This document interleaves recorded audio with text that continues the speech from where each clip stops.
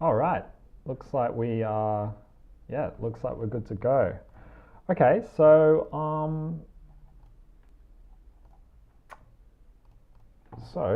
let's just go from where we left off last time, I'd say. So I'll just do this thing here. So what we're working on is SCTE. Oh no, sorry, you can't see my. There we go. SCTE 35. And basically it's a way to, the most common use of it we'll see is when we've got an HLS playlist, which is essentially just a file that's downloaded over HTTP. We use that all the time to watch stuff on Twitch and on your favorite broadcasters on demand service, that sort of thing. So as I said, it's just a plain text file with a bunch of tags, anything beginning with a hash, and then anything not beginning with a hash is a video file that will be downloaded and rendered and played by your device. So that'll be something like,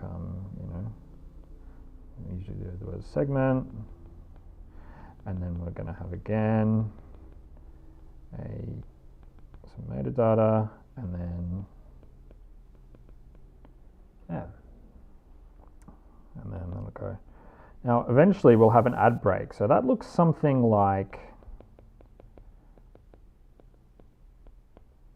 something along like that, and then we're going to have a base 64 encoded thing. D1 2 3 4 blah blah blah. Now that there actually contains a binary encoded, or a base 64 encoded SCTE 35 message. So what our package is going to do is it's going to read this, decode it into a structure, which I will show now.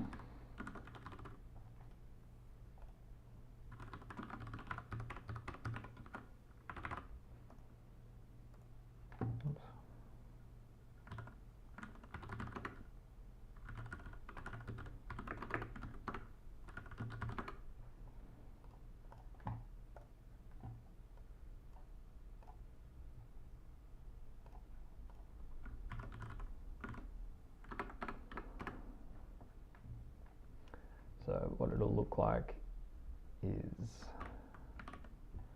this guy here. So that could be something like a splice info. This contains a whole bunch of different data which we'll talk about. So yeah, so let's get into the where we were up to last time. Last time we successfully decoded all of this except for a value within this splice descriptor. So that was actually pretty good. So now what we can do is actually work on making a test. The test is going to be something that,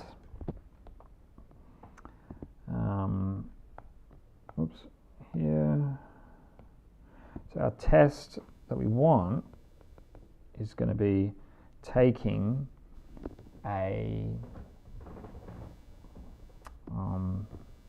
we're going to have a base 64 encoded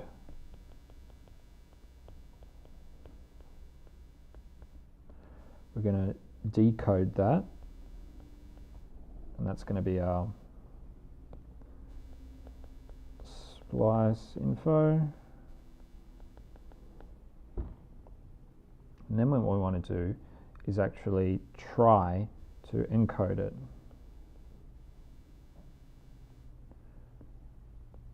And that'll be, again, something like A, B, C, D, 1, 2, 3, 4.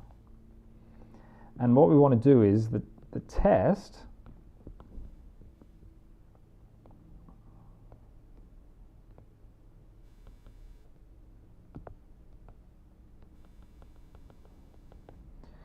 test is going to be testing these two guys if they're equal. That's it. Now we hope so.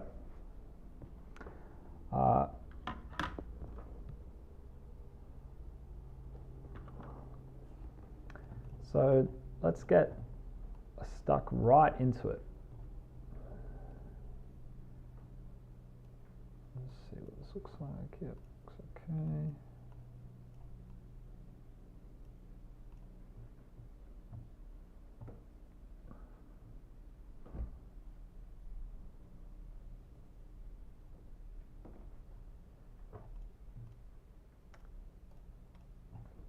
Let's get our test running. Okay.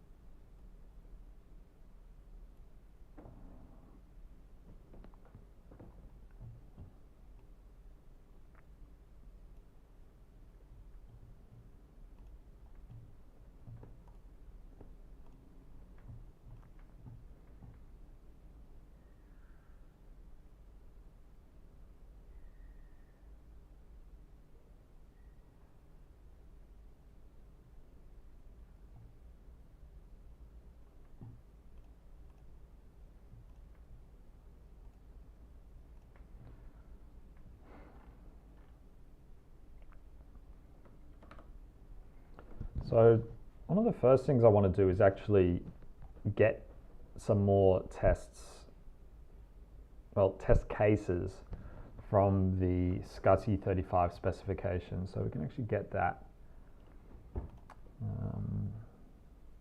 somewhere. ANSI SCTE.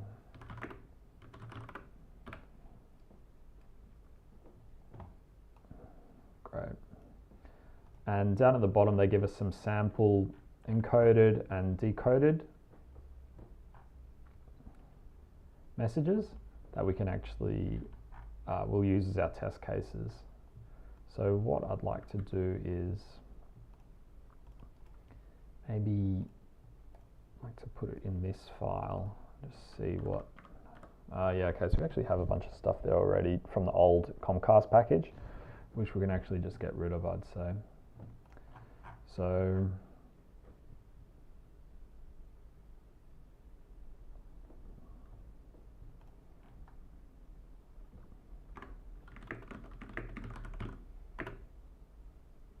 let's create just a simple global variable which contains all of the, at least let's just do one sample. So let's do a struct literal, which is going to be containing the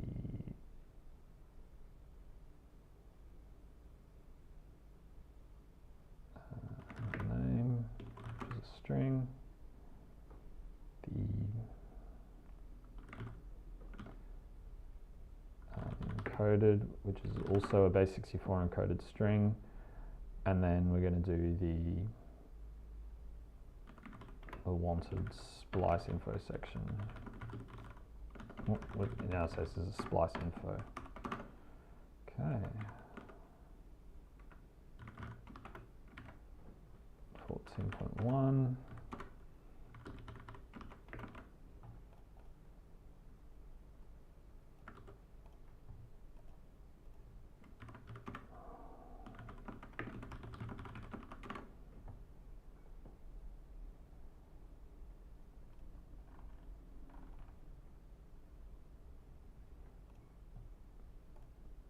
Actually have this value already.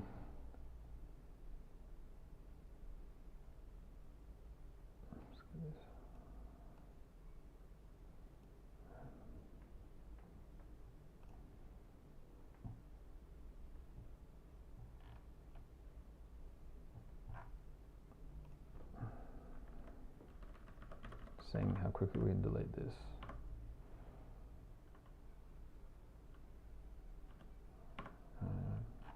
We'll delete that in a second. So let's go and look out this thing. So where are we going to? There's the splice info that we want. Oh, no, sorry, that's not. This is.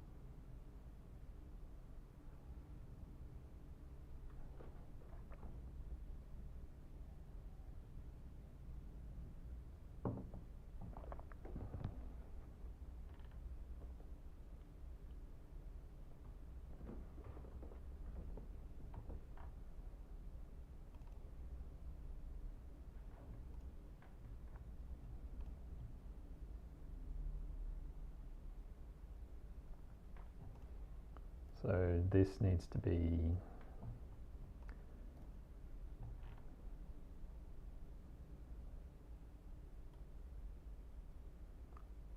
a pointer to that value. So can we do that in one hit?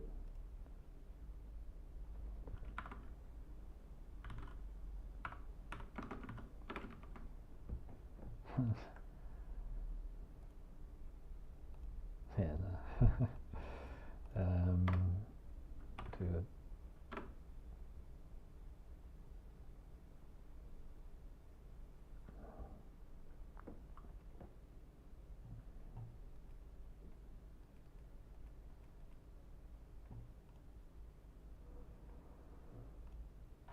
Gonna need a little help here.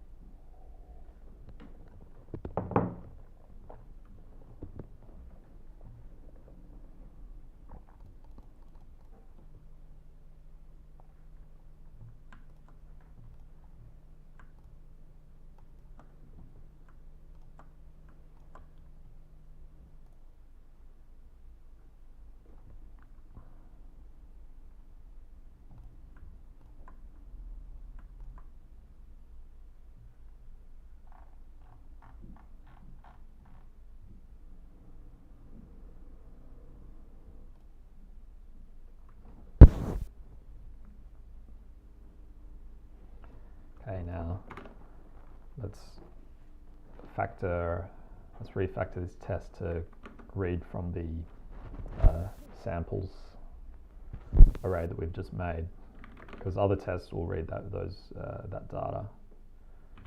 So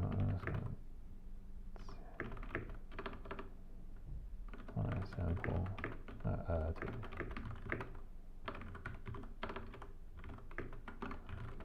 test.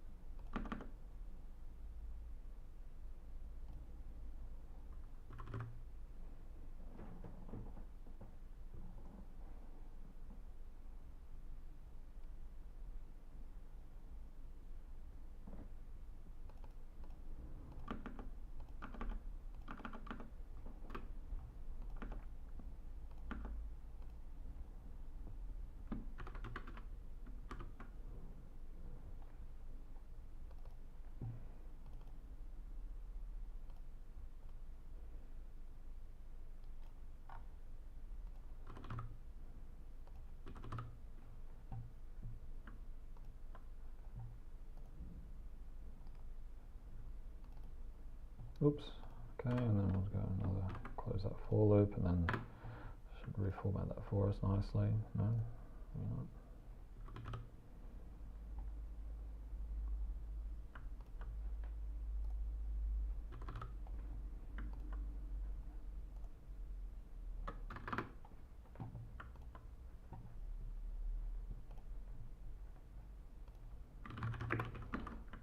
We've got our formatter running. Let's try again.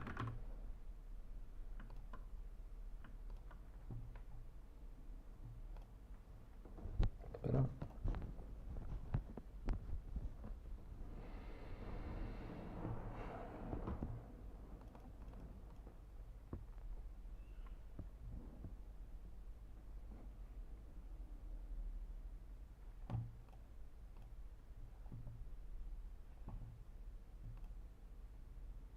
So one of the things that we'll need to look at is actually decoding the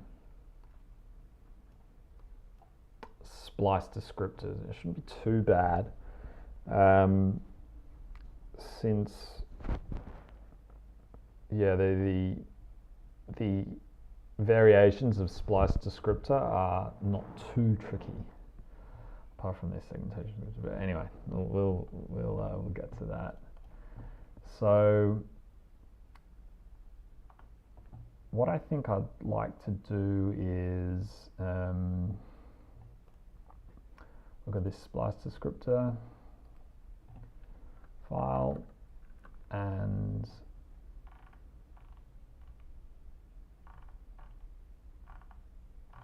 start to try to decode some of these. So the way we'll do that is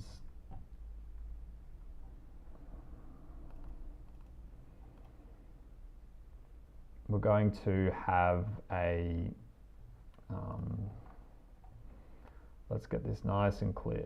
So we're going to have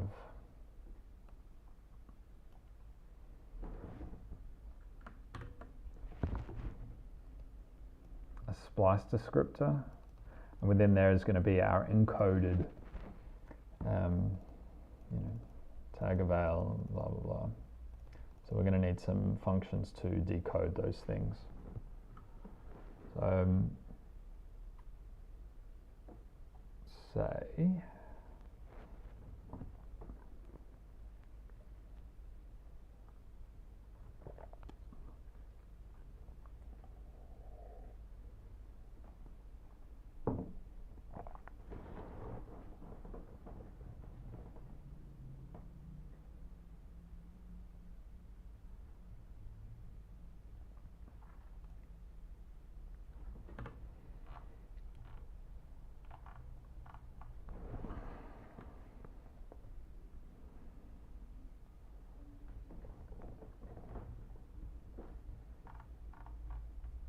okay, so why don't we just do tag avail first? It seems easy enough. So I'm going to have, there we go, oh, tag, so it's only one, okay, that's easy enough. So I don't even know whether we need a function that does this.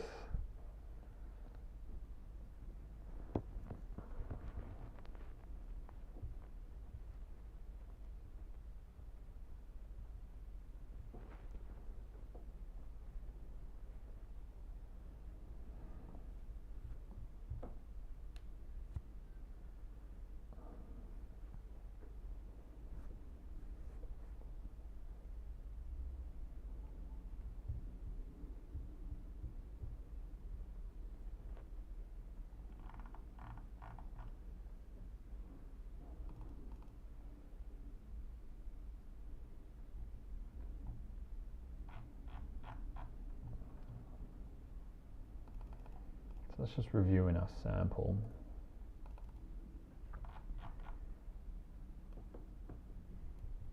It'd be good to actually get this byte value in here so that at least we can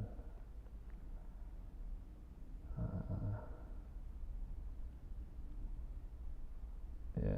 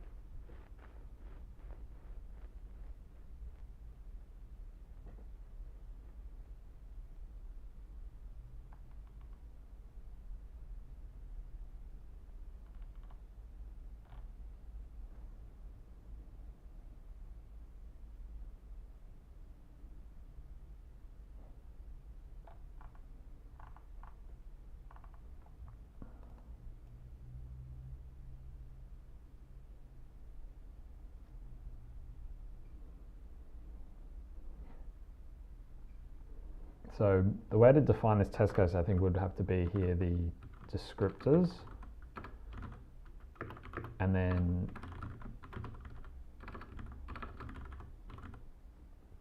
No, sorry, how are we going to do this?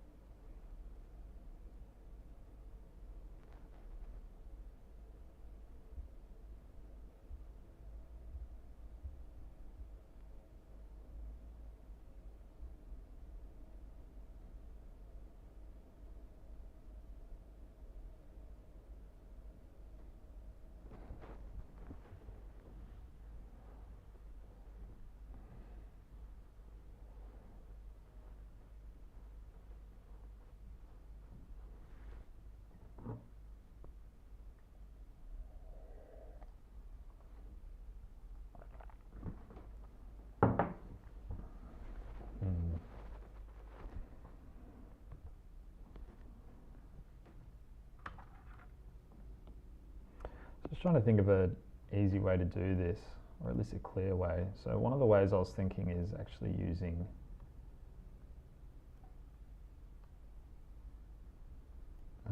interfaces. So oops.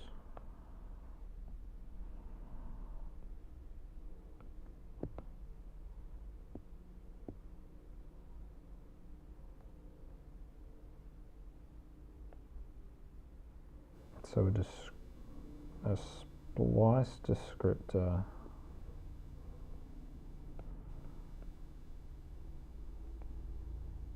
has at least tag, ID, and sort of data. Now, the types of different descriptors that exist are things given in the tags.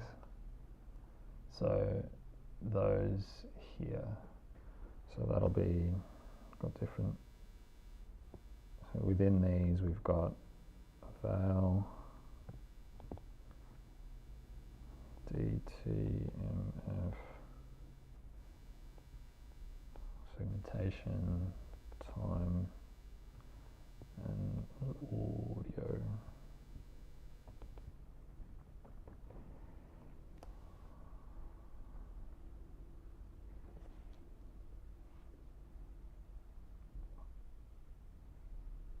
So one way to go about it would be using interfaces. We could actually set these as methods, which gives you like this, that gives you the whatever that is. I think it's a uint32,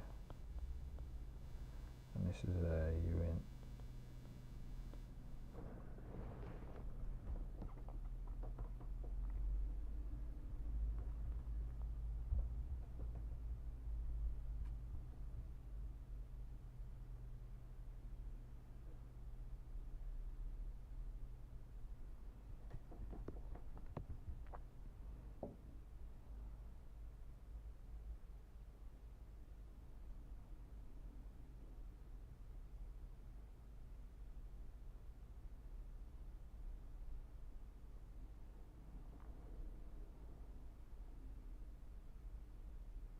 That seems okay to me like that, I think, which is pretty much what the Comcast package did, but not really. Certainly didn't have the data, the idea of the data method.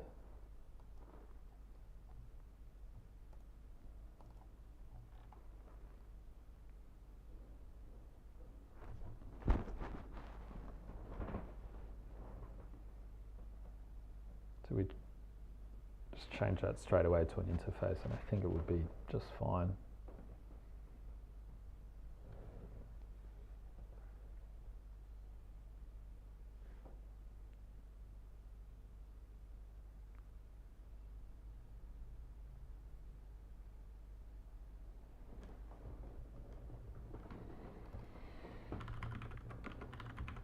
Let's go.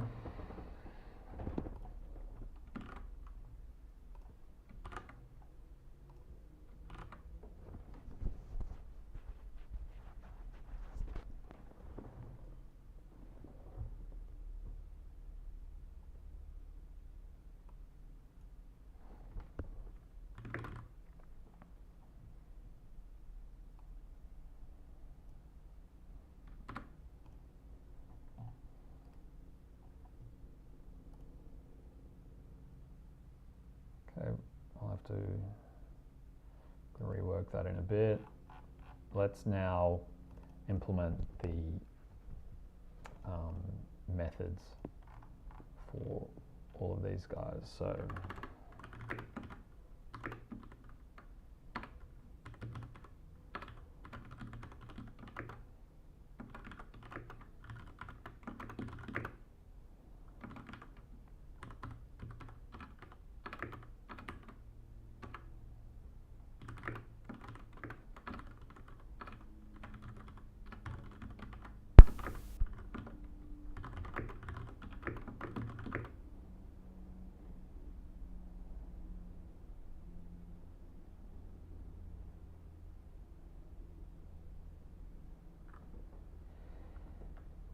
that value is that, yeah, descriptor.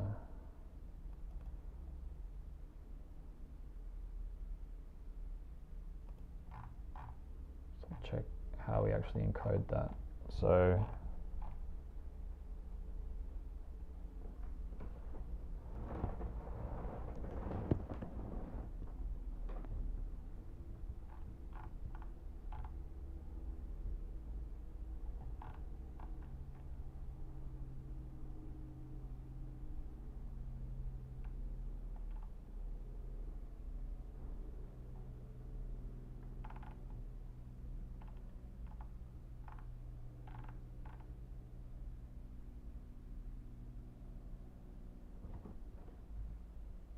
could just be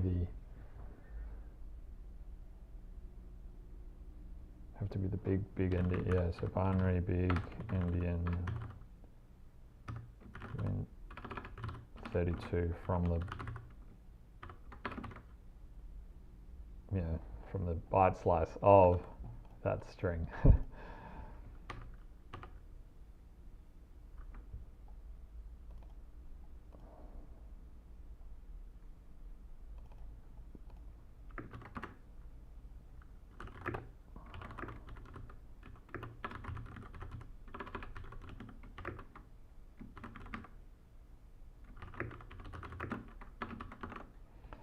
Now, if I remember rightly, we should have code that encodes these things. No, we don't. Okay, that's easy enough. So let's just double check the spec, and we'll go to the splice descriptors. We're doing DTMF right now just because I happen to get there. Okay, so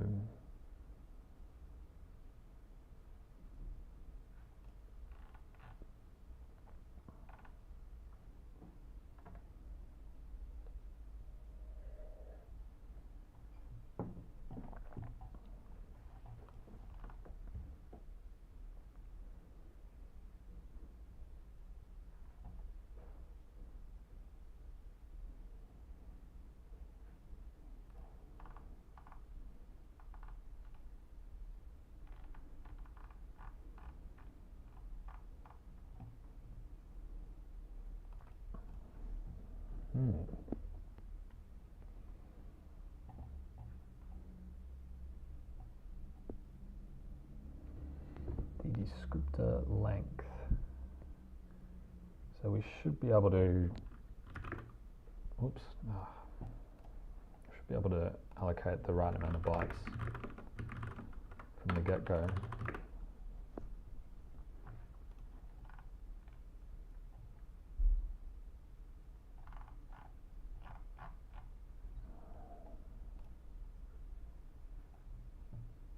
So for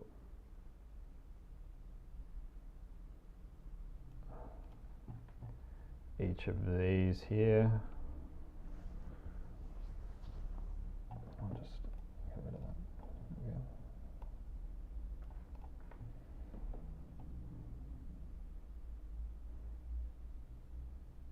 So we're going to get a tag plus the length plus the identifier, which is 4, uint32, 32 bits.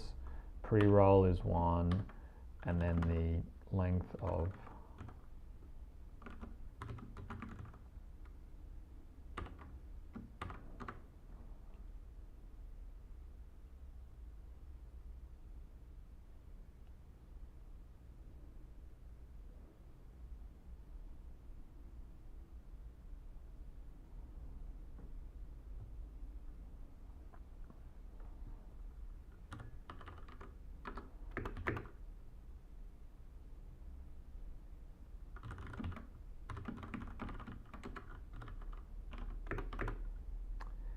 descriptor length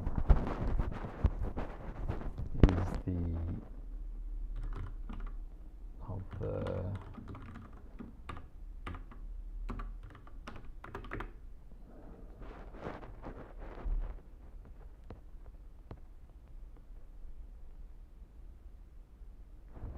identifier is the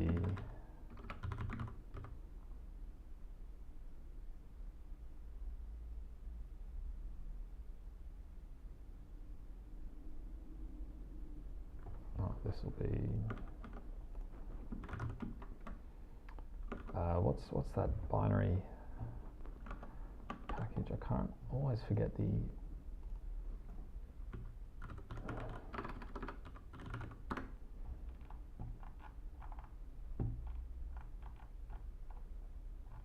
little Indian.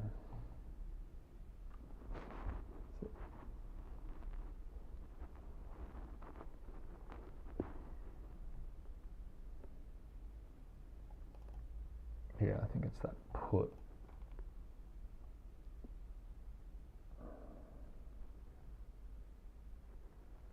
Yeah. Great. So put u in 32.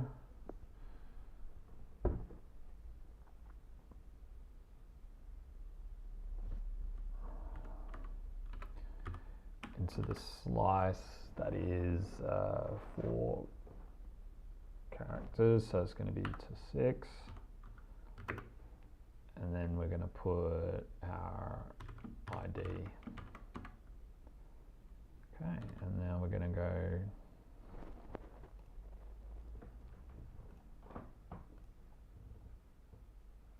the DTMF count. Sure what that is. Let's just double check. Okay, here we go. Done a mistake here. So we're going to hear the tag, length, the ID, pre-roll, DTMF count.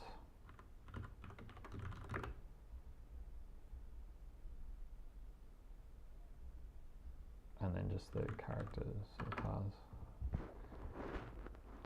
Tag plus length plus ID plus pre-roll DTMF count is actually 1 byte. It's a 3-bit field. So the tag length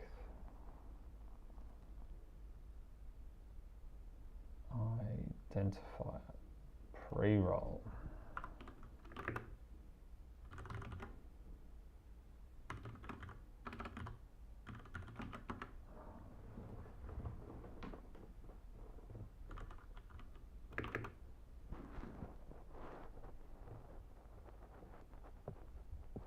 DTMF counts, not sure what. Oh, that. No, okay, so we've got something wrong here. So this is here is a DTMF count. So we're gonna, we can, anyway, let's, we can do that in a minute.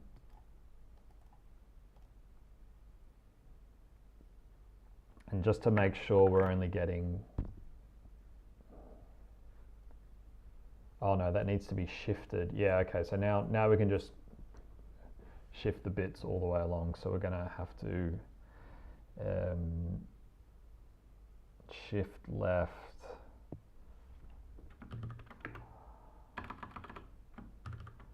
five.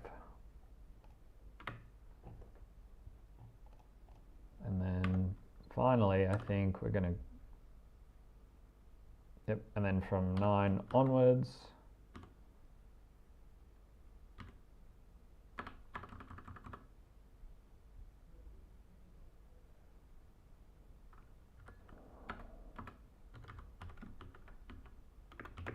don't know if we can actually do this.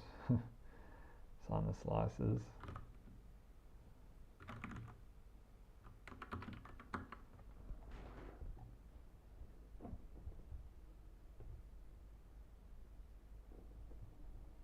Or we could just do something like,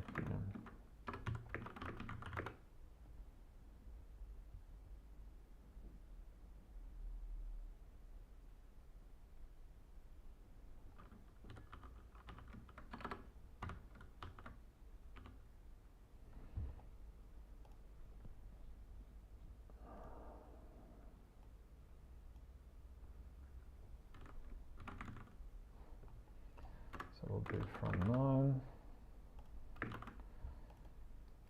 And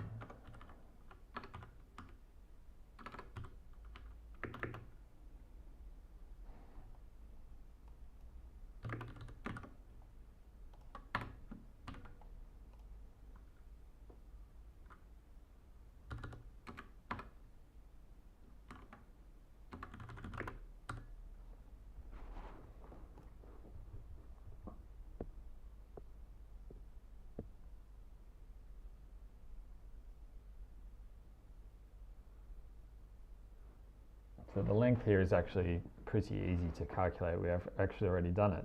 So could actually just, let's set this to, oh no, we don't have to keep it. We can just, yeah, we can just do it again. Length of B.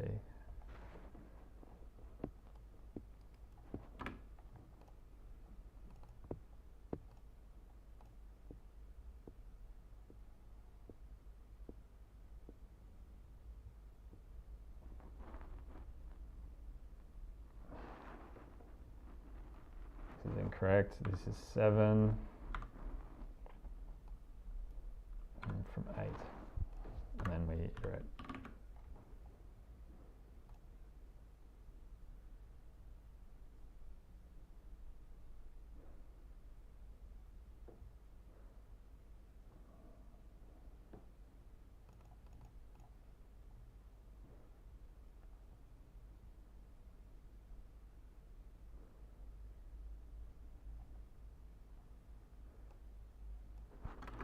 I think it's actually clearer just to do 1.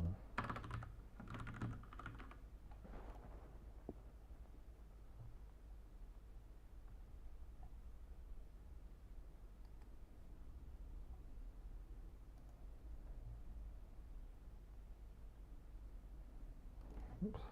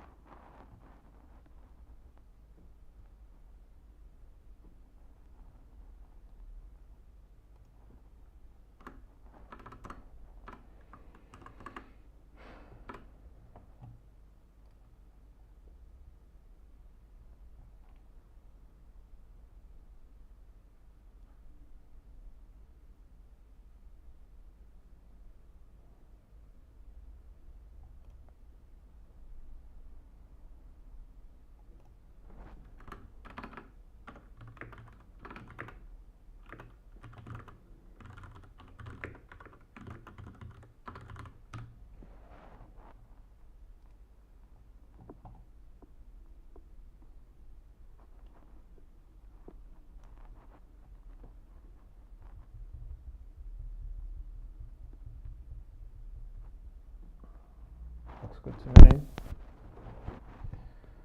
So that's that splice descriptor done. So next up is going to be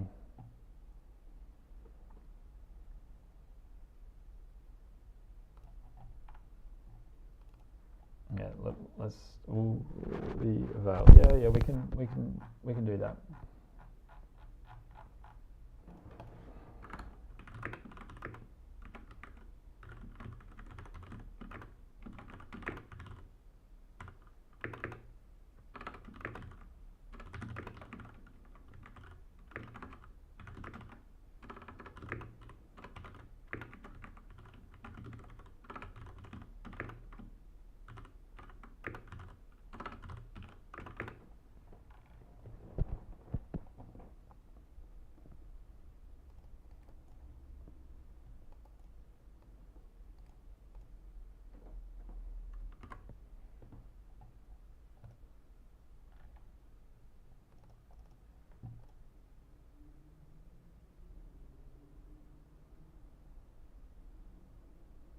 I'm tempted to get a constant here because, yeah, this really doesn't seem, doesn't seem so nice.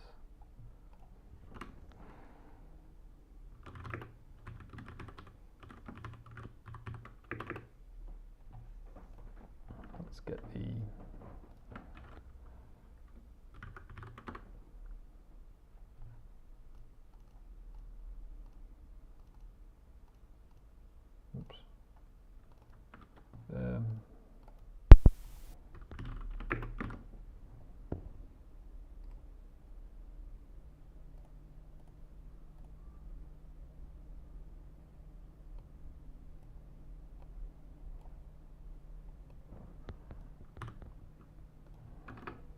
much nicer.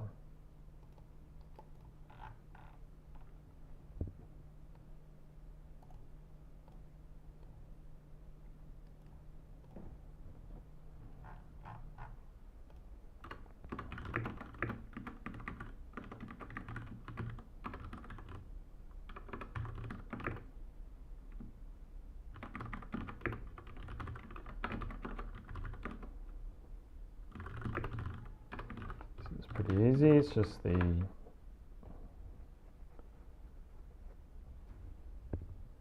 that uint32 put into 4 bytes. So we're going to do 4, and then we're just going to do the big endian encoding. That's what we've got.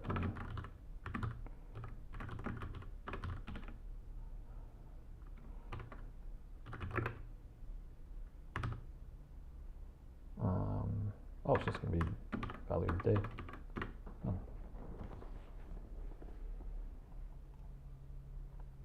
Now, I do want to double check that because maybe the eval descriptor will have a different Y representation, and it does. Of course, I haven't done this right, so data.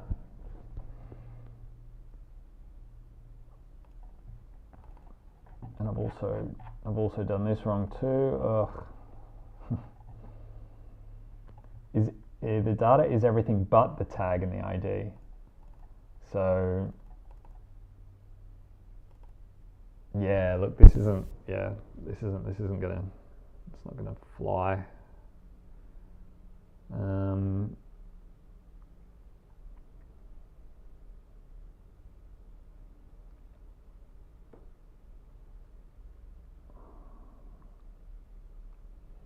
So what I need to do is work out a way. So coming back to our pen and paper, which I'll put up here.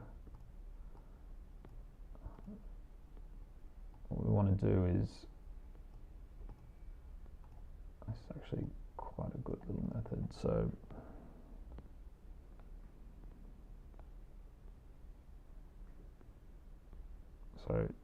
for example, our available, so an eval looks like the Y representation is the splice descriptor, so that's when we pack it when we pack it in, we're going to need the tag. We're going to need the length, which is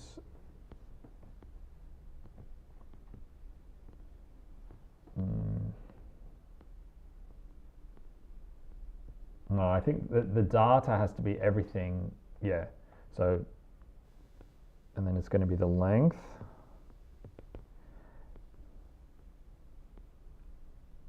And then the ID, which is a method, and then it's going to be our data. So that's what it's looked like when we encode it.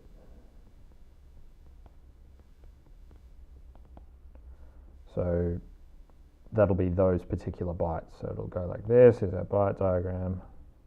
Oops.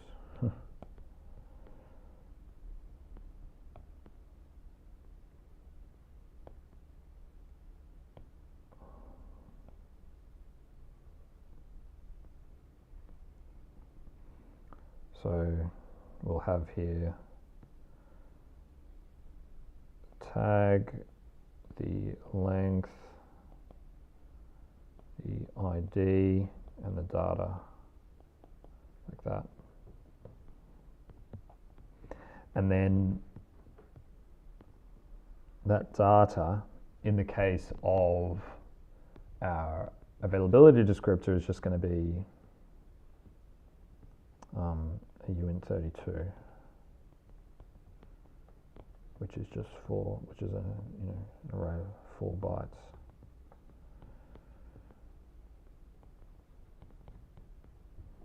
So that's easy. Let's now do the same for, oops.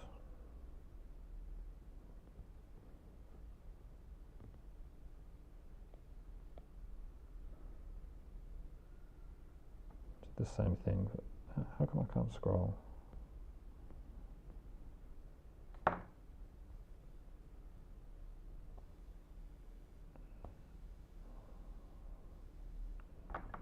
Let's do the same for a, we've done the DTMF, so let's just look at that.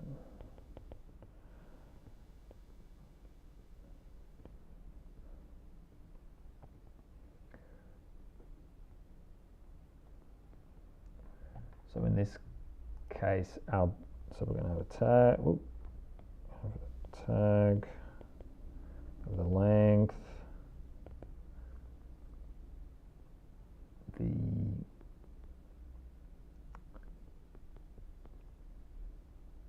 ID,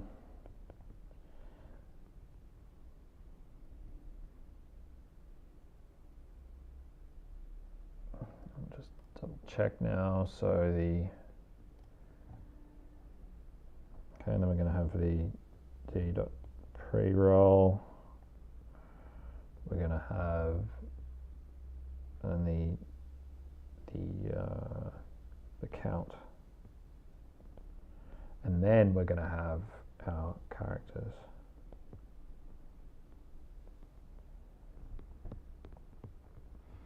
So this is data.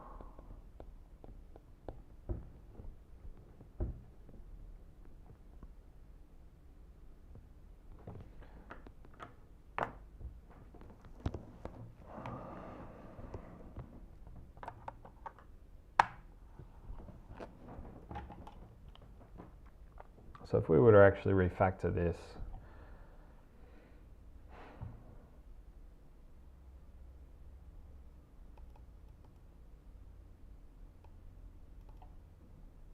we would make a thing that's length of the pre-roll plus the 1 bit, plus our DTMF count, which is fits into, oh, you can't see, let's, oh no, we can, yeah, we'll do this, which is, yeah, our DTMF count is 3 bits, fits into a byte, so that's 1 byte, and then the number of characters that we have. So it's all the same.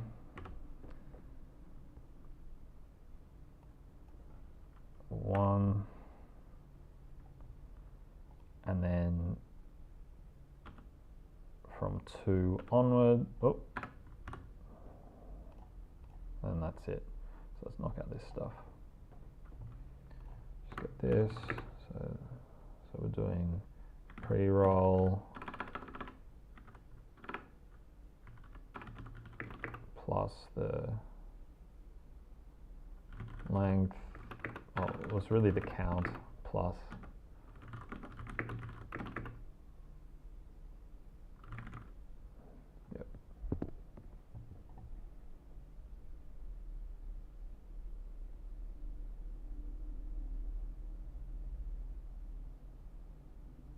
Now I'm tempted to actually just return a literal, because we can just go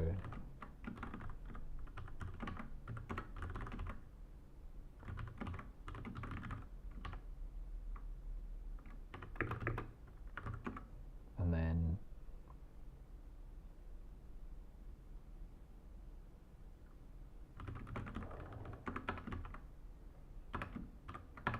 I feel like that's even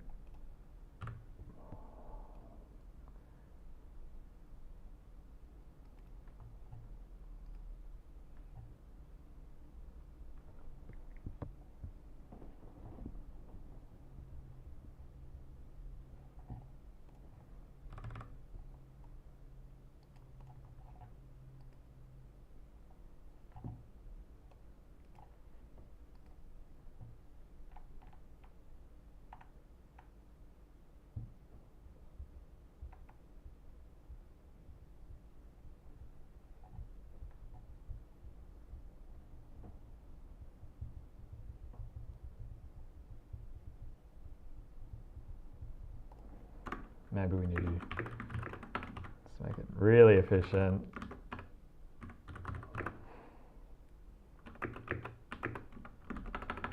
Initial length is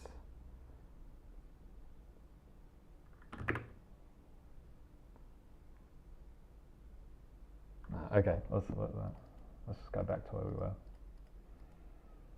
Don't optimize too early.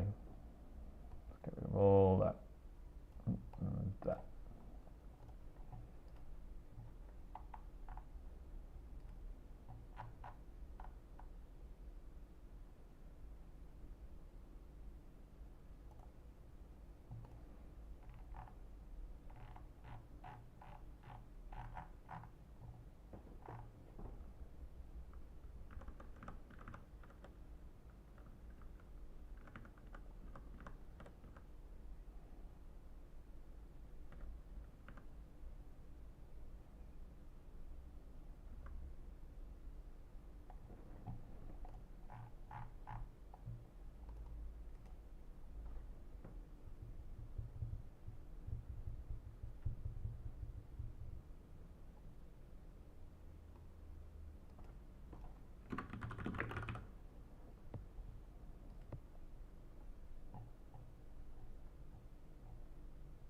Okay, that's our val descriptor done. So let's keep track of progress here. Ooh, so we got here done DTMF, we've done val. Let's do time, because that segmentation one is huge. I don't want to look at that right yet. Okay.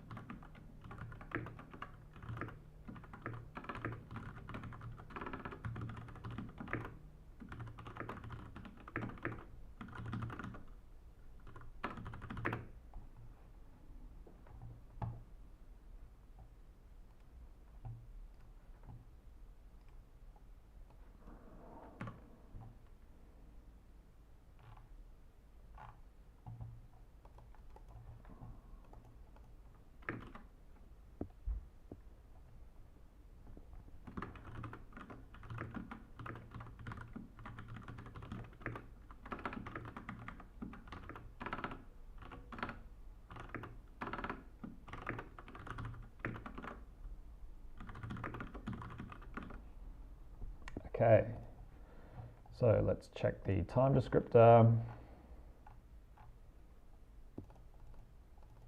Identifier, okay, so it's just these, all those bits.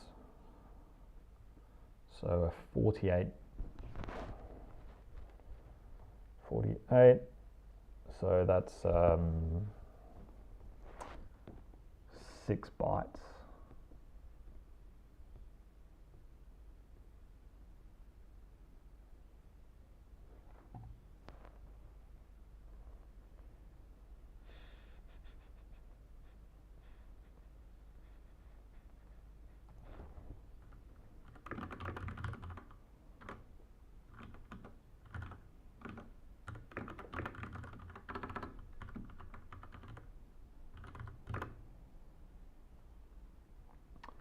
So that's it's going to be 48 beat. The seconds is going to fit into 48 bits, which is 6. So 48 bits plus 32 bits plus 16 bits, which is 6 plus 4 plus 6, 4. Nope, 2. Oop. Now we might actually just do something like that and then just append, might be easier.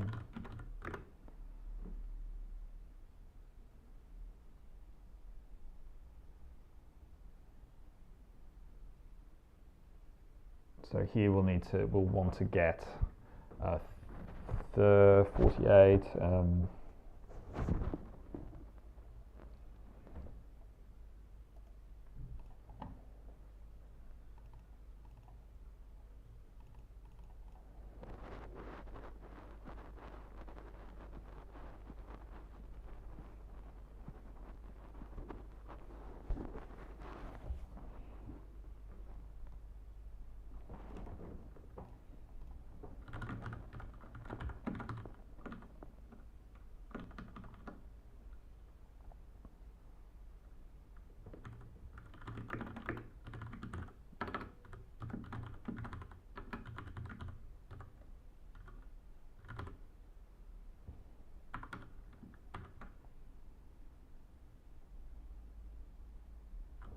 How do we?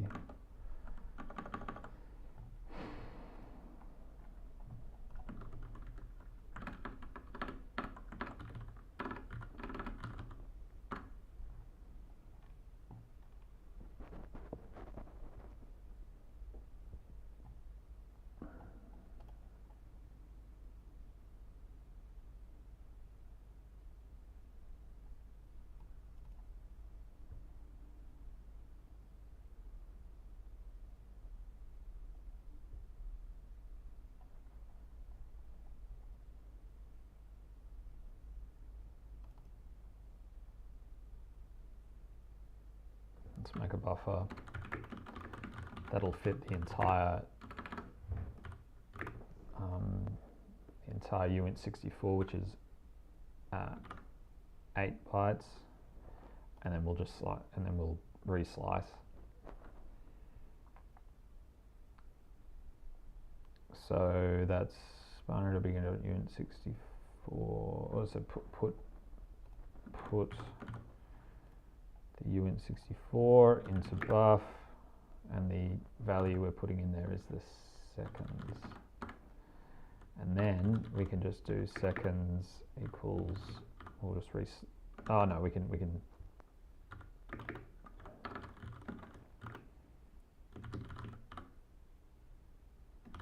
up to, so we want to only get 48 bits, which is 6 bytes, so we're going to go all the way up to there. And then we'll just do that.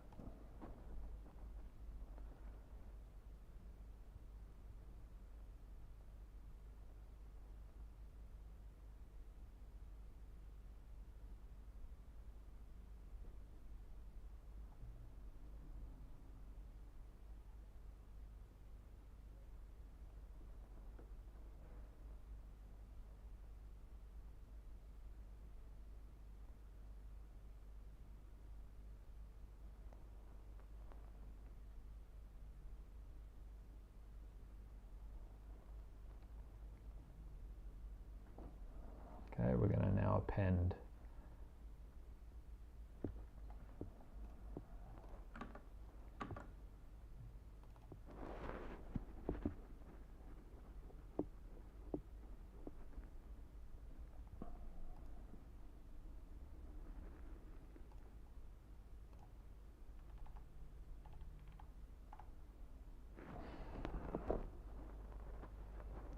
Yeah, okay, so actually, yeah, okay, so we can get the, so we don't need to do this, we can just go from B equals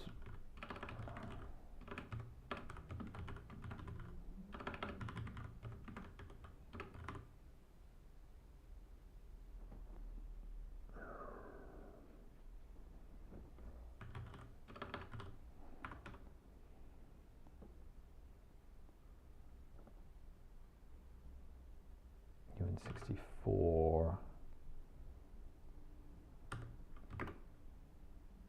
B, and that'll be our integer, which is seconds. Now we just want to reslice that because we only want 48 bits.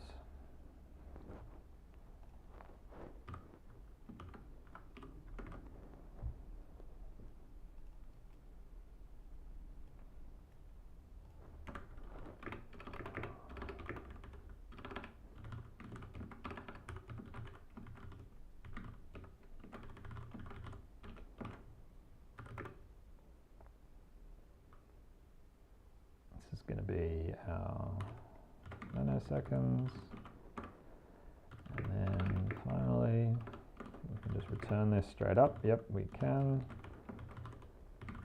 Ooh, just double check. Yeah, great. Dot append uint16.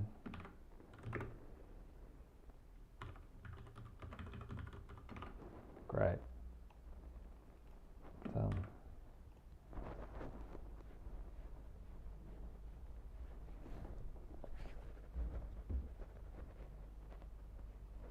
And to optimize, we can do that.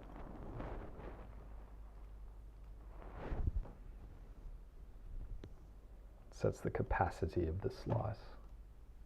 Hey, how's it going? Good morning to you.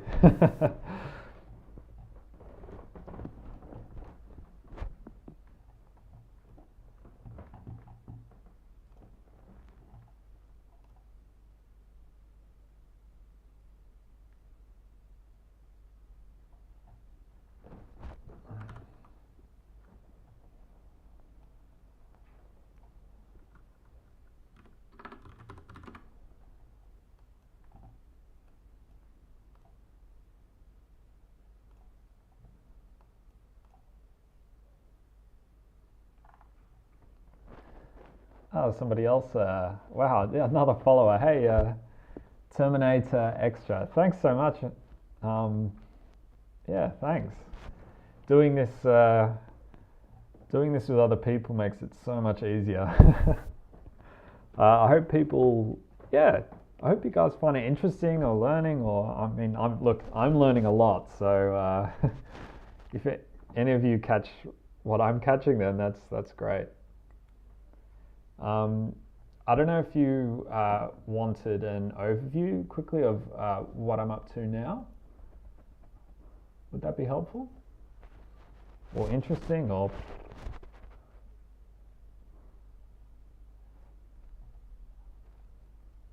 all right. So let me just see. What I might do is, if you can see my writing, so we're doing more binary encoding right now. So in our Let me get this right. So in the protocol that we're working on, that's SCTE 35, the main thing that the main type of message that we see is called a splice info message. And if we have a look,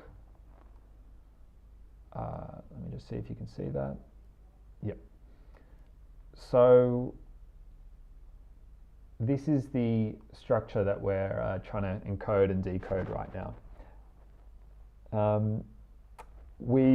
At the end of the day yesterday, we got pretty much all the way through decoding it. The day before that, we encoded it okay. Not quite sure yet, but we'll test that later. The only bit that we're stuck on now is how to decode and encode this field in the struct. So if we have a look what this is, there's a splice descriptor. The thing is that there's all different types of splice descriptors. And right now we're encoding them and storing them just as a slice of bytes, which is not really any good, because what we really want to do is, as a programmer, we want to be able to set meaningful values.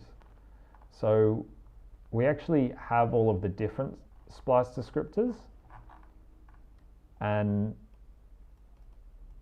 those are the different types there. So we've got I'll maybe do it in a different color. So we've got a val, we've got DTMF, segmentation, time, audio.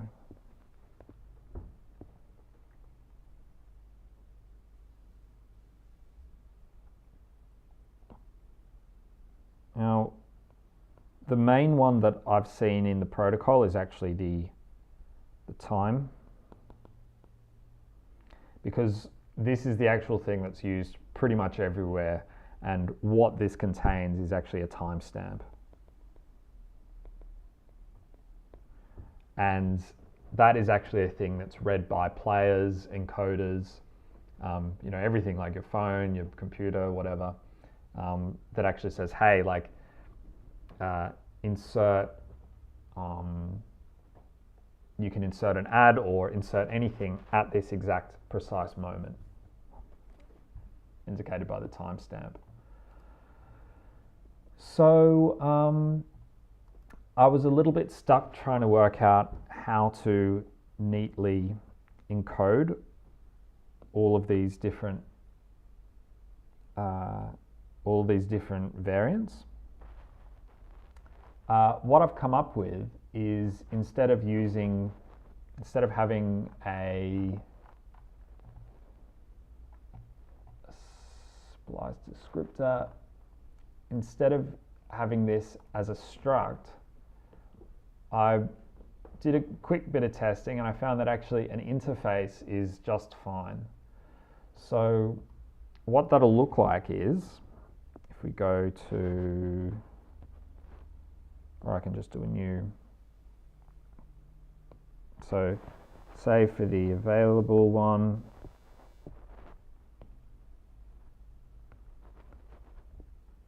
we're going to have, when we encode it, the byte representation is going to look something like this. We're going to have the tag. We're going to need a length here. We're going to have the ID. These are actual methods. And then we're going to have the data. So as a structure, our actual I guess that's it. So what we have with this available thing is actually the tag is a constant value, length is we can work out as we go, ID is also constant, so this is a constant, it's a constant, and this thing we're going to have to work out, so this takes some code. And what I'm doing right now is working through each type, each variant of the splice descriptor and filling out the data method. So if I go back to my other node, yep. So right now we've done available, DTMF, and I'm just working on time right now. Hope that makes sense.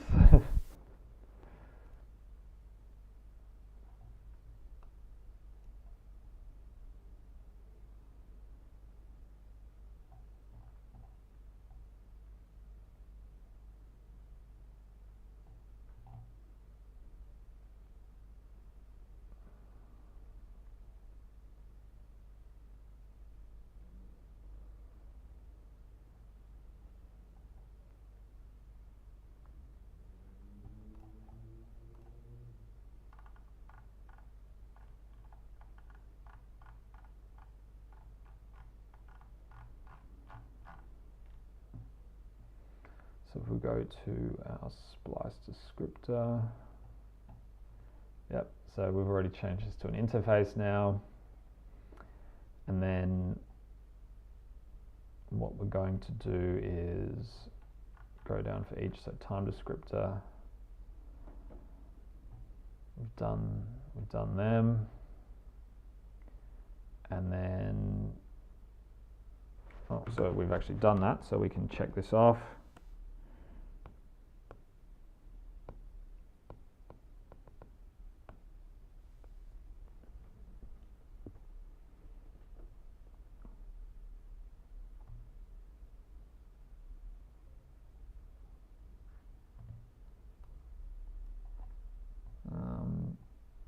Yeah.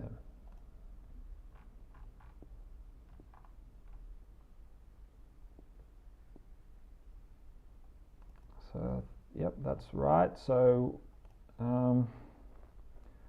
let's try and do this. The problem with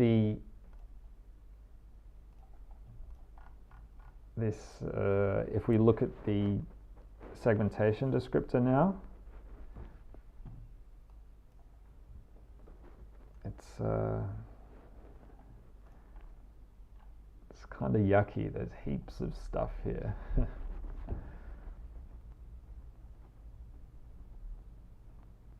And the annoying thing about it is that there's lots of, if I remember rightly, things don't neatly fit into bytes. So they're doing a bunch of like there's a bunch of bit fields. So we need to get 40 bits, which means getting 5 bytes and slicing things up and packing things in, and it's kind of annoying. But I think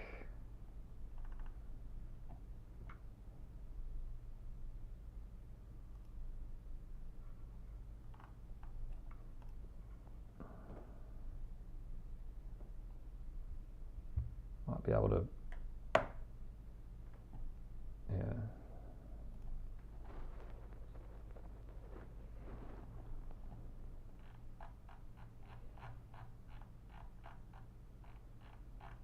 And it looks like we've actually already done it. I forgot we did this. So what we can do here is actually get our, so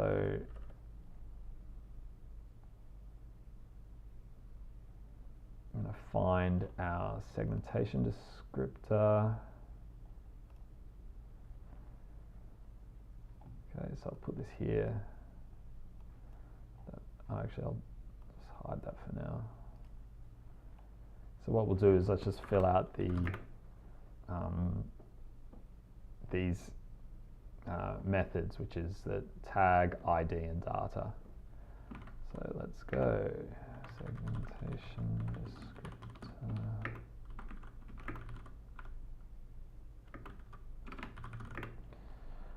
is a constant, which is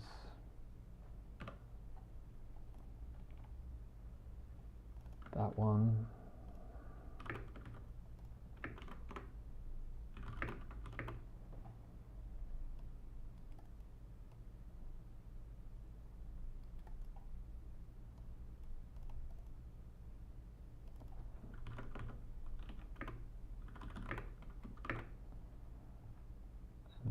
That value is actually the constant, this one.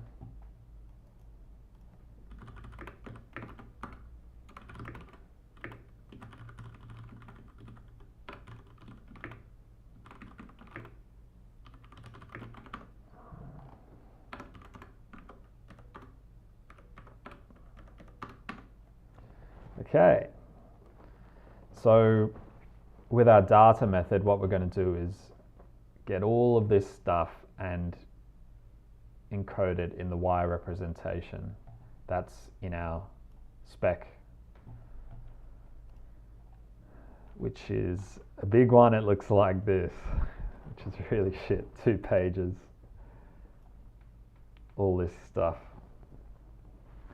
So we'll just have to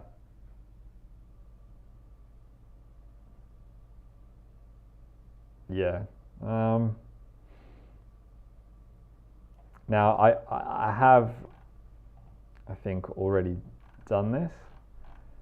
So, sorry, some code.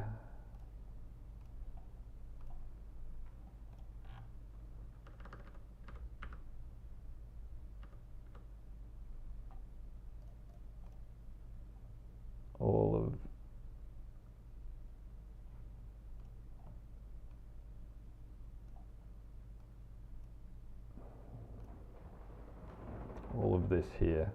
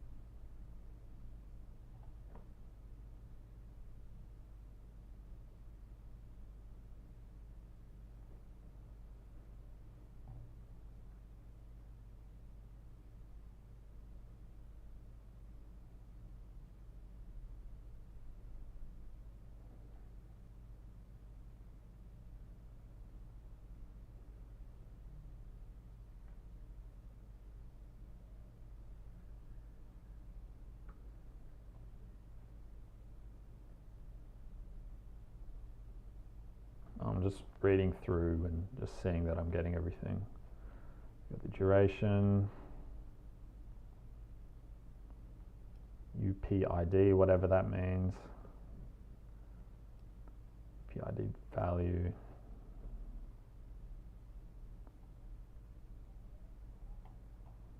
Okay, we're getting type, number, and expected, sub number. Okay, great. So yeah, we can definitely use this.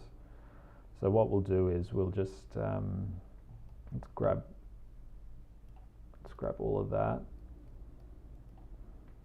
and throw that here, and that should be it. And then we'll delete this because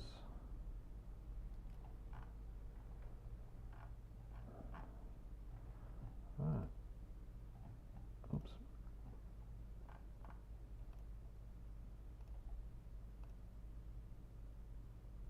Oh, return.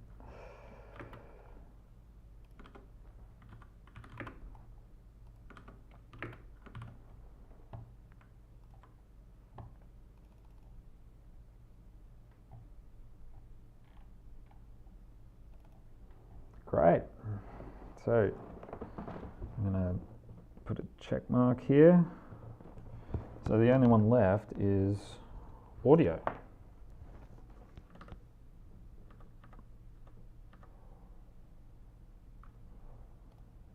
here. So again, we're going to do specify all the methods that we need to implement the splice descriptor interface. So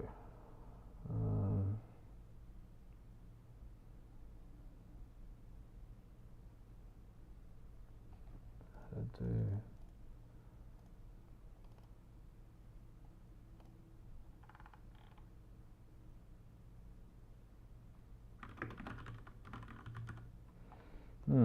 The only thing that's unusual about this one is that I remember I thought that this was this needed to be an array.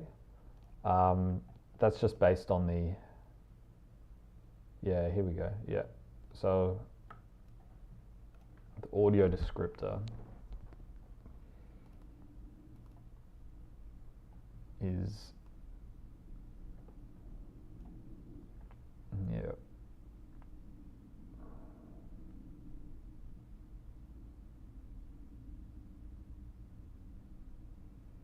So audio count. Okay. So for this one, I'm just going to draw this out because that helps me a lot. So again, more binary encoding stuff. So here, this one is saying that we have,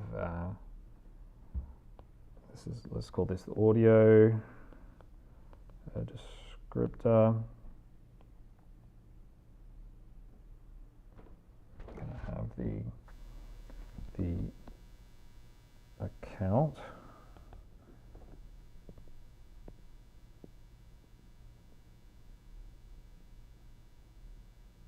And then it has our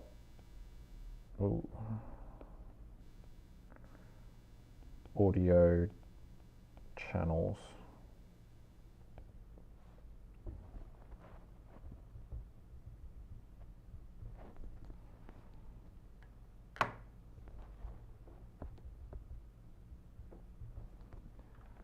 Just look up whether I've ever defined an audio descriptor. Nope. Not sure what's happened there, but anyway, that's easy enough. We can just write some code. That's what we're here for, right? So a audio descriptor is really an array of a slice of audio channels.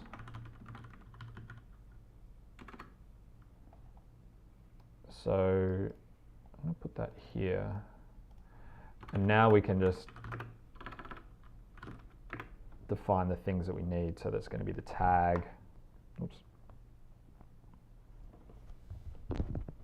So there's going to be the other stuff is going to be the tag, the ID, and the data.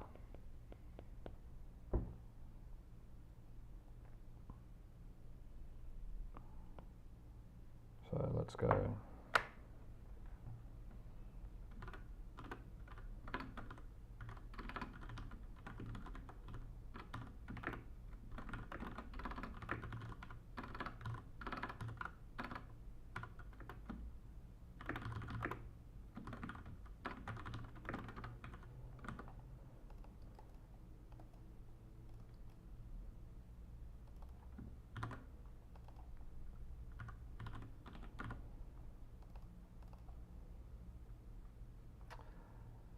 This is that special constant again, which is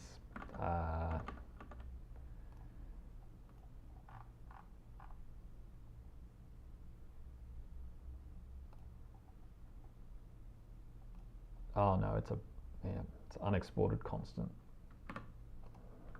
because it's a weird hex value. So this is just the the hex value of this in ASCII. We should actually have that as a comment. So this is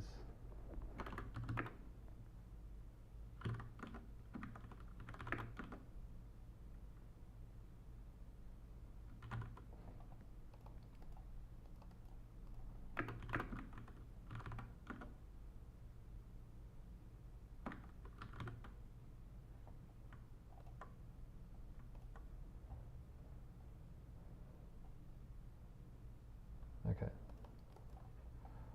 Put that in.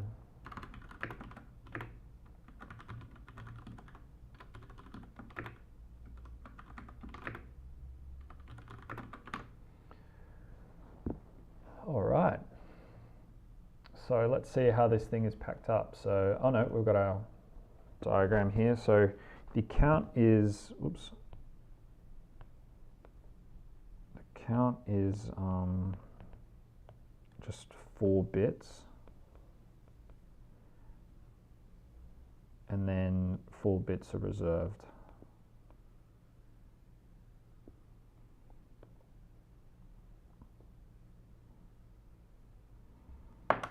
So what that means is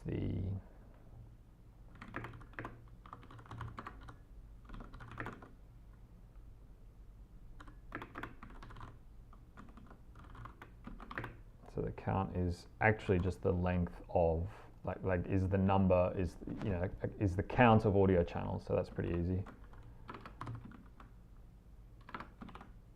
The D, and then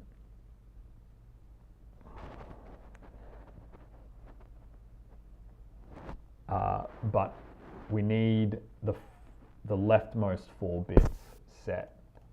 So what I mean by that is here we've got the audio count is the leftmost 4 bits. The next 4 bits are reserved. So we'll actually do count shifted to the left 4. So that means that whatever value we got here, we just,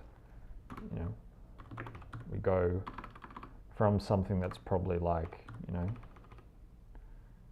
5, 6, and say that, and then we go shift everything. Yeah, shift everything to the left. So let's do that.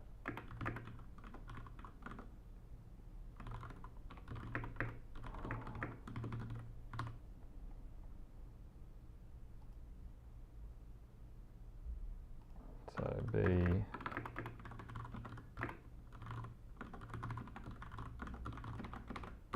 we go.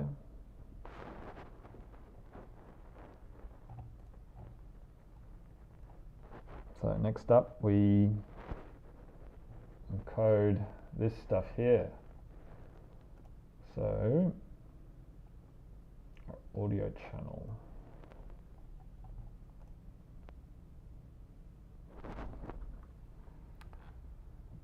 So let's loop through the channels.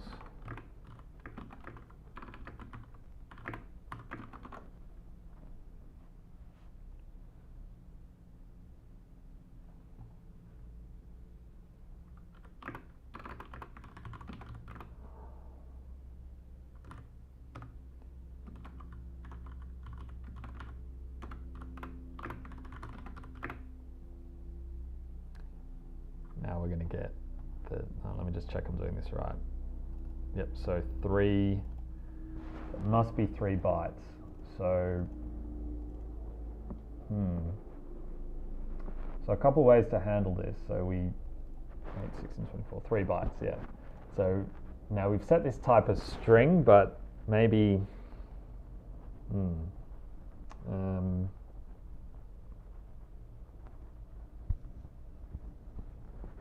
yeah, I guess we could just truncate here, or rather like the, so we could do something like language and then, just check the length and then reslice, something like that.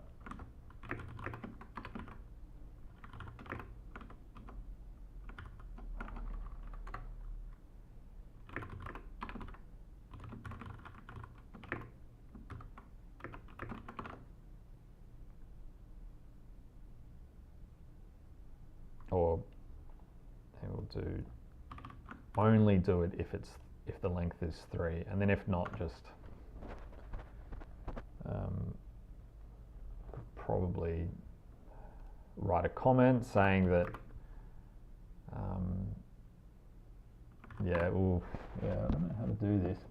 I feel like if this absolutely must be exactly 3 bytes, we can represent it as an actual array and go like this.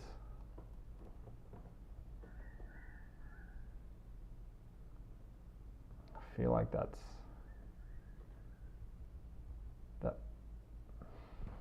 Yeah.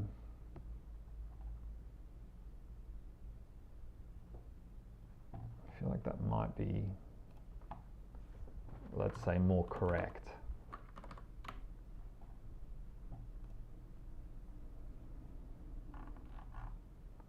But I'm not sure.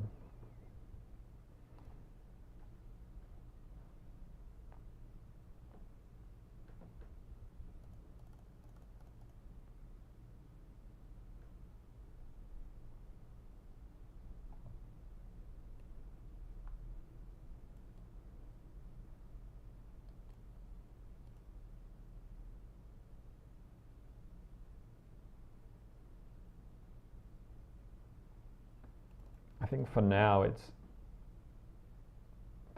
we can just do, yeah, tricky.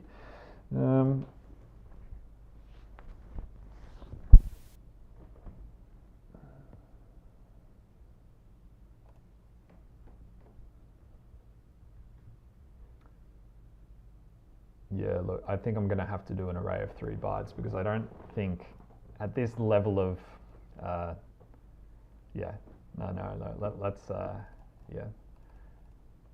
I think we're going to have to expose it like this because we're not returning any errors, or we don't need to return any errors when we're encoding any of the other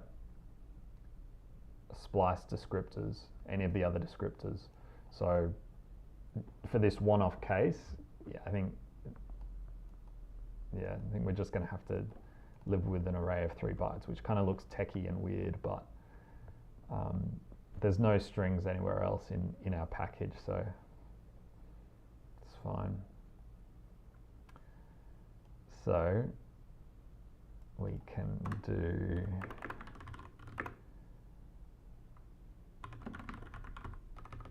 like that, which appends all the bytes of language, and then we move on to the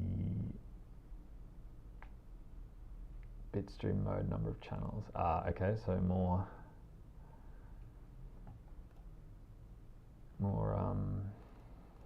okay, bitstream mode.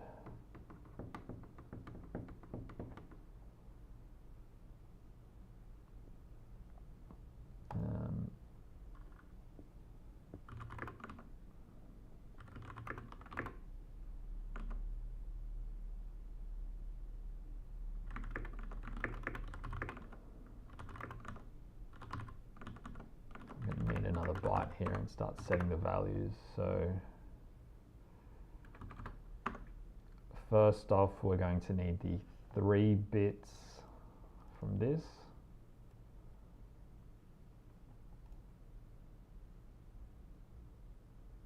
So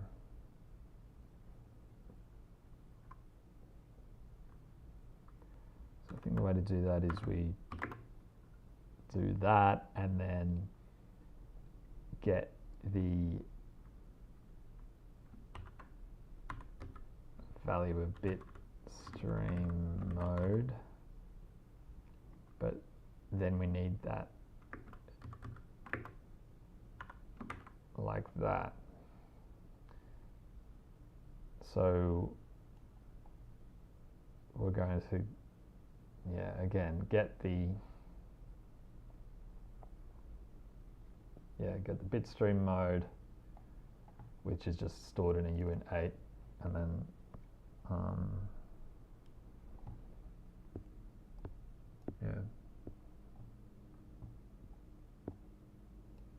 and the fact that it's a 3-bit field is not really important for the users of the package. They just need to know that, well, they just need to know that sort of size. Okay. Oh no, I'm sorry. No, we can. this is a, yeah.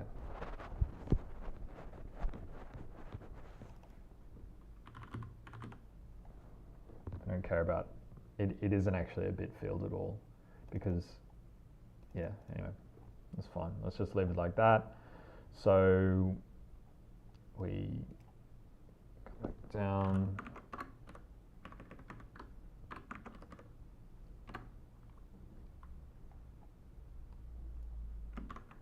So we toggle those bits, and then we're now going to toggle the bits from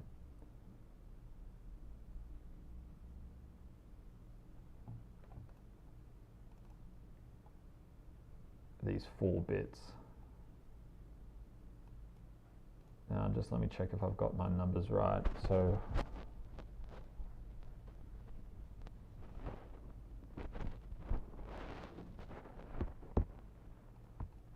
yeah, that should be correct.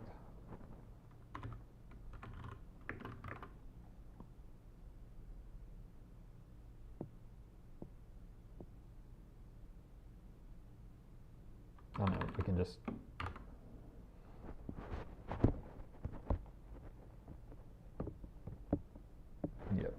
yeah, we can just do that.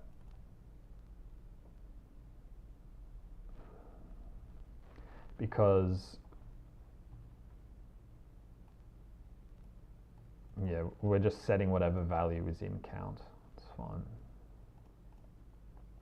If we wanted to be really sure, we could do a that. So, you know, so we only want 4 bits.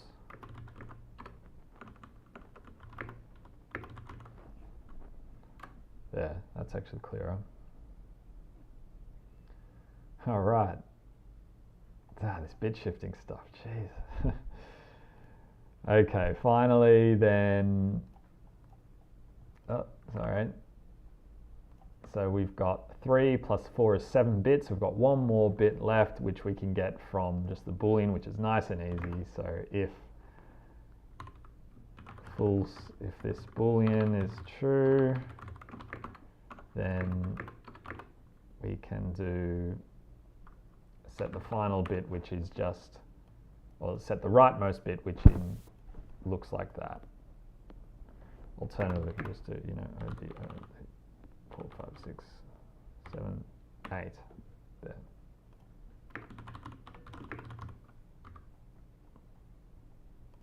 So we're going to do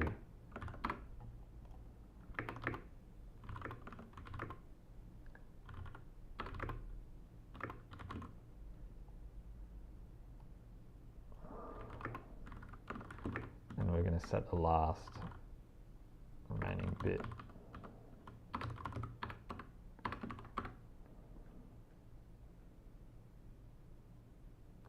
Whew. Okay, so, oh, Jesus. Binary stuff is, yeah, God.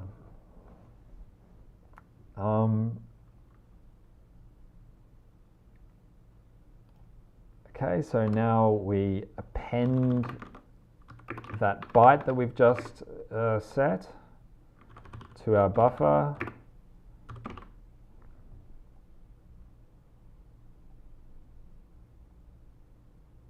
And then we've gone through all of these. So we've gone through the entire slice. So now we can just finally return all of our bytes. And then go back up here. We've finally done every single descriptor. Woo! Very happy.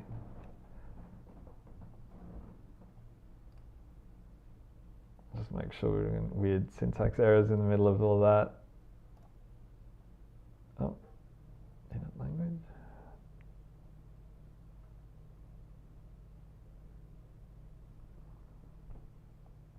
Oh, okay, so because this is an array of 3 bytes, we need to turn this into a slice and then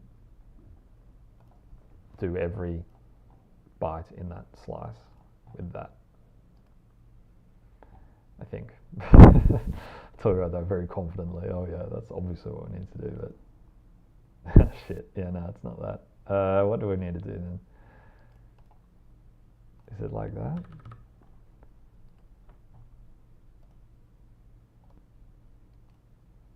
Oh, I've got a total syntax error here. Okay, B. I thought I could do it. Let me just see if I can do this.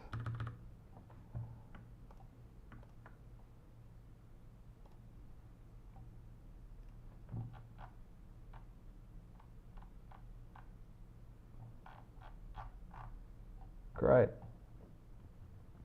Okay, so we've done our, let me just see if I got that. Yep.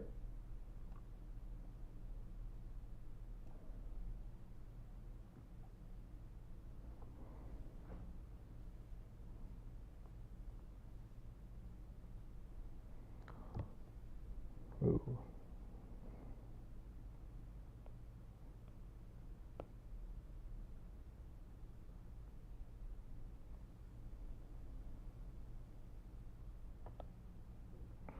So we've done that, done that, done that, done that. Have we done that?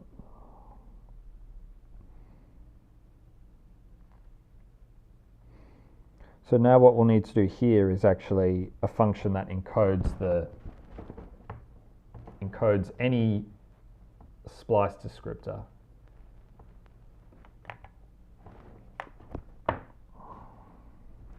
So that's easy enough because a splice descriptor is just an interface,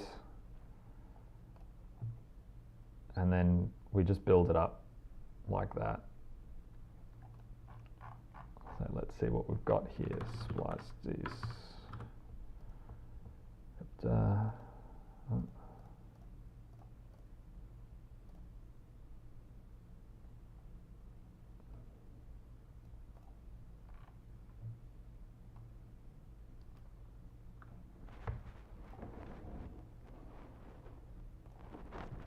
Okay, we're going to have to amend this function a bit.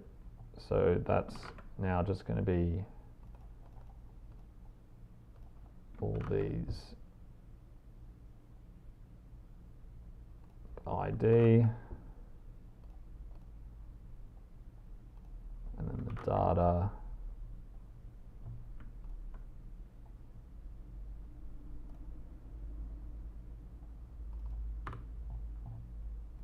Okay, there's some boring compiler stuff now.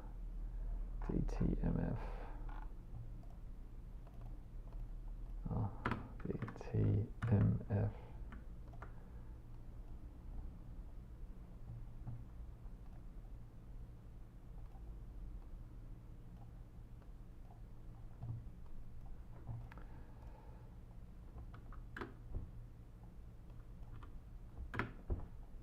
What have we got now?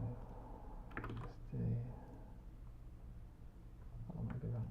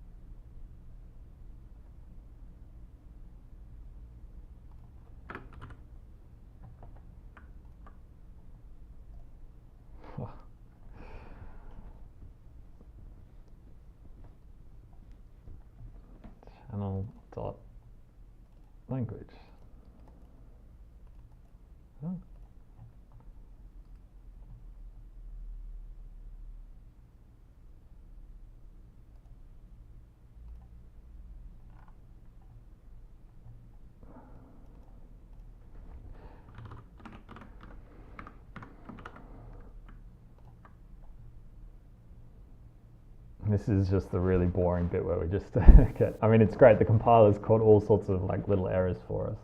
So as I'm kind of just typing out what I'm thinking in my head, yeah, little bits and pieces that are getting caught. That's fine, nothing major, nothing really wrong. It's just a bit boring. Yeah. Okay, so cannot use a variable of type array of 3 bytes as a byte slice. So to convert it to a byte slice, we just do that. So it didn't need to do that in the end. Okay. And then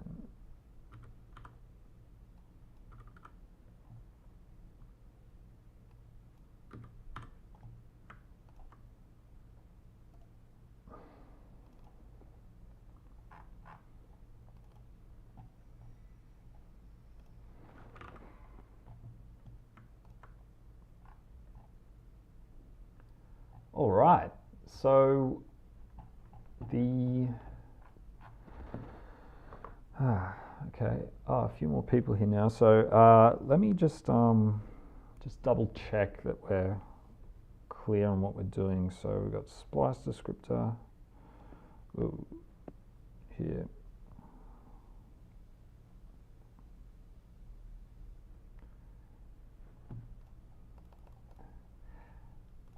Hey there, really random viewer. So what we're doing is we're working on this protocol called, where's my page? I even wrote a little page for this somewhere. Oh, and I've forgotten to, first up, let me link the code. I forgot to do this. And then I'll also link the, I wrote a little background page to help me remember what I'm working on.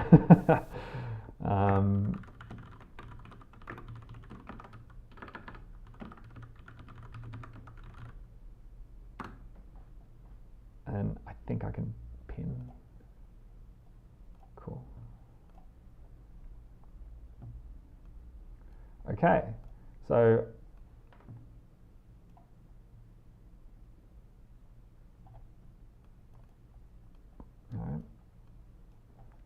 So what we're working on is a package to, oh, sorry, actually 2 seconds. Let me just get my sunglasses because it's getting sunny now here in Australia. So where are they?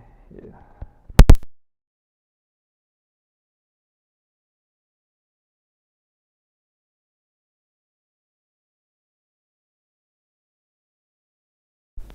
All right. Let me just check the audio is still okay. Yeah, looks good. Okay, so what we're working on here is a Go package to encode and decode this binary protocol. It's used to signal ad breaks in video players. So it's super boring because who likes ads? I don't think anybody. But when I was doing some projects in the streaming space, I found this open source package by Comcast in Go. Yeah, like as I've written, like it's okay, but there was way too much code and it uses a bunch of external dependencies.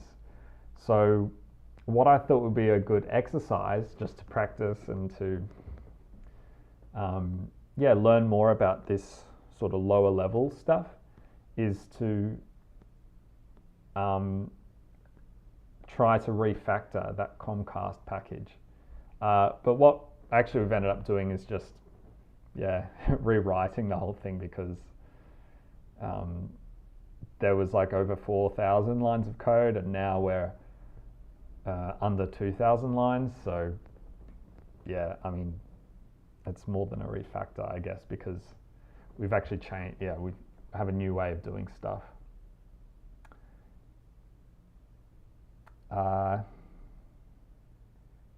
So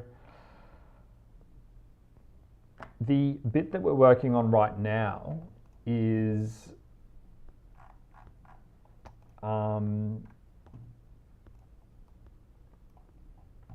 a particular part, one of the main messages of the protocol is called, oh, sorry.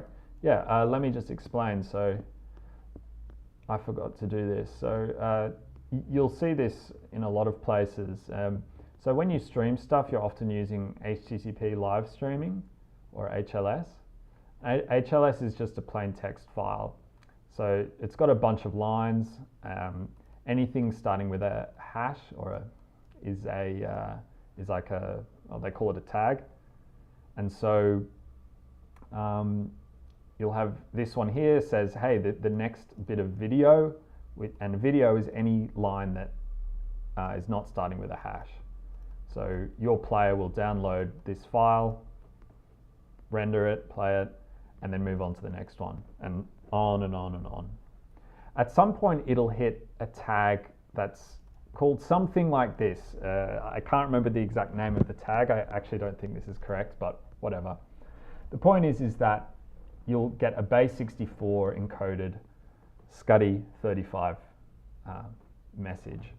And that's the stuff that we're decoding and encoding here. Yeah, so the code is all open source. So if you want to follow along like that, it's also there. Yeah,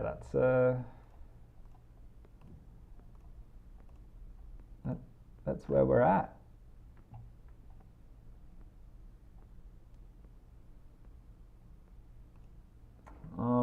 So as I said, what we got up to was this splice info. Let me just see if you can see that. Yep. So we can encode and decode all of these fields just fine. The last bit that we needed to work on was this splice descriptor.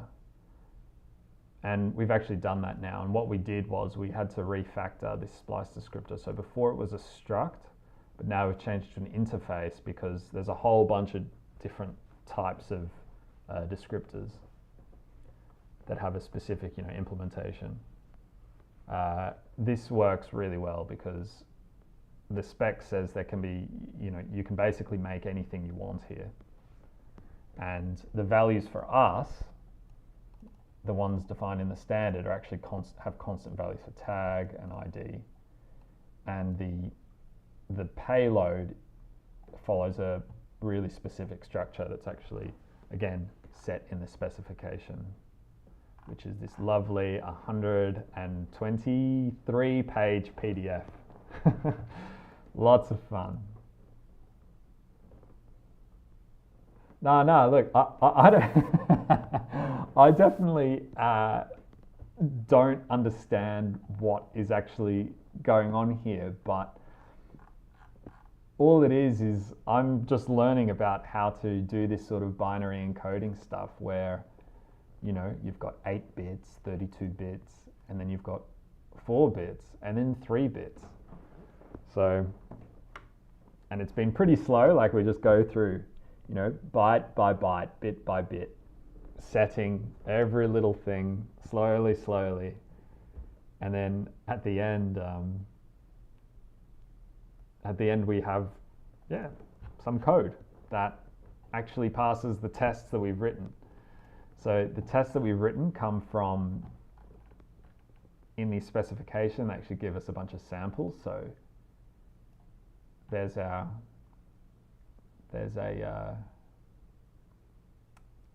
encoded message in base 64. And then here is the thing that is, that's what it looks like when it's decoded, sort of in human readable. Any tips on how to figure out what you even need to learn? It's previously way more low-level projects. Oh yeah, okay. Yeah, that's actually a good question.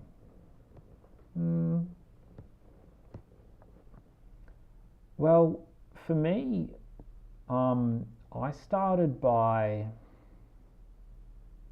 how did I start?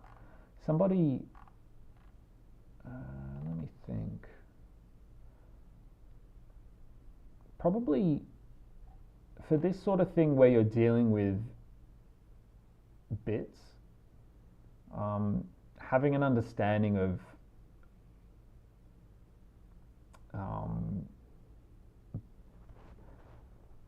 let me think, like how binary encoding, I'm spending my time to what I even need to learn before doing the thing I'm trying to learn about. 100%, I absolutely get you. For me, I think what I would do is just try and review, or at least try and learn a really basic binary protocol. And sorry, forget the protocol. How the binary operators work, so how bit shifting works and stuff like that. So I can actually just try and find some articles now because I remember doing this initially.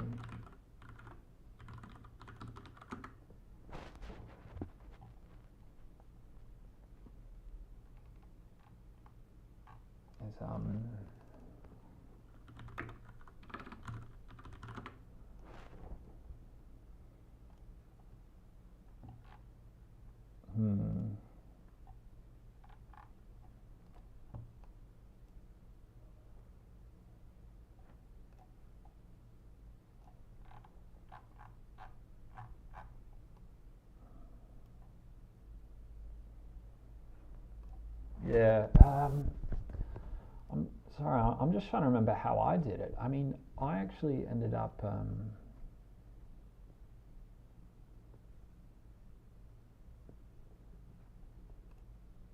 yeah, if you have a look at maybe other open source packages, other open source projects that actually do something like this, I think that for me, that's what I ended up doing, because the principles are the same, at least where I've come up to so far. So that's things like, you know, reading bytes one at a time, looping through bytes, understanding that a byte can represent a whole different bunch of values. That's. Is there anything?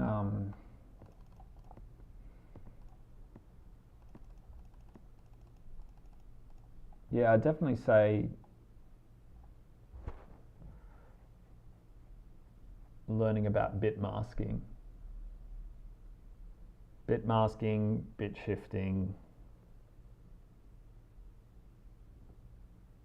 Yeah, and have a look in the open source world for repositories like code that works on this sort of thing.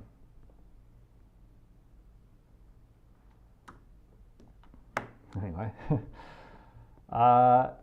so just seeing where we were up to here. Yeah, okay, so since we refactored our splice descriptor to be an interface instead of a struct, we need to go through and yeah, just fix up bits where it was referring to a field instead of what's now a method. So let's just find all of them.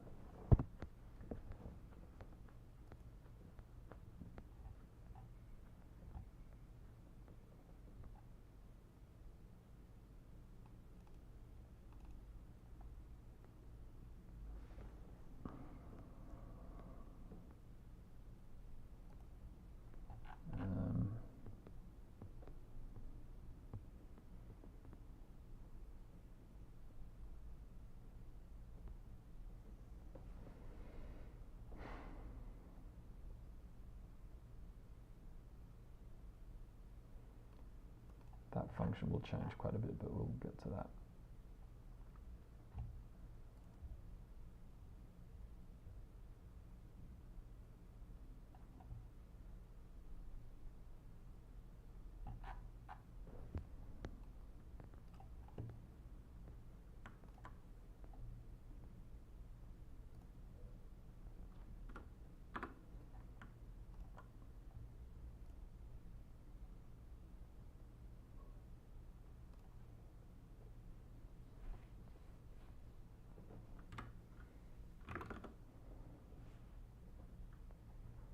Okay. So we're just working through the generic parts of, yep.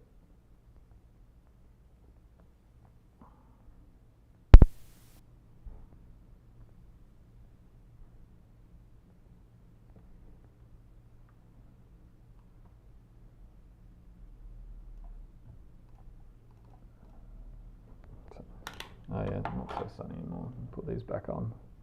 That's better. Okay, so next up we're going to need to try and work out a way to return a splice descriptor interface from a bunch of bytes. So the way we can do that is we'll just do a switch on the tag we'll do a switch on the tag. So we're going to do tag is, so we're going to read the first byte, and so now we can start selectively unmarshalling depending on what type of depending on the value of the tag. So, oops. Of course, I've forgotten what values are. Okay, so tag avail.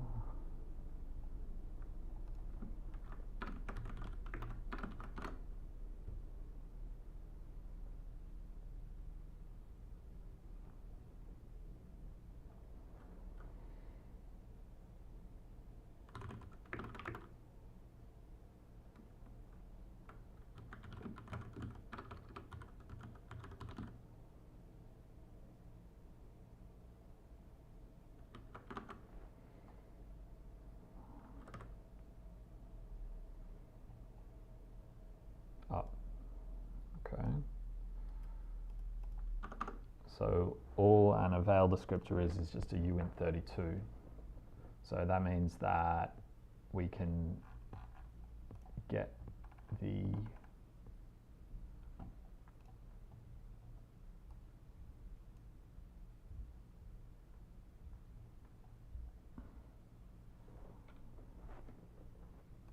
actually no, let's read the next.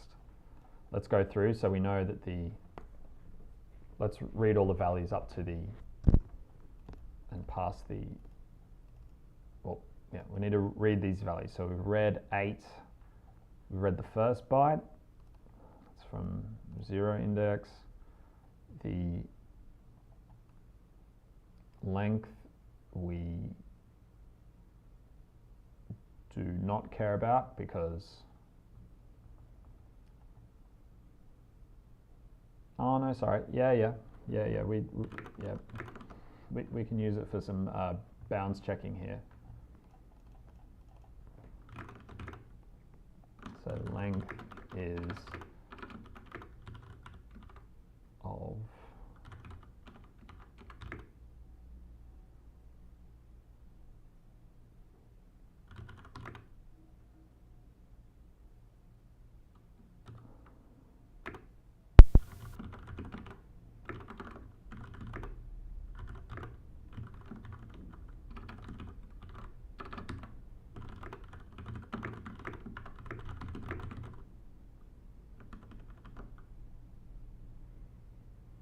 so the error that we're getting here is that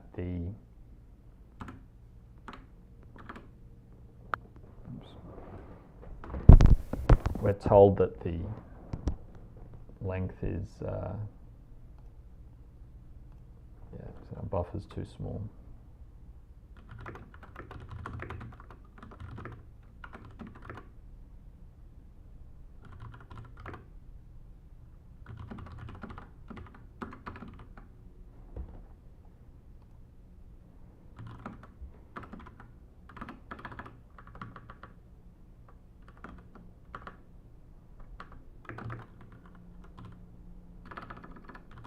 Of length looks good.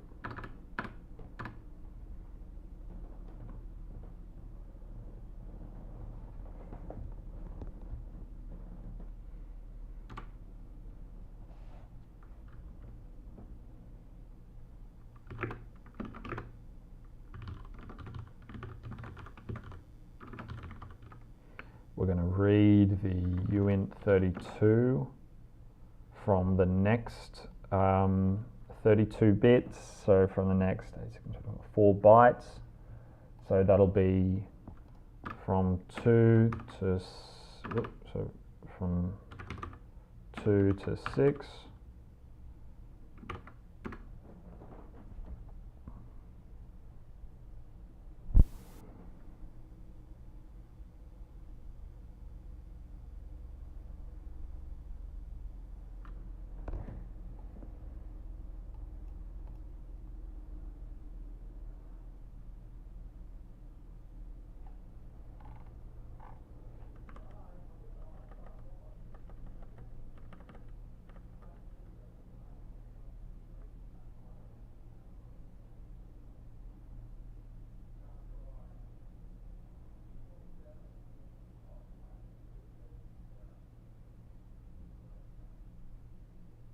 Okay, so I don't just want to switch on the tag because the value of ID is also an important identifier. So we know that the values are going to be the standard values in the spec if both tag and ID are something that we've defined as a constant. Now, in the spec, they actually give us a recommendation for a new struct that I don't think we've defined yet, which is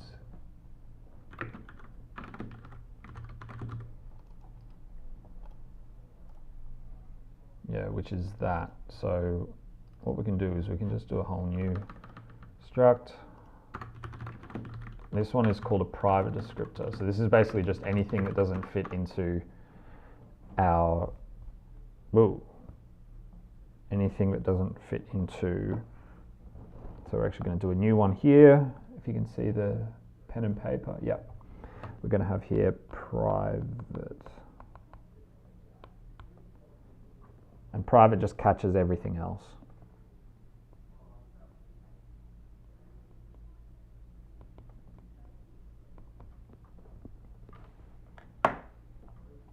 Now that's pretty easy to implement because the standard fields of each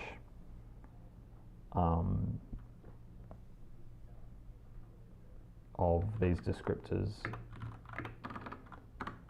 will apply. So we're going to have a tag, the ID, and data.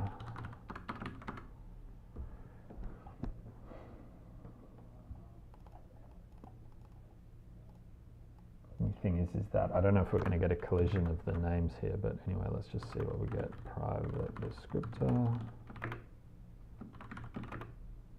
Yeah, we will. yeah, we're going to get that. So I have to call this something else. Maybe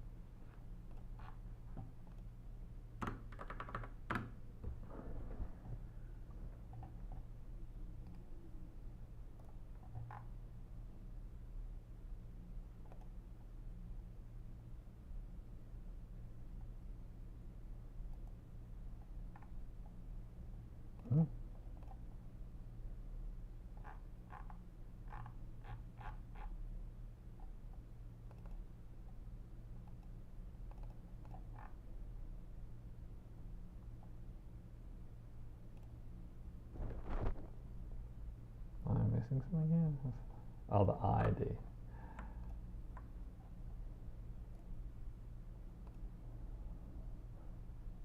uint8 returns a if statement. Just totally losing it here. What am I missing?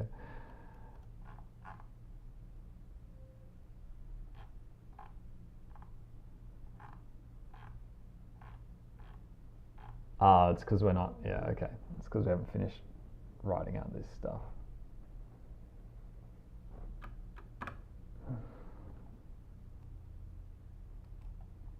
Okay, just do that for now.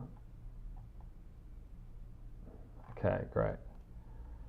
So what we can do here is have a nice, easy early return.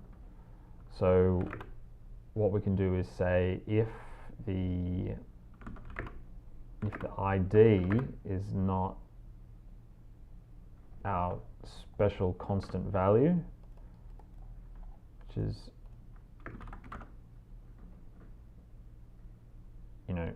which is to say that it's not one of the, like it's not a standard one defined in the spec, then it's some other custom, some custom implementation. So in that case, we can just really easily return a private descriptor. Return private descriptor. So we can do tag ID, and then the data is going to be everything from index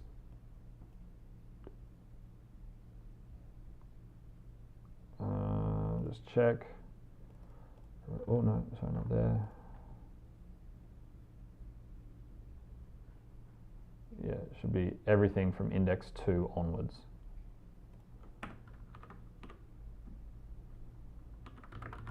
No error.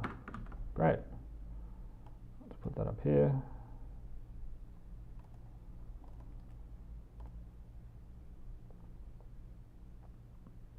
Now we can switch on the tag because we know that we need to get at least the constant values that we've set already, that we're told about in the specification. So that's going to be, and so we can do an easy one here. Case tag avail.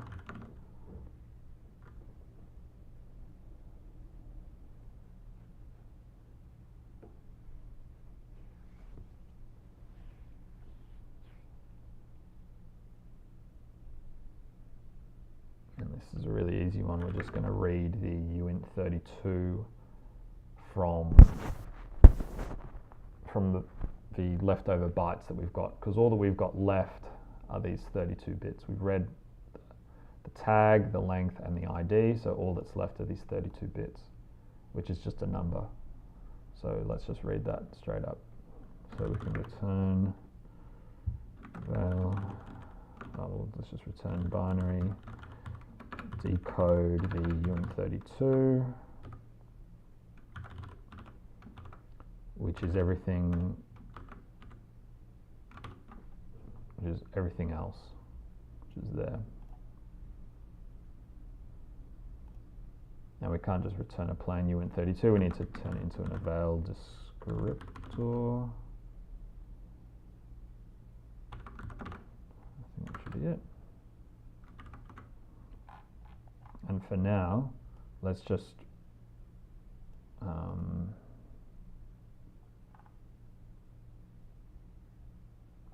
return,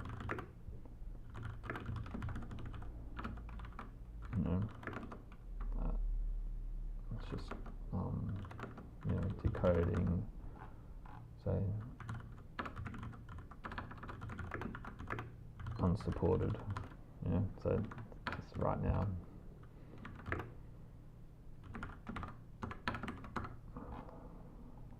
Awesome.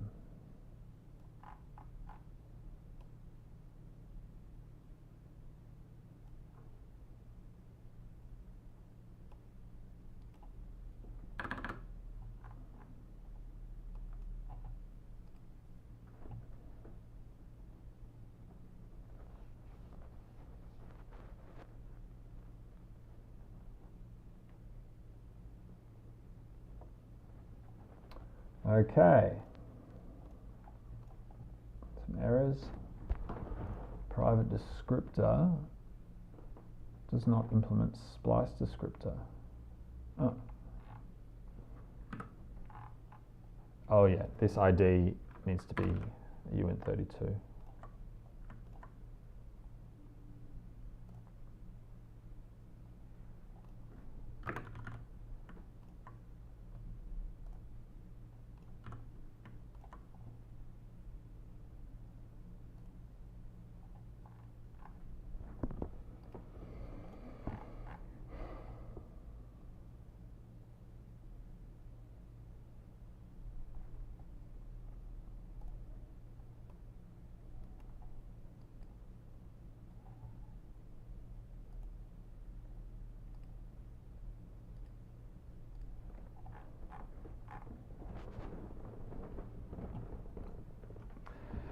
Oh man, binary.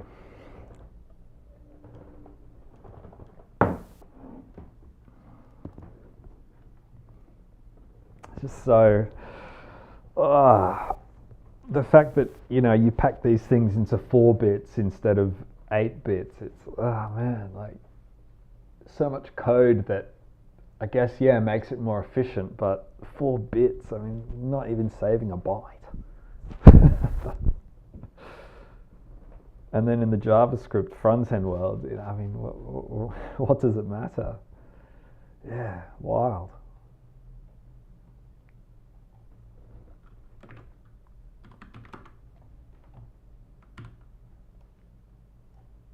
I'm just going to quickly check that the YouTube stream is working okay, because it's the first time I've actually tried this.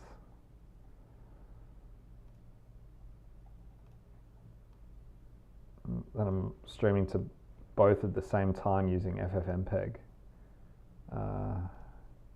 Don't know how to check that it's working.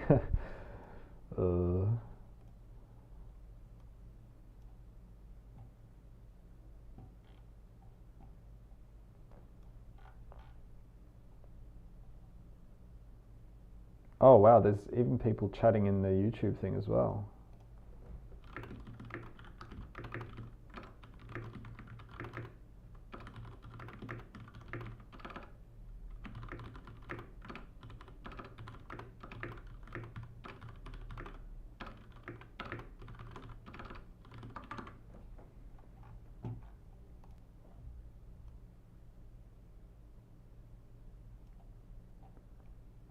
And of course, I don't need to type in the chat, right? I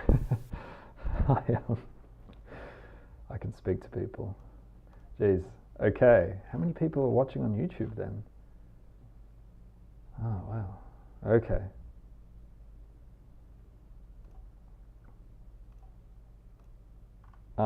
Yeah, hey, technical boy. I'm in Australia, in Sydney, Australia, and right now it's 3 p.m.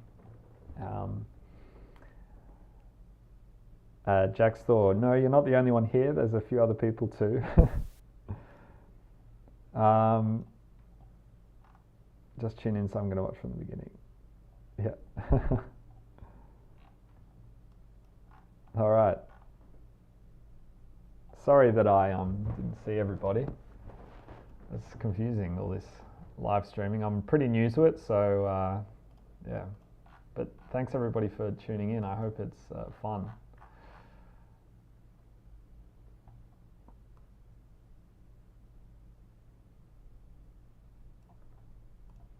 All right.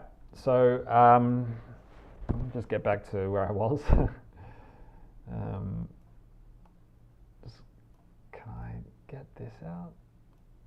There we go. Great.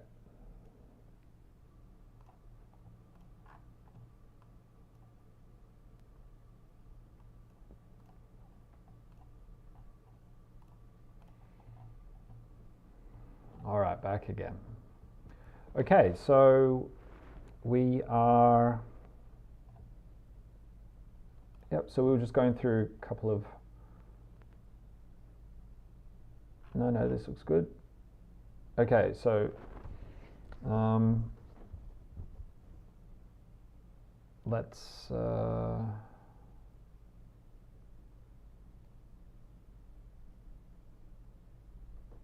trying to think what the, I think what we should do is implement now decoding at least this tag time, because I know that that's the test, our main test that we've got. So the main test that we've got is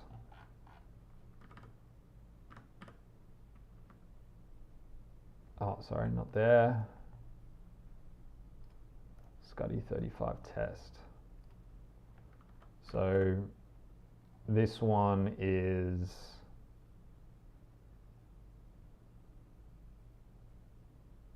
here, this splice descriptor. So what I'll do is we need to change this now. We can change it now. So let's review our spec and just see. I'm just going to hide that iPad for a sec. So we're just going to see exactly what the sample tells us about the splice descriptor.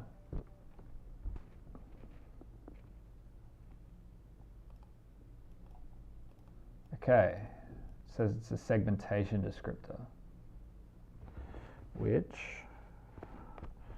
so our test case is going to be this guy here. Oh, sorry, I haven't got my iPad. You're working on that. So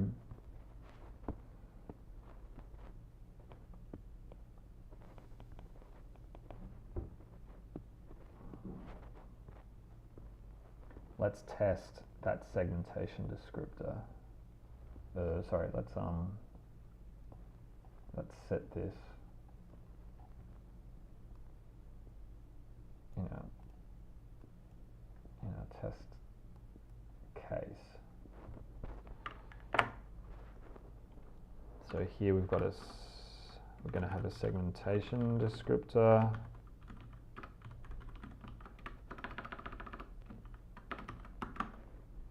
Let me get the fields up. I can't remember what it looks like.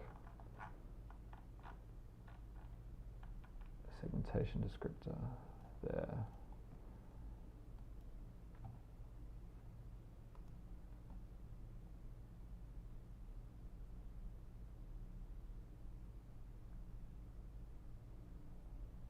So the event ID is apparently this lovely value. The cancel indicator is not set, so we can leave that. The delivery not restricted flag is also, sorry, I'm not sure whether you can see that. So this is not set.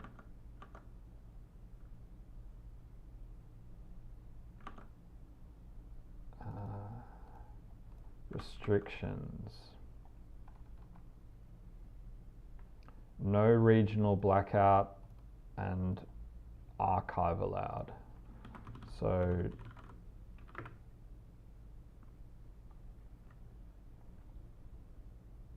this is a bit field, so we're going to set some flags. So our first one is the no regional blackout.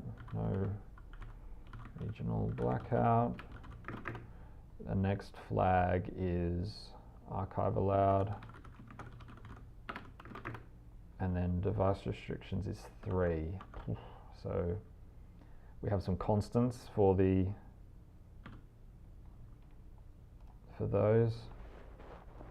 Here we go.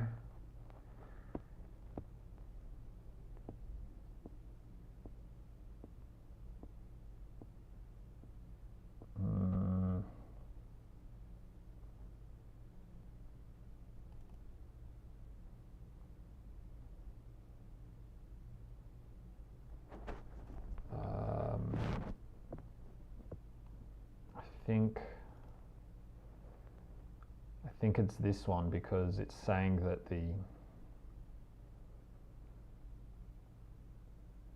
this isn't really clear. I'm pretty sure it's this one though.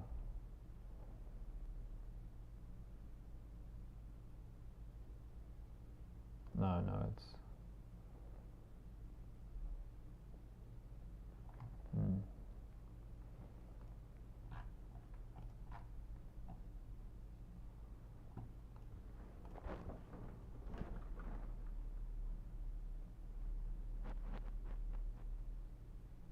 No, it's device restrictions none.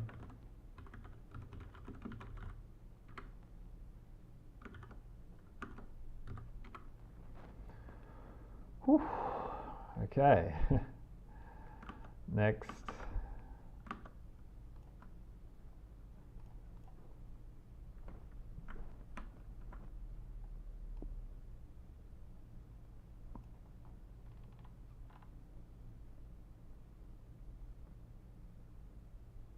Segmentation duration. Okay.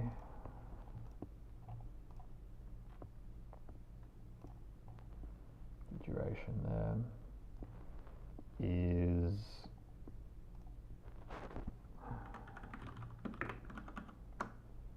the duration is 300 and, well, is that value. But we want to point it to that, so we're going to do new uint64 of that value there.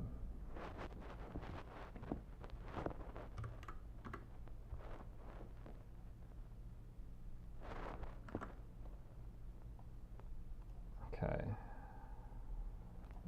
Upid. Oh man, these things are killing me. God, so slow.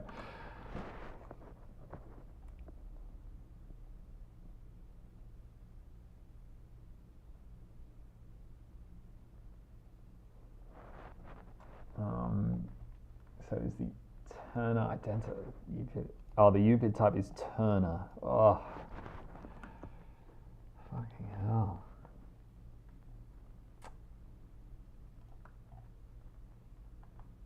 There we go, UPID. Oh. I think it's that one. I'm just gonna have to read the spec. So the type of Turner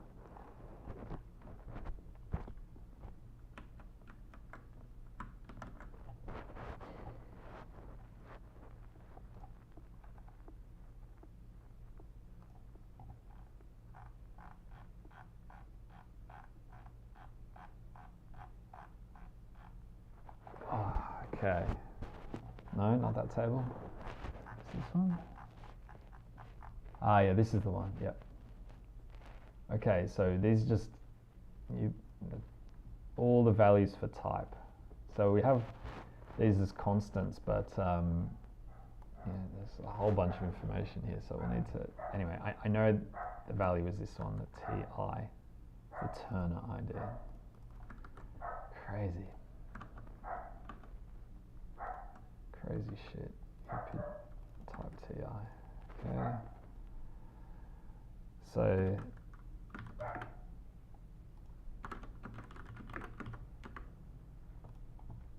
and then the value. Whew.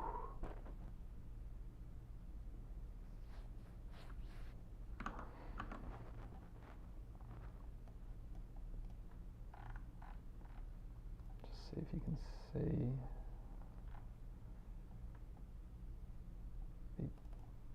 Okay, so the value is going to be an array of bytes like that. So I wonder if I can turn that. Will that just magically work that out for me?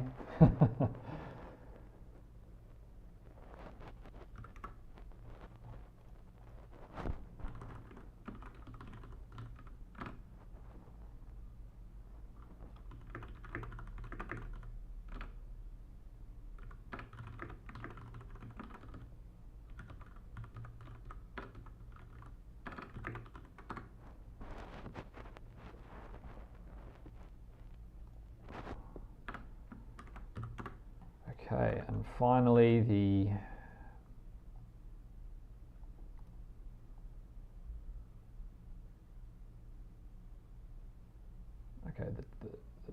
type is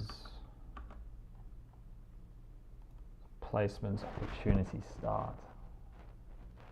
Now these are some constants that we haven't specified yet, but that's okay. We can just, well,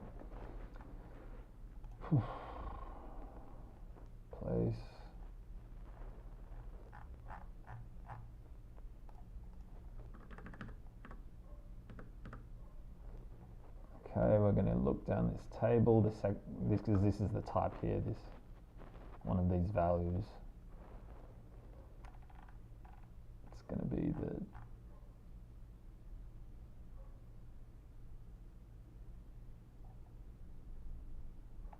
placement opportunity start.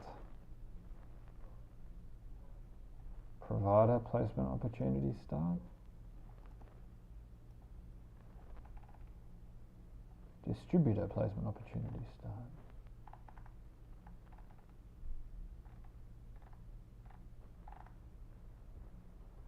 I hate this shit.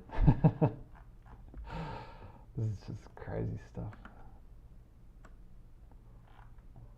Go back to the sample. So, is a placement opportunity start. It's not. It's not specific enough.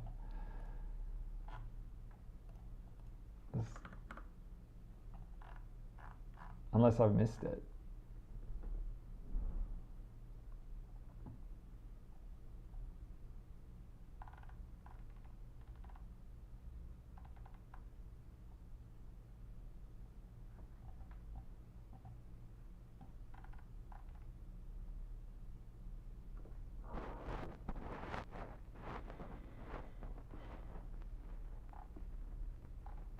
Let's just try this.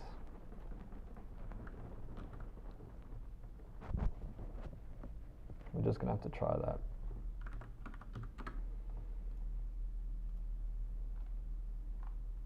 Okay. Expected.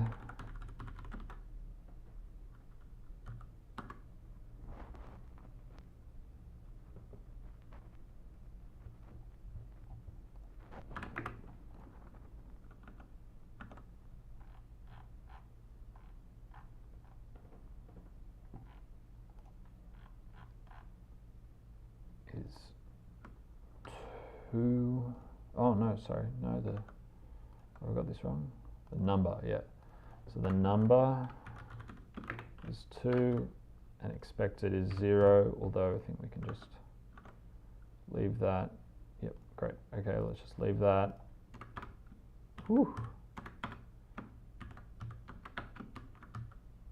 And then, shit. Woohoo! Okay.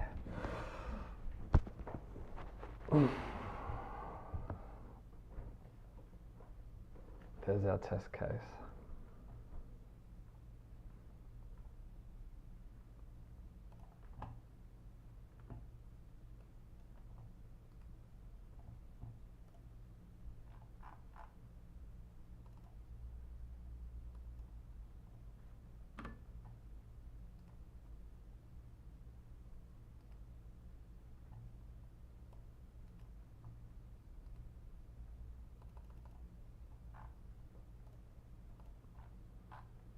What am I missing here? Segmentation descriptor.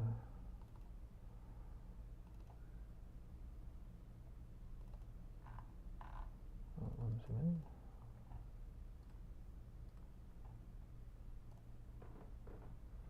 So an array of byte. Yep. Okay.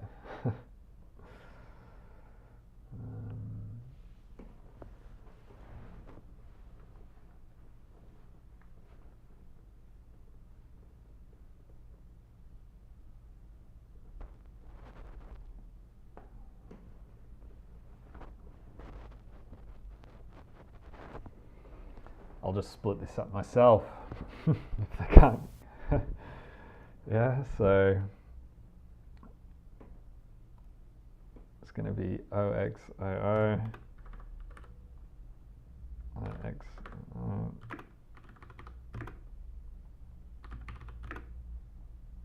Shit, I've already lost count. Okay, let's go back.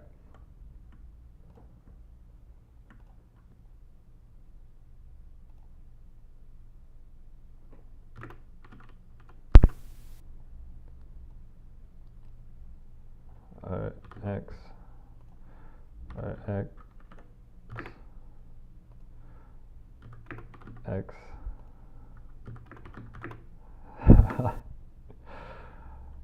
X,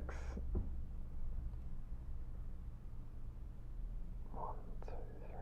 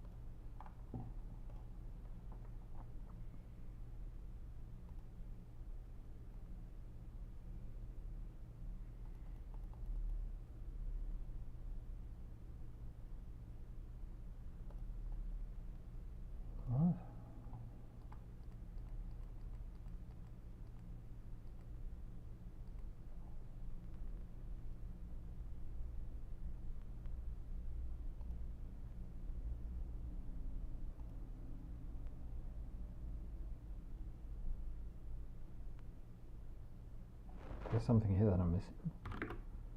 If x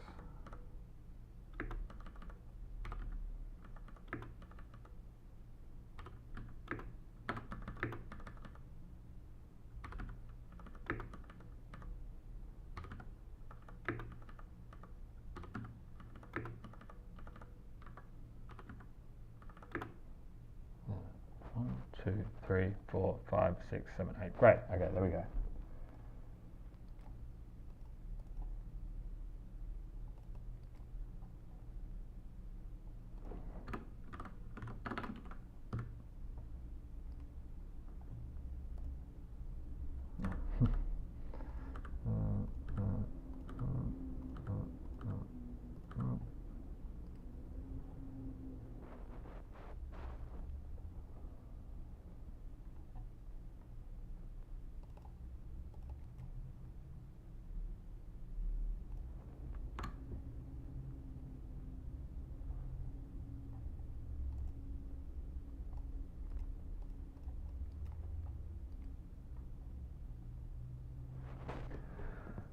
Whew.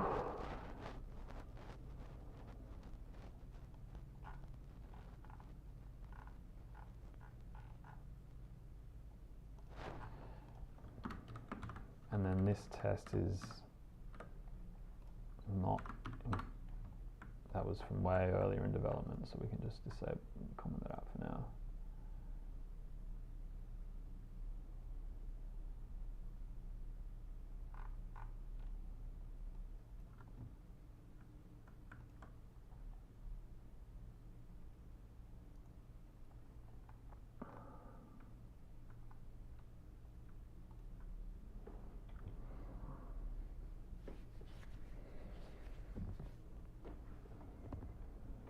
Okay.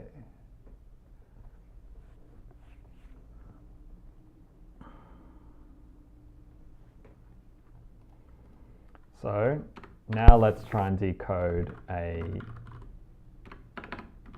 this splice descriptor, which is the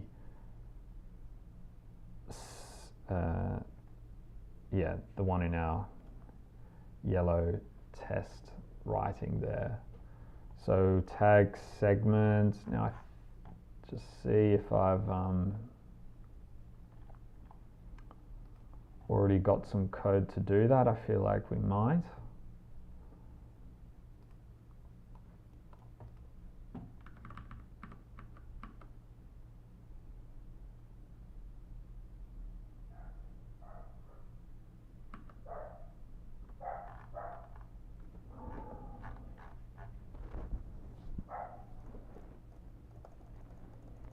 No.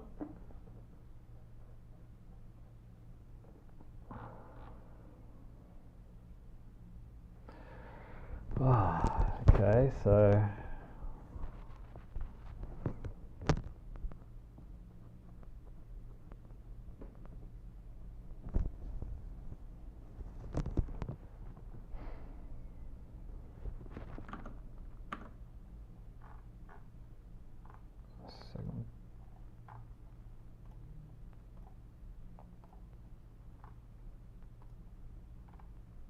oh no, sorry, wrong page. I want to look at our Go docs.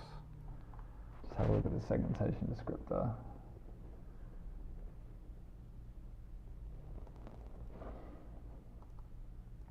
So I'm just going to look at how tricky it might be to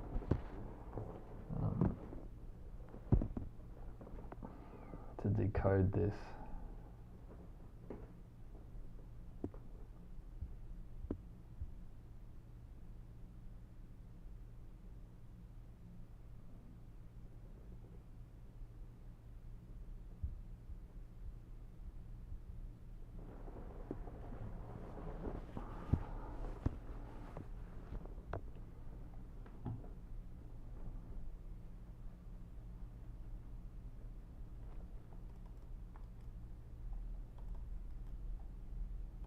Doesn't look too bad, so we can do here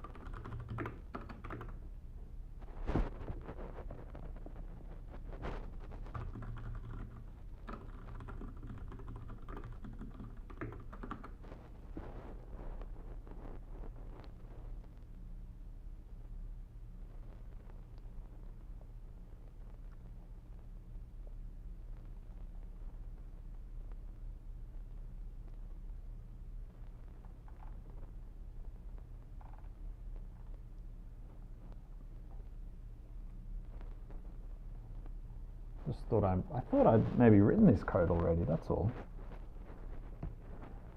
But I don't think so. Anyway, we can let's just do it.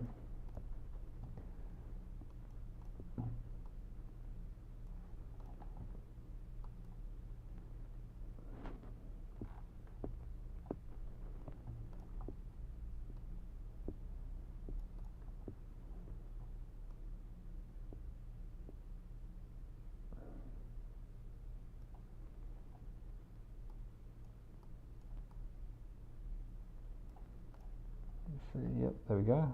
Okay. A little bit smaller. Okay.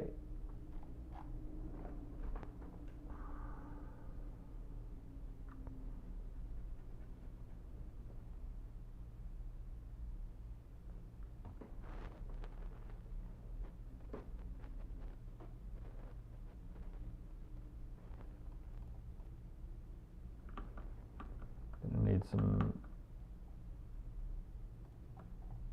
length checking first, just to make sure. Tag, ID, blah, blah, blah.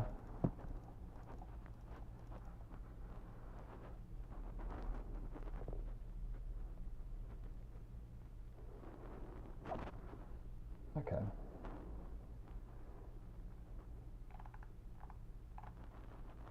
The descriptor length.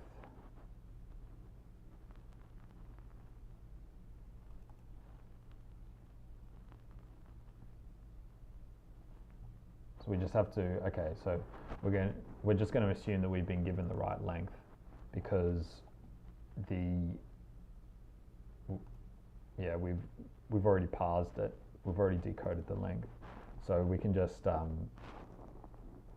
sort of hope and pray that we've got the correct, especially because this is we're not exporting this function, so it can only be used from within the package, which means we know when it's going to be called, which means that we know that the length of the buffer is, we know when, we can guarantee that we always at least pass it something that's correct. Okay, so let's go. So let's just do our descriptor.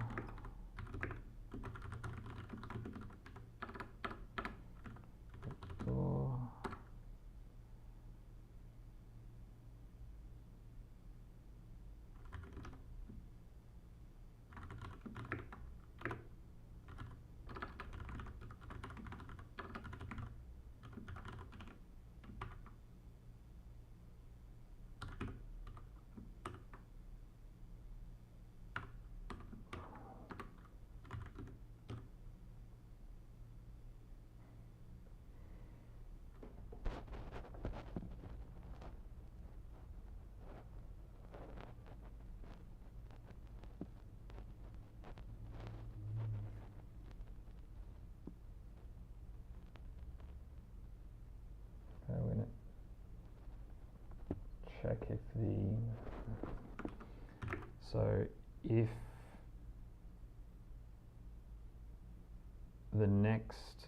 if the leftmost bit of the next byte is set, so we're looking at index, that one, so if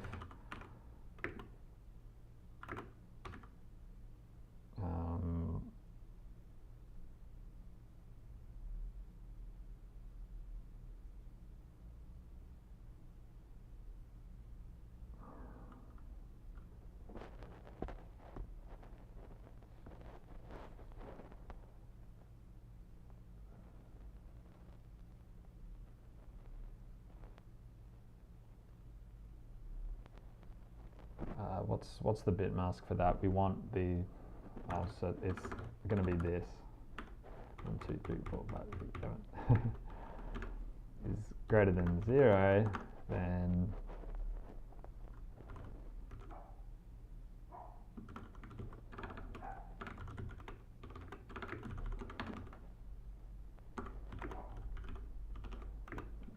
let me check the next bit, which is that one. 1, 2, 3, 4, 5, 6 is greater than 0, then event ID compliance. True. Oh, sorry. same bit. Okay, let's just check. So we've got the event ID compliance, great. Okay, and then the next 6 bits are reserved, I think. Yep, next 6 bits are reserved. Okay, so onwards to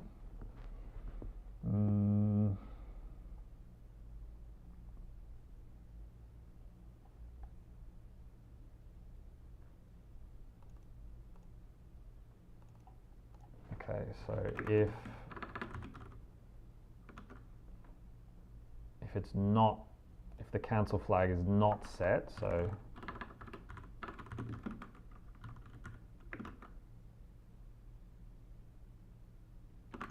then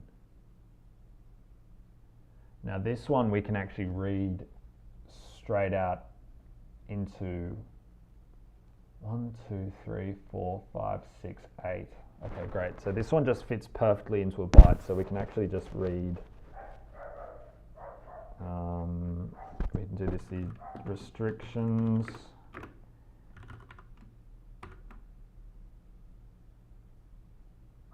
And just read every single value into this byte, which is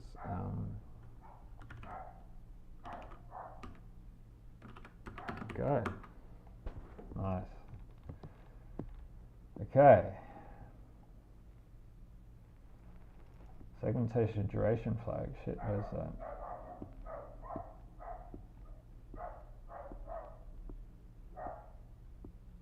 Oh no, sorry. No. Sorry, I made a mistake here. It's not here. So segmentation.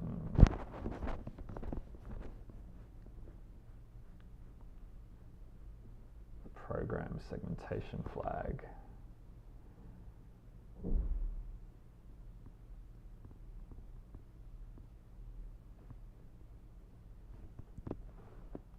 One, 2, 3, 4, 6. Okay, so first we're going to check those 2 flags. Okay.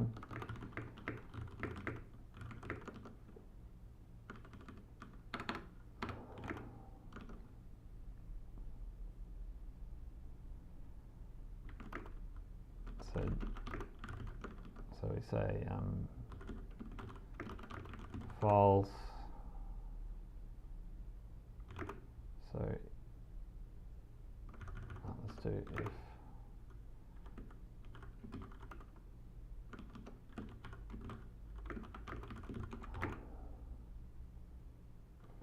Just do this file.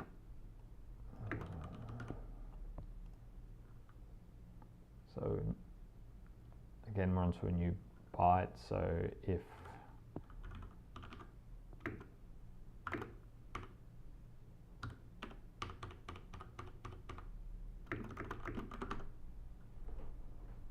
so we're checking that leftmost bit. If it's set, then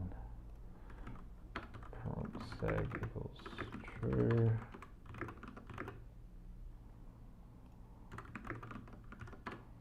Same thing again. Duration is set. And if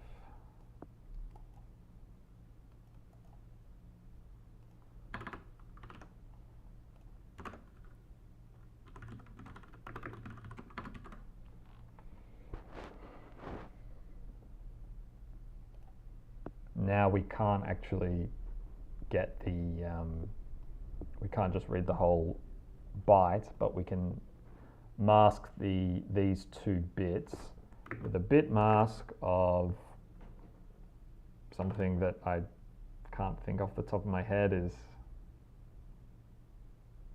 I think it's 3f x 3f, but really it's 0 0 it and b 0 0 1 2 3 4 5 6. Yeah, which is fine. I'm happy with that. I don't know if that's really bad to do these sort of binary values, but instead of hex. But look, I mean, yeah.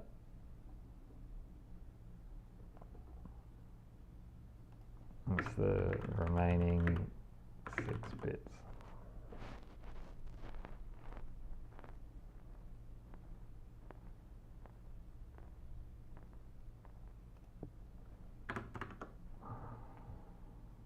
Okay, now we can read this correctly.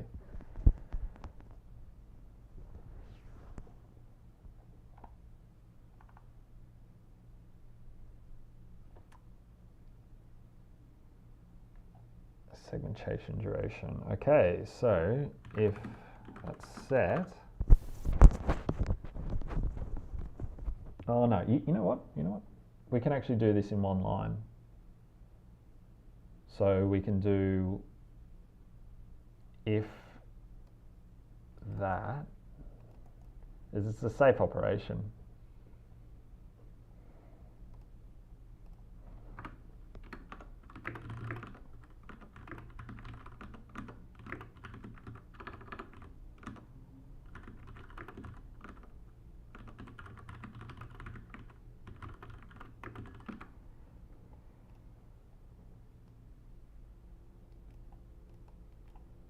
There. We'll leave this separate for now. We'll probably use that later. But I'm not actually sure. Anyway, let's just follow it by the spec, which I hope you've been able to see, yeah. Okay, so the segmentation duration, we read that from 40 bits, which is going to be 5 bytes. So what we'll do is make a new, we'll just, because let me get this right. Yeah, because we store this as a uint64 because that's what we've got in Go. We can't do anything between 32 or 64. So what we'll do is we'll read in no,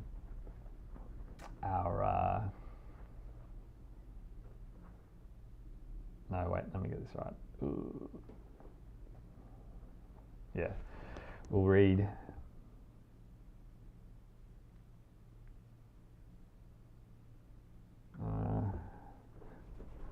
we're gonna, how do we do this? We put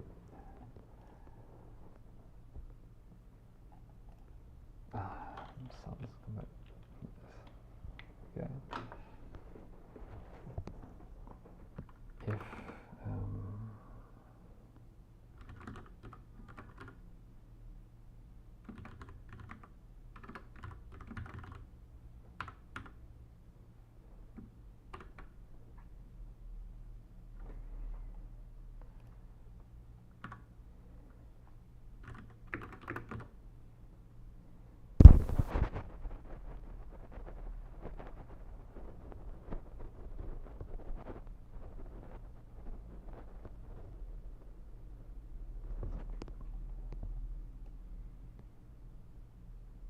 no, okay, I think what I'm going to need to do is get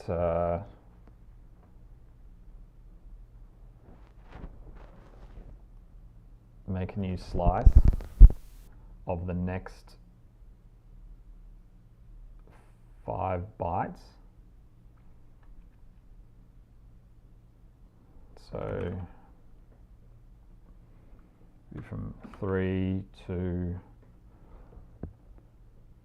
40 bits is 5 is 8. Is that correct?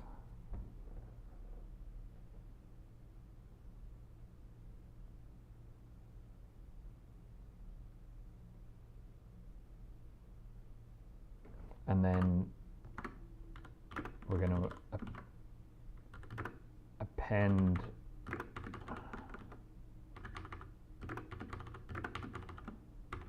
some blanks and then read in the uint64, which is going to be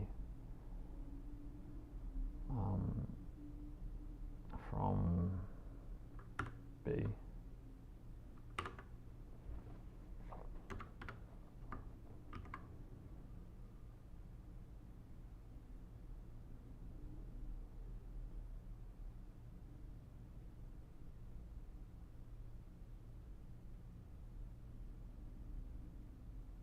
Yep.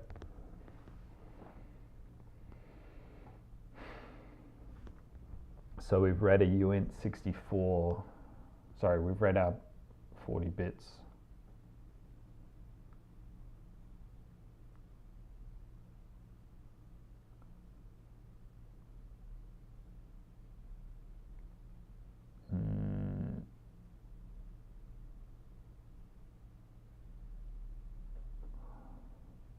No, something doesn't feel right about this.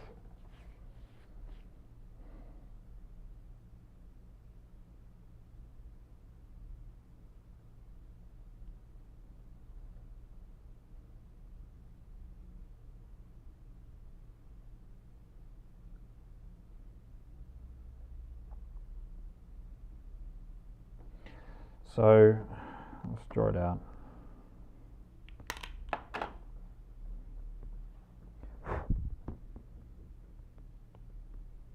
So I've got 40 bits. I want 40 bits, which is 5 bytes. 1, 2, 3, 1, 2, 3, 4, 5.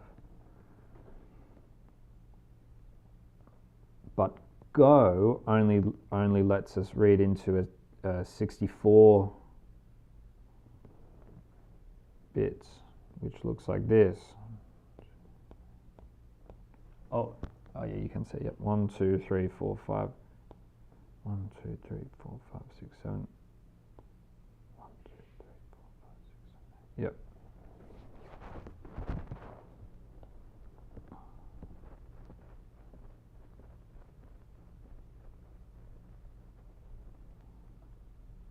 This is 0, 1, 2, 3, 4.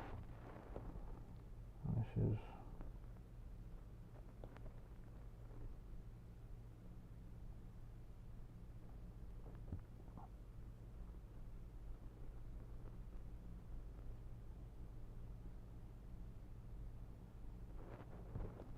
what I want to do is this.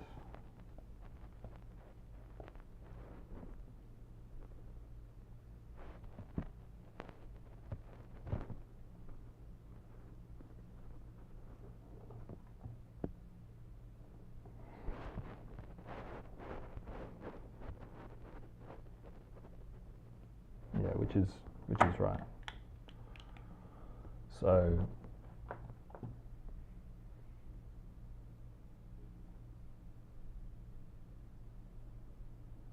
I've got the duration.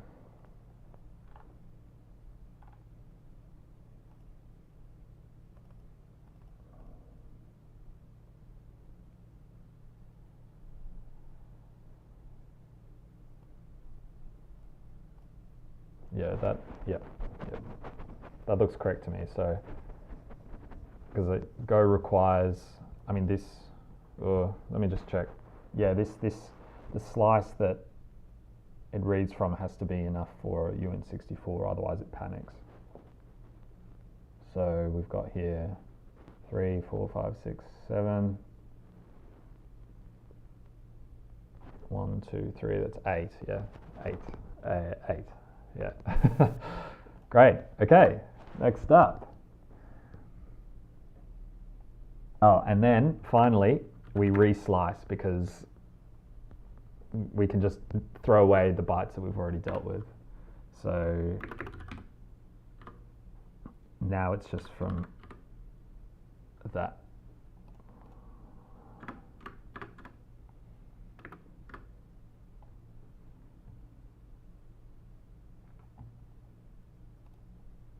Okay, now we are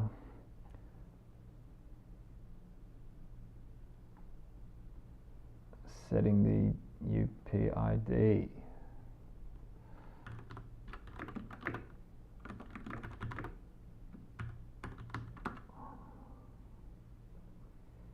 So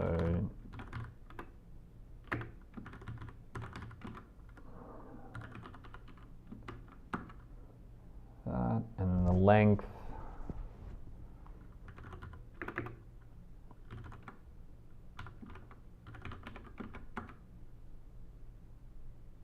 And then we're going to read So from, so so that means that the value field here is going to be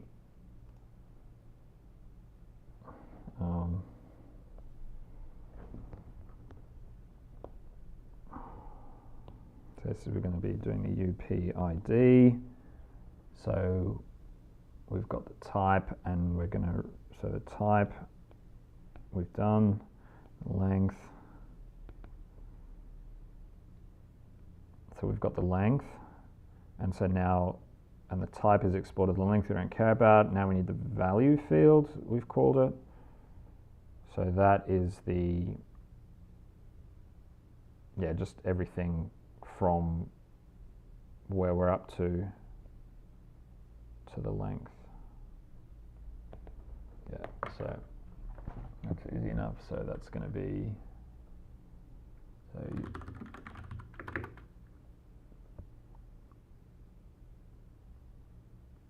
equals the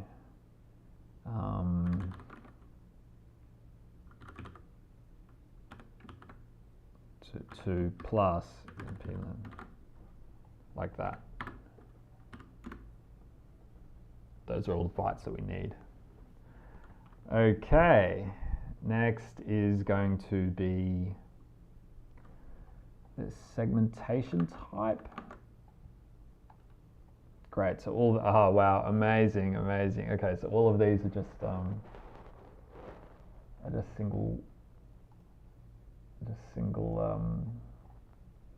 all fit into, just check, yep, all just 8-bit values, beautiful. So they just fit easily into a byte, thank you God. Now I could have sworn I've written this code before, but anyway, yeah.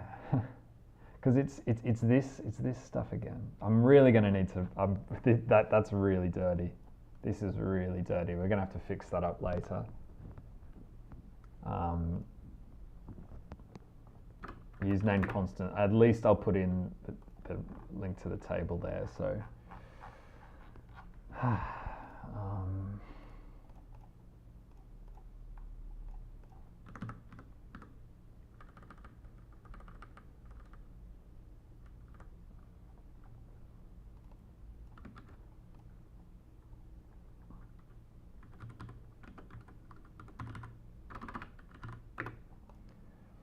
10.3.3.1. 10.3.3.1.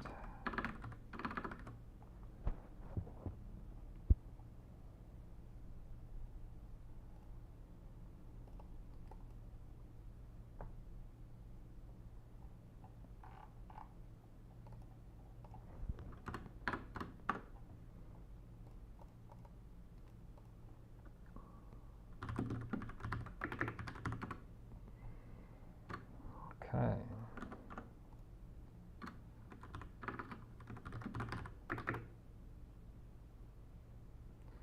Oh, and then again, let's re-slice the buffer just so we don't have to care about where we're up to. And it's just a pointer anyway in Go, so no more allocations. So the buffer is going to be equal to up to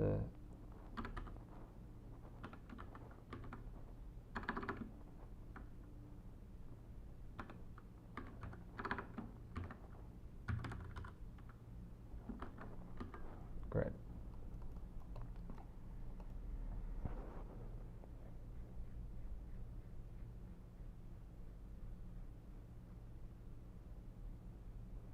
Okay, so we're going to read the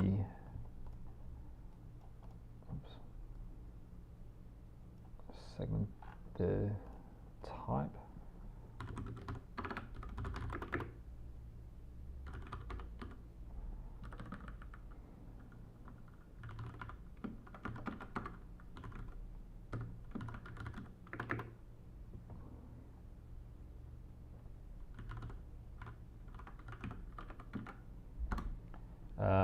Just going to double check that because oh yes, okay, number and expected will always be there. So the expected is the next byte along again.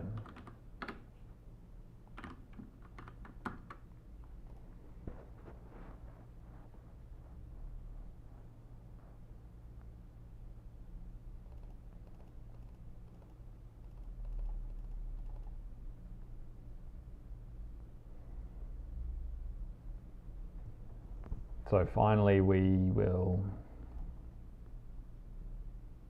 get we're going to have to do this dirty switch statement again.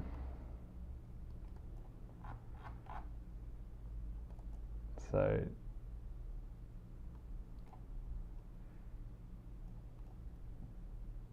and we're going to go for the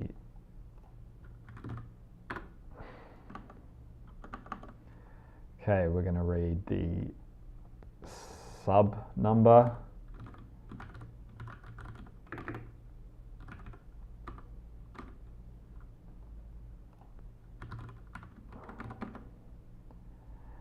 and then the sub expected is the next byte along.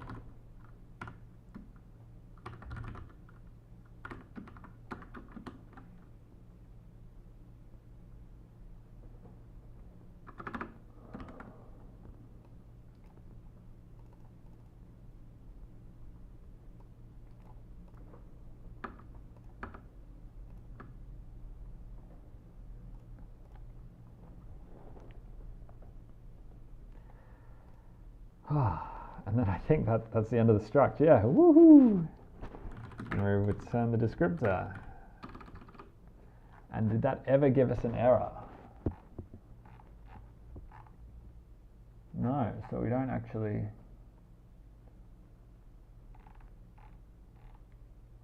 No, the only error that the only serious error we can get is a panic from an out of bounds. But I don't know. That's good. Let's just do that. No error.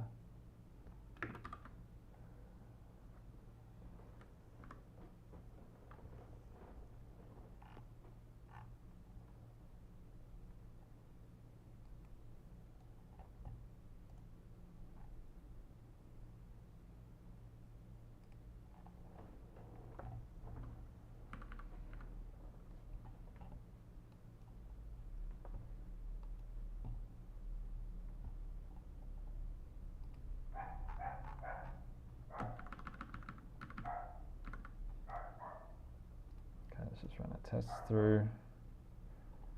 Unexpected uint 8 at end of statement. Oh, it's just that switch statement again.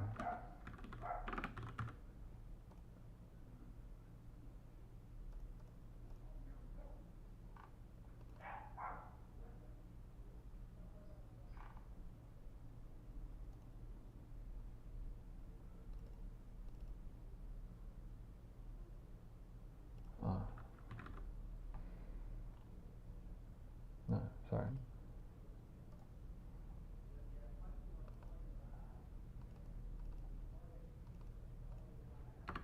There we go.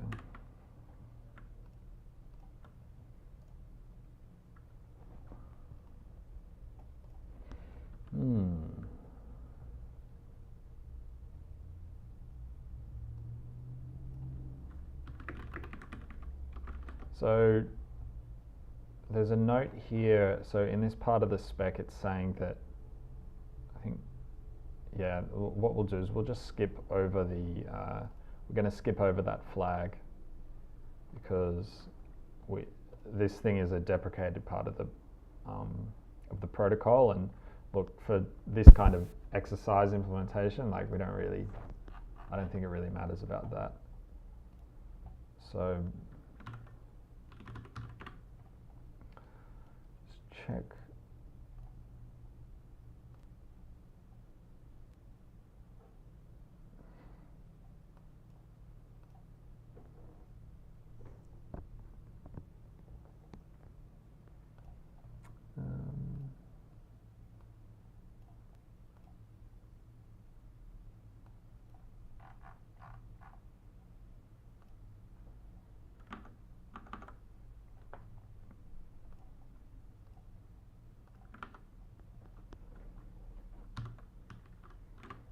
check I'm not missing any chat messages. I feel really bad if that happens.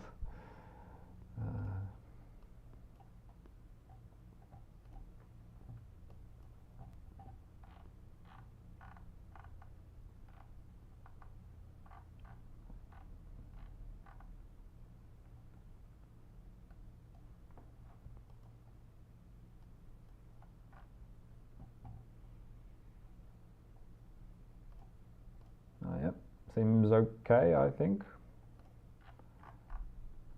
Great. All right. So we've looks good.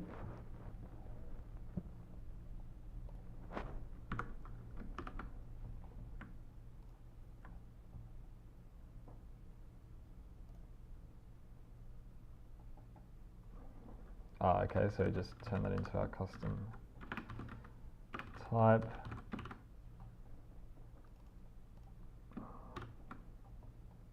Not a UN8, we want that. Yep.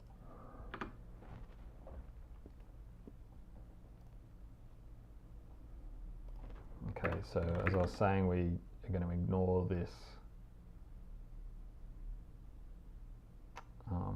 deprecated bit of the protocol. So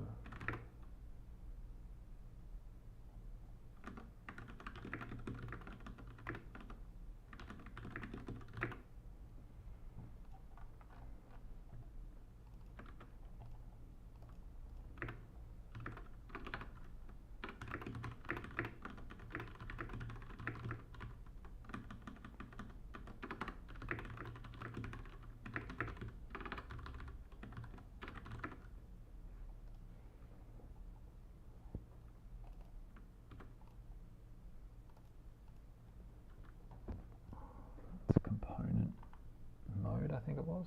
Component mode, yeah.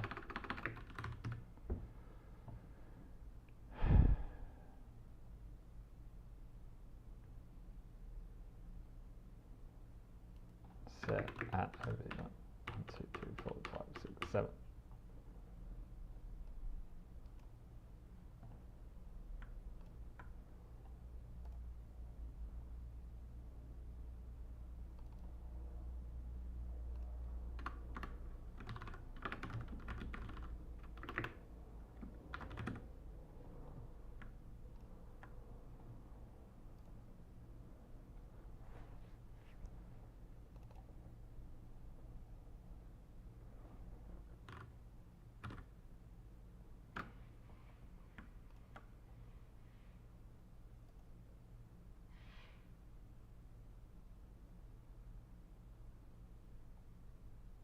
Oh, UN8.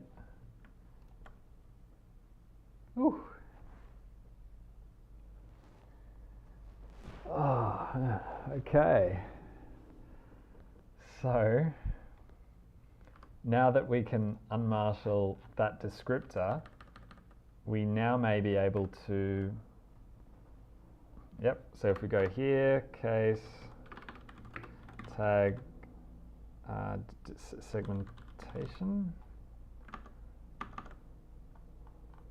Let's go up to the tags. Yep, tag segmentation. Okay, now we can try to return the unmarshaled descriptor.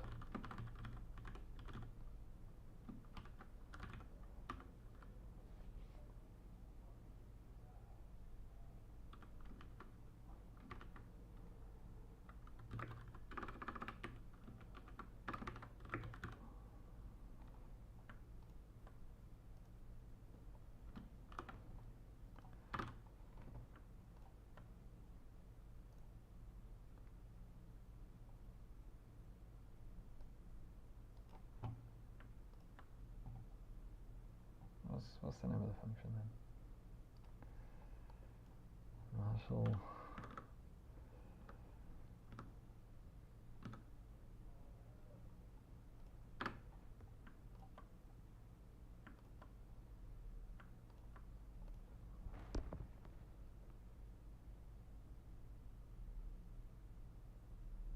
Wow, great. Great. So what we can do is just read through, we can open our test and just tighten it up a bit so that we're not just using reflect to compare the whole entire struct. Let's just go for a particular field, just to get a sense of it. We can make the test failures more readable later, but for now we're just doing really dumb, like just checking fields as we go. Not ideal, but yeah, look, we've spent a long time trying to decode all this binary stuff. So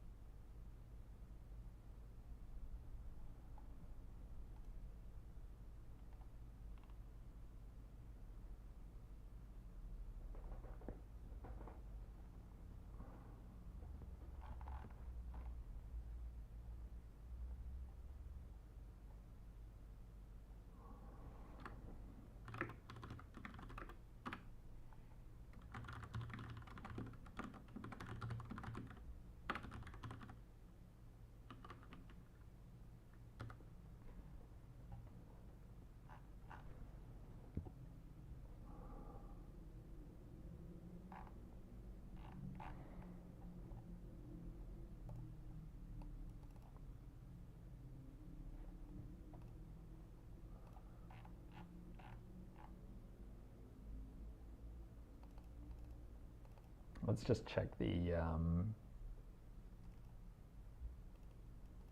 let's check this, the UPID type. Why not? Dot type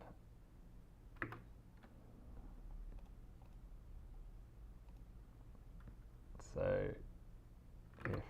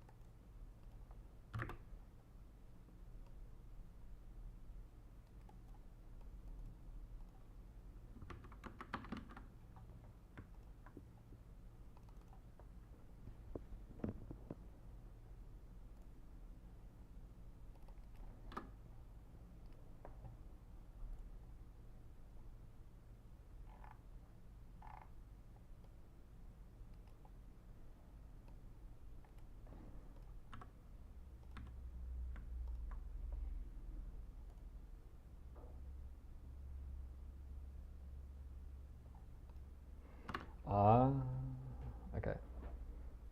We'll need to do a type assertion, of course, yeah, because we don't know what it is. So if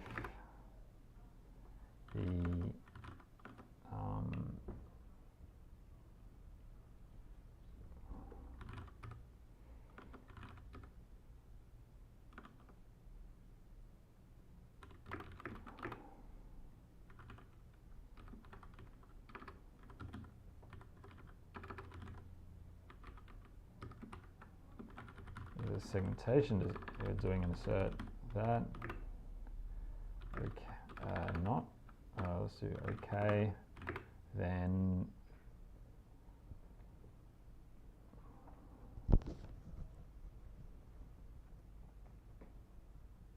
we can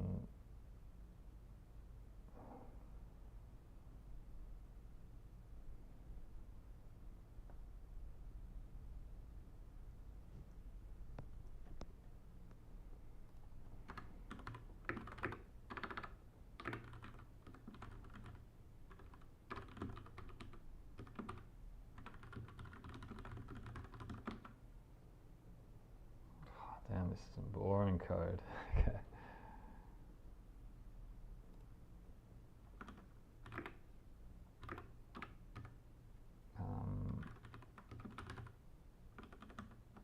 If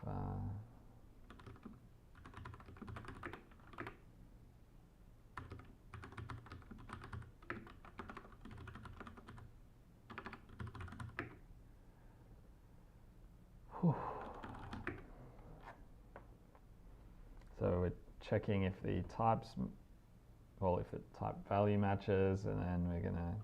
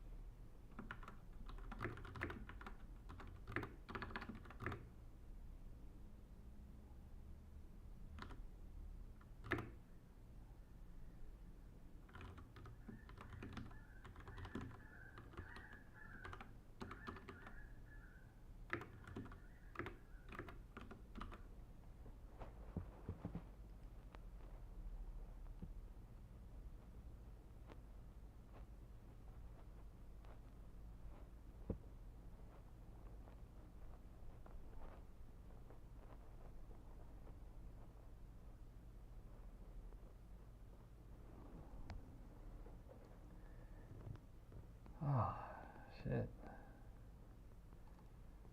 Type 0, yeah, okay, so we're missing a whole, so we've missed a bunch of data here, but that's okay.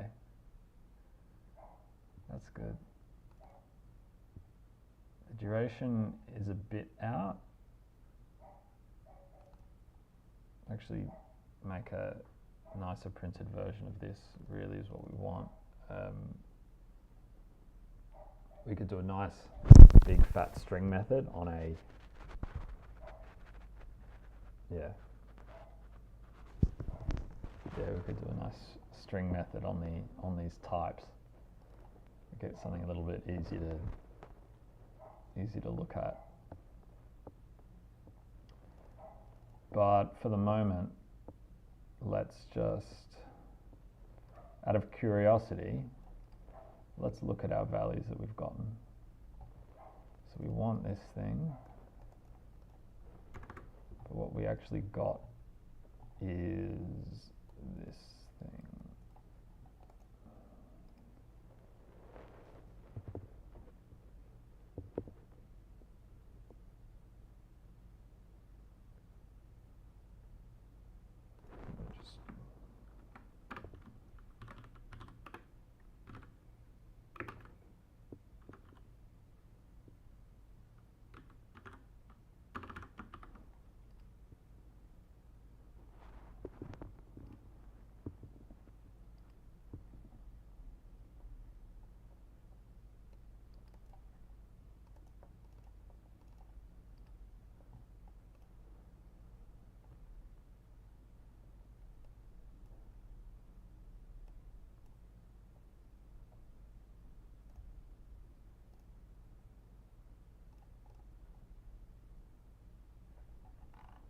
So, how does this look?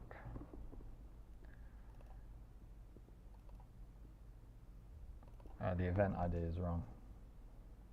The command is,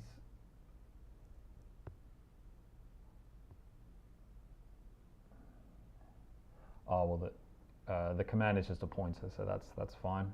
Ignore that. Yeah, so it's that event ID.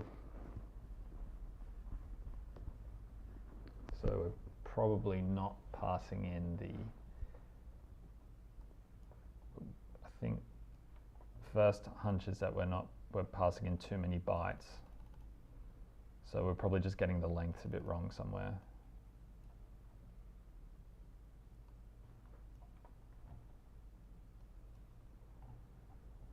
So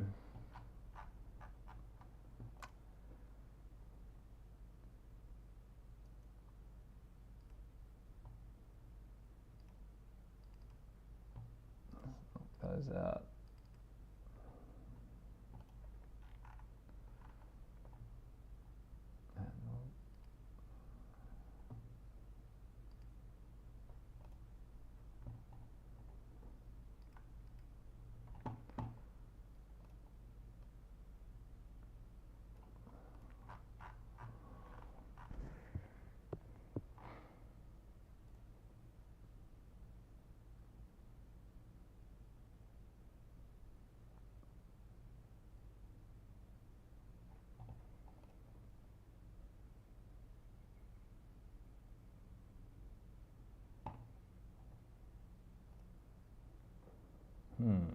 Starting to get a little bit brain fried, about 4 or 5 hours in here, and it's sunny. So what we're doing is we're just going to check that when we are decoding descriptors, that we're passing in the correct length. So let's get it. I feel like we need a test here, but anyway, let's just let's do this for now. So, whew.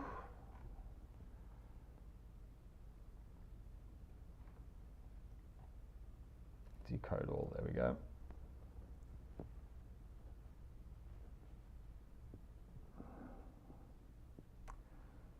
So when we go through our splice, so this is now just reviewing the decoding stuff. So I might actually just go to, yeah, here we go.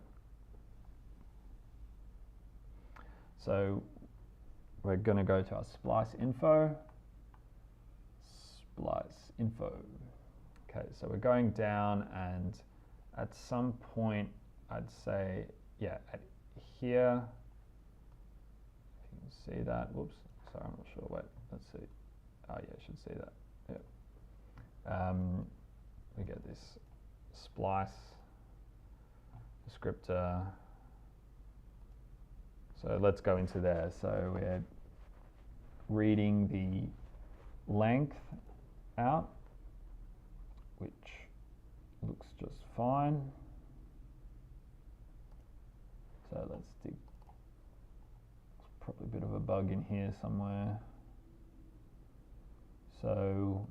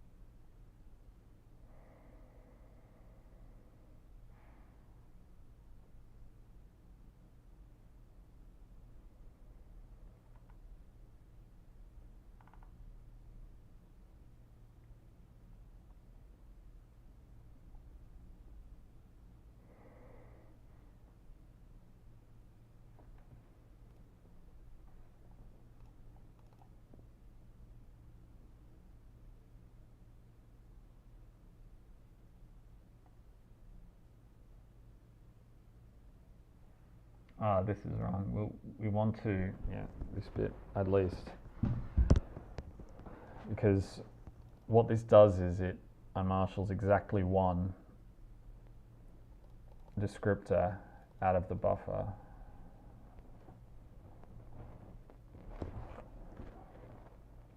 To do that, we need to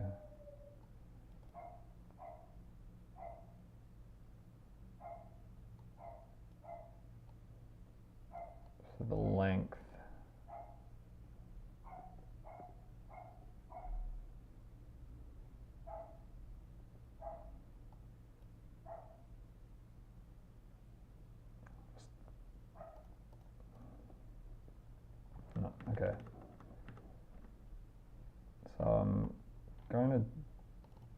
use this length here and restrict exactly how many bytes we're passing around. So let's see in the specification what that length actually is. So the descriptor length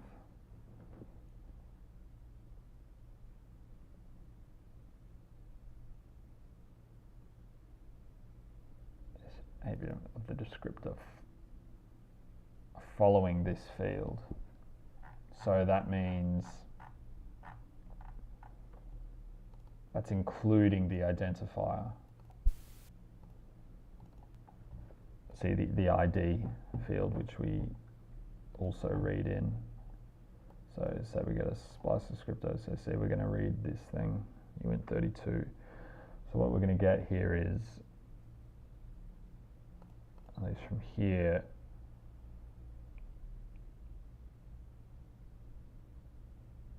we want to read in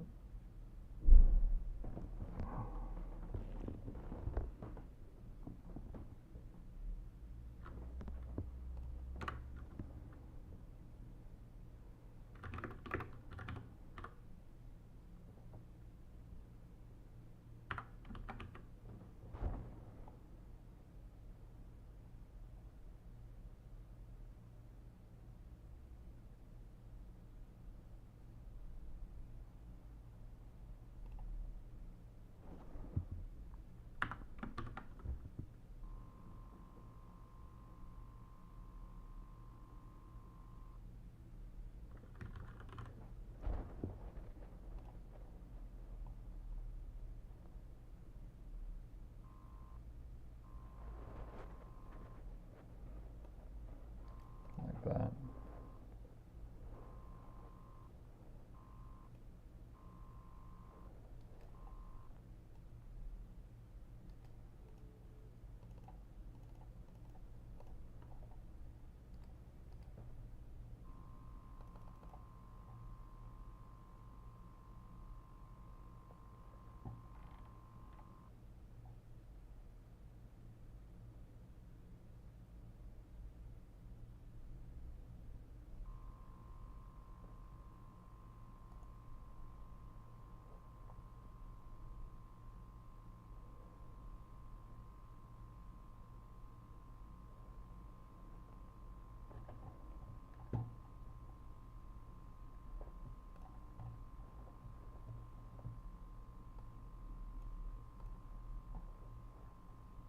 So I'm just checking that the length of the buffer that we've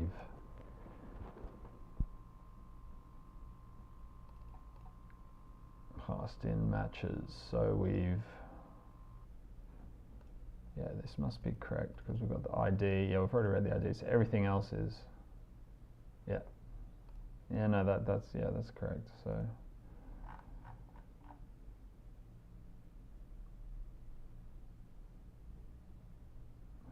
And everything else we just pass along. Okay.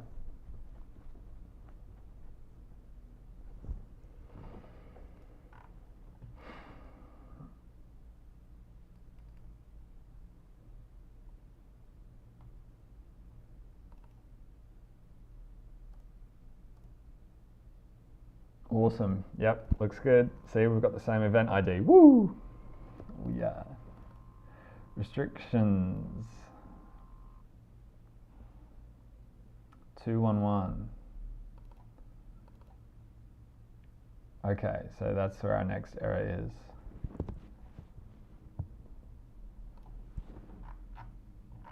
So let's go to restrictions. So there's a problem in how we're reading the segmentation descriptor, which is, have I got a little diagram of that here somewhere?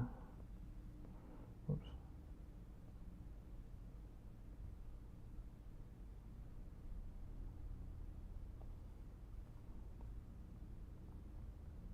No, so let me go back to the other one.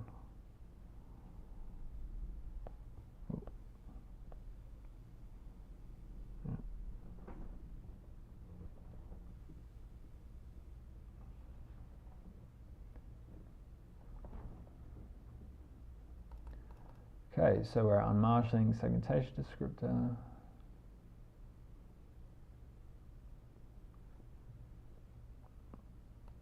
The event ID compliance, false, okay. Restrictions.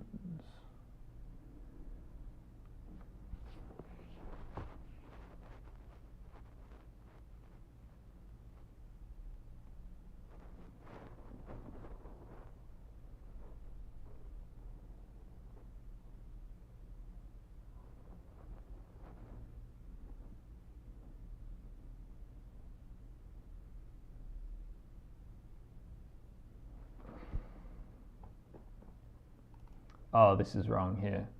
See, we're reading up to index 5, and then we just start reading from 2 and stuff. So that's no good. So what we need to do is up to 5. So we've read. So this is going to be. This is actually 5, and this is 5, and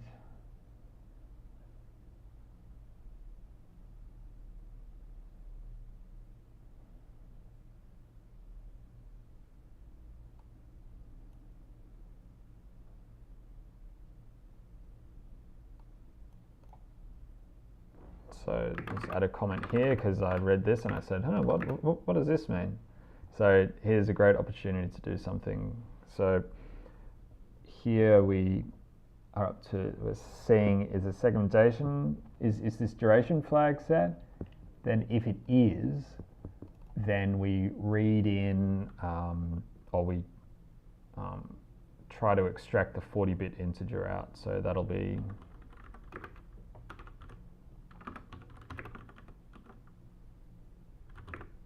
get the 40-bit integer.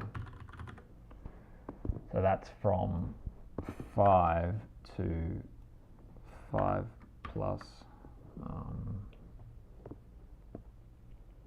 5.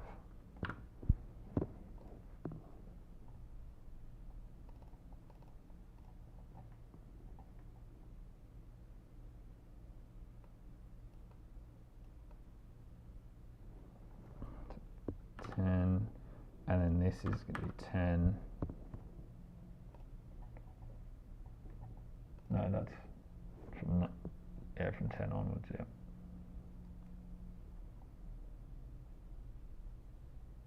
Oop.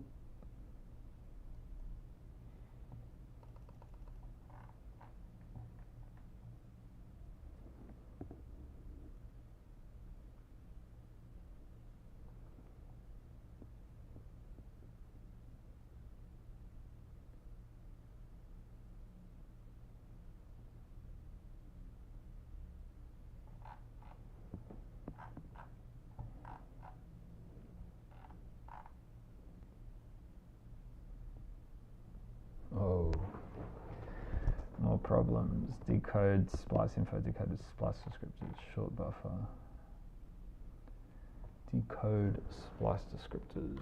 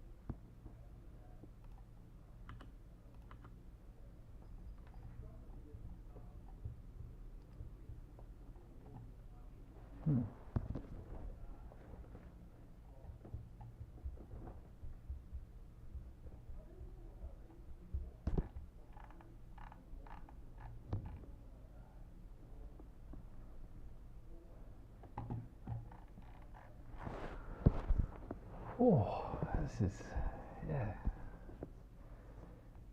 getting tricky. I'll take this off now. It's so sunny.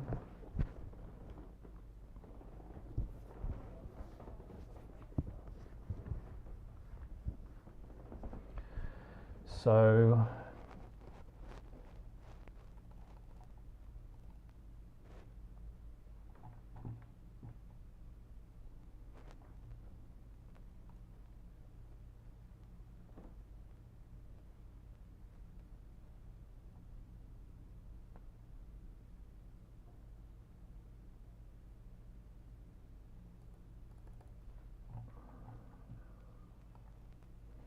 I'm losing bytes all over the place.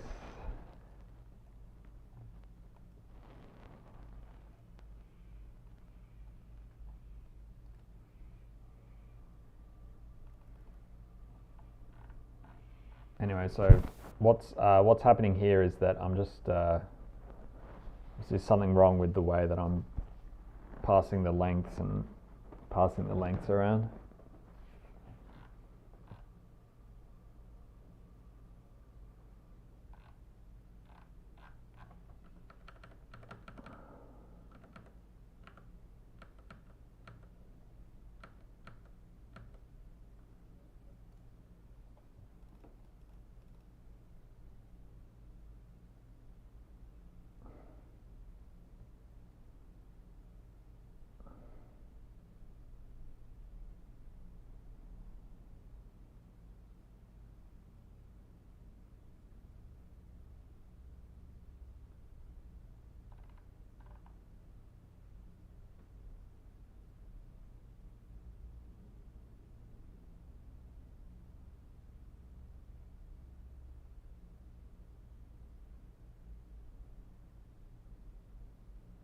Yeah, so I'm reading the length from the from the next bit of the buffer, from the next part of the buffer, and then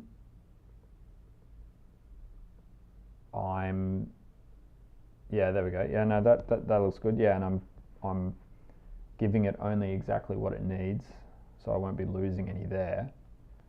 So I go into here, I'm decoding all of them, and then is that correct? 2 plus the length? Yeah, that's right. Okay, so I've now got reading in the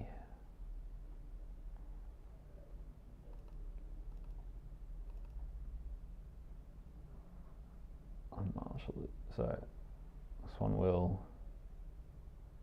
okay, maybe what I should do here is only pass in the length that pass in the part of the slice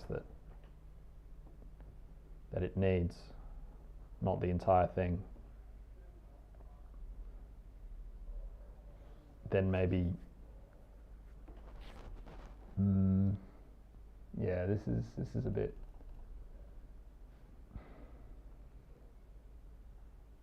because I could be reading off the end of what we really want in here, which is, yeah, so, and I'm pretty sure we can prevent that from happening ahead of time just by passing in exactly the correct length.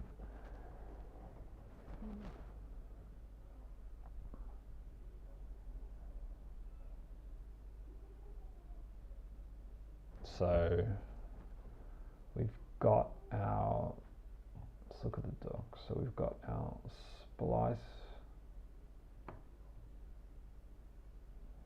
splice descriptor looks like that.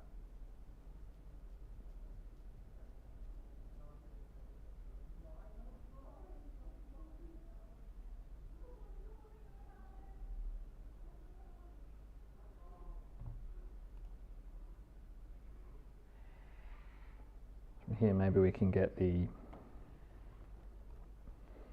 can we get the length here somewhere? So the splice descriptor actually does have a length in it. So I'm wondering whether we can get it out of there ahead of time so that we can just pass in the length that the exact length that we need.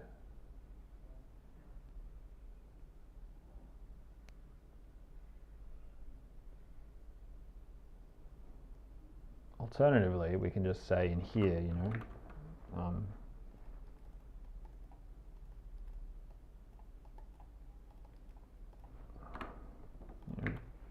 reads exactly one, you know, descriptor from buff.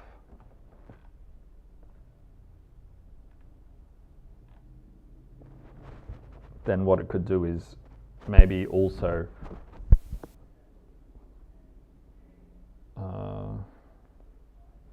oh well, and then the length is easy to get. We just add it up like that. We can just calculate it. We don't need to return anything. So yeah, this is hard.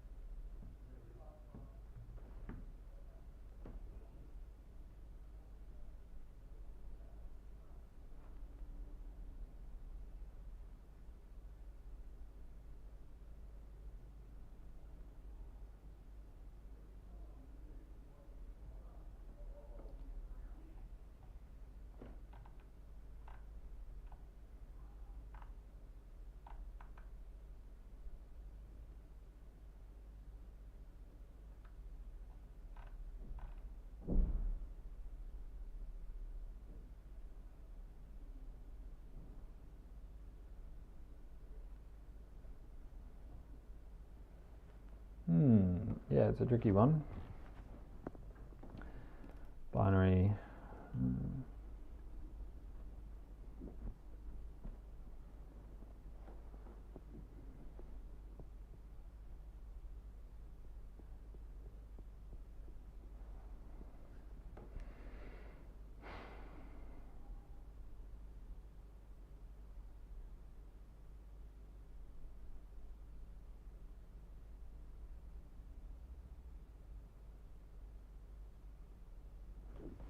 Yeah, not clear. So I have, so when I'm reading this message, I have the, maybe I'll just, let's just do a new diagram maybe.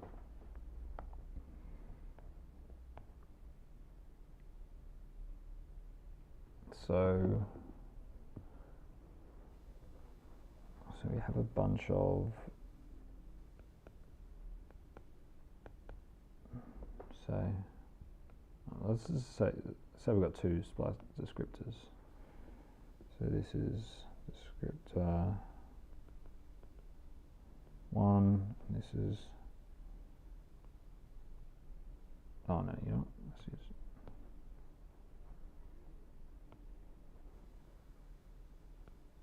that's 0 and this is 1.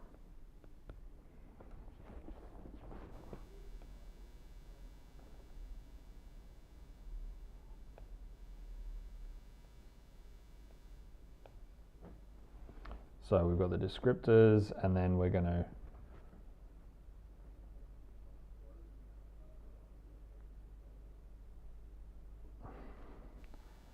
that's everything in our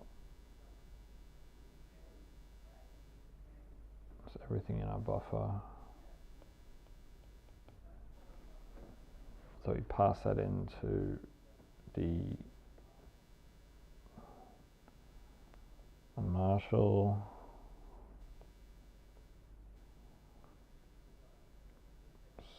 splice descriptor, and that returns a splice descriptor.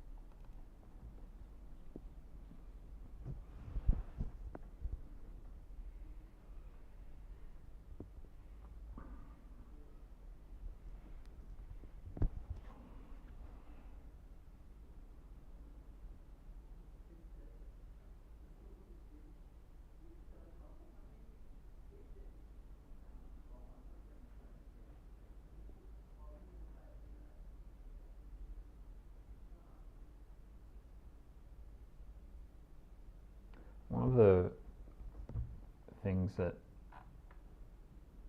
I'm surprised at is actually that there shouldn't be, as far as I'm aware, I don't think there should be any bytes left in the. Oh no, sorry, no, there will be, I think. Oh no, we shouldn't have any. At least in this particular sample, because there's only one splice descriptor. There's only one descriptor in our test right now. So in our test, we're expecting just a single descriptor.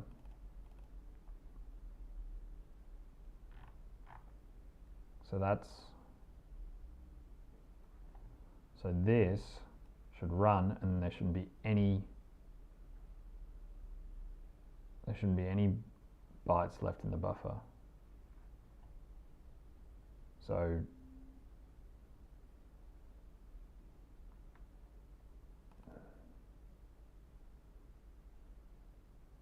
there's a bug. So in this particular example, we shouldn't get any of this being printed, but we actually do. We see, yeah, it runs through like heaps of times. Thinks that there's 3 descriptors in there when there's only one.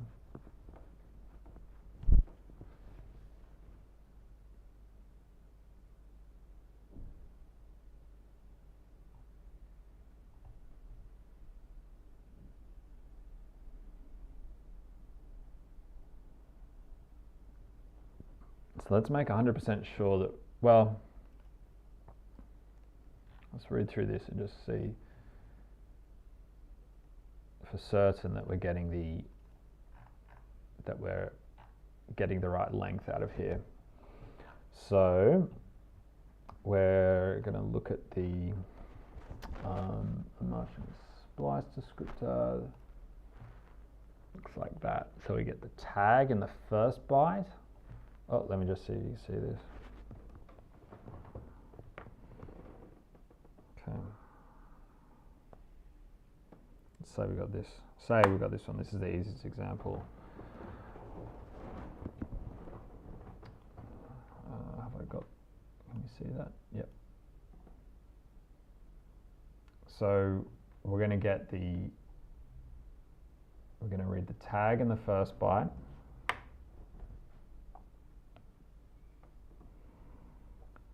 Tag in the first byte, then we read the length in the second byte.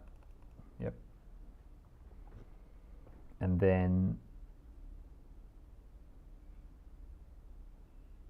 yeah, well, that's that. Yeah. Okay, now we've read the length. Okay, great.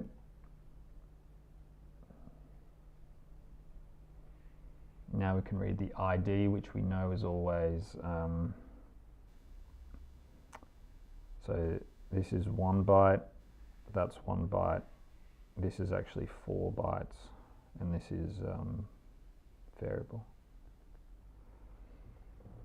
So we're reading in the length of the, oh no, okay, so let's go through here again. So we've got 0, 1, 2 to, yep, so reading in 4 bytes there, and then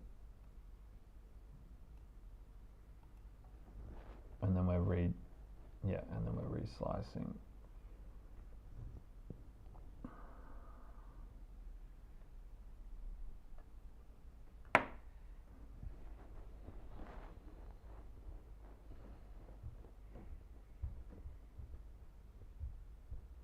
Let me check exactly whether this length is actually what I expect it is. So that's the descriptor length following this field.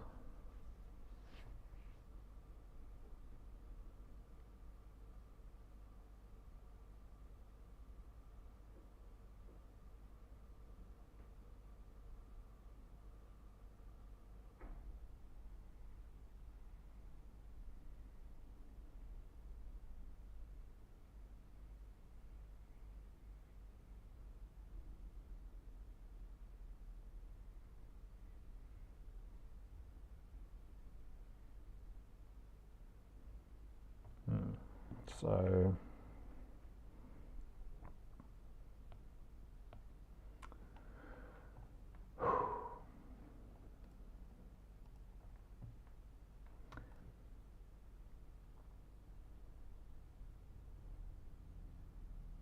the value here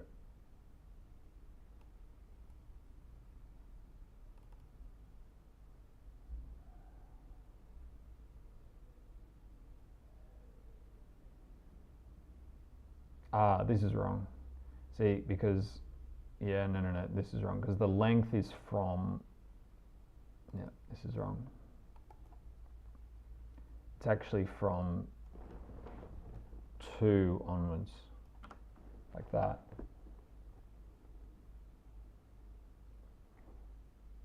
The length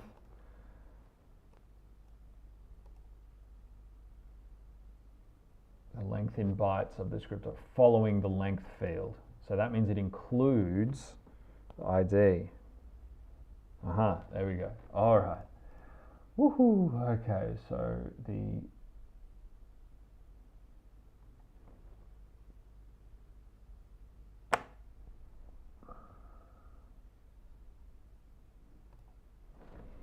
so now we can just happily go away. So debug is actually from that to read 4 bytes.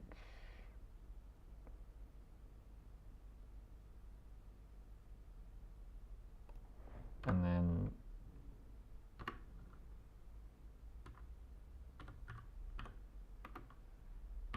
I feel like I could just use buff, but anyway. Yeah, that's it. Okay, so we've got the length, so we read 4 bytes in. Is that, oh, fuck, I always get these slice index things mixed up. So that, no, it's this. Yeah. Cool. Because I read 0, 1, 2, 3.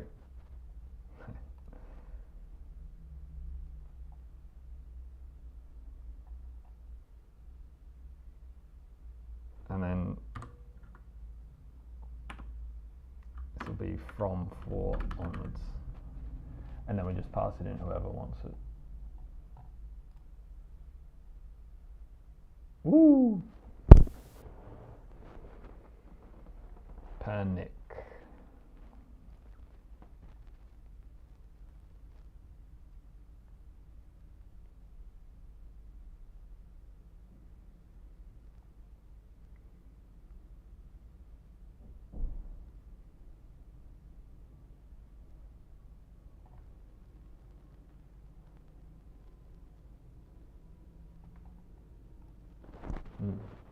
Okay, so we're reading. So we're reading the length of the buffer.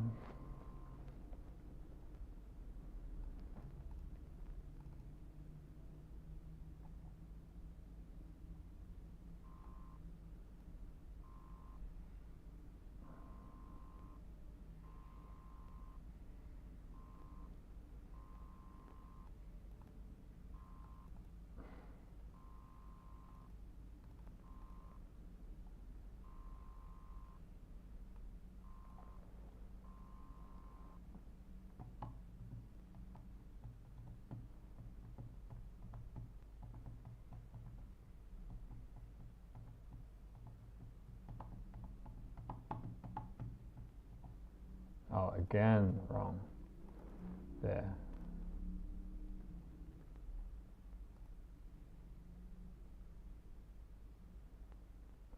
This has to be the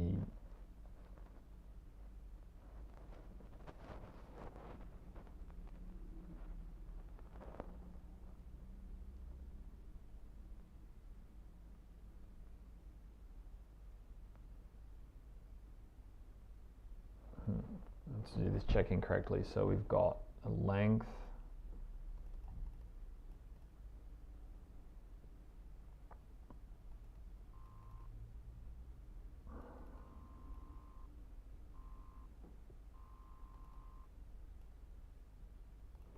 Yeah, so we need to check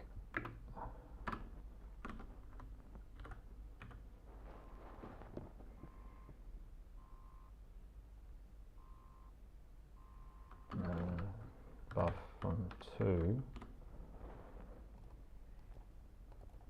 So we're just checking, hey, like, is the length that you've told us, have we actually been passed in enough bytes? Have we been passed in enough? Otherwise, yeah, we don't have enough to reslice, and so we just return straight away. So now we know that we've got enough, so we can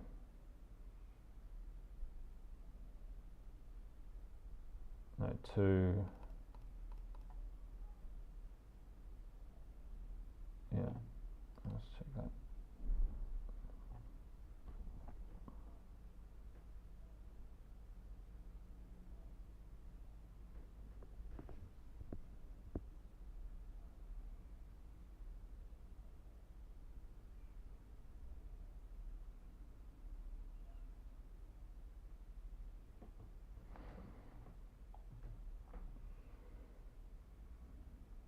Really weird. So we're not getting an error here. So we've passed in so we've given this function the correct enough bytes. Is that right? So we've read 1, 2. Yeah, that's does not equal. Let's do that. It has to be that, I think.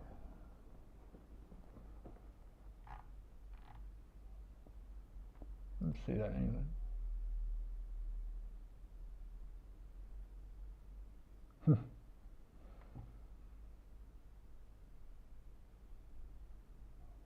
Zero, jeez. How are we getting 0 in there? Anyway, it's a short.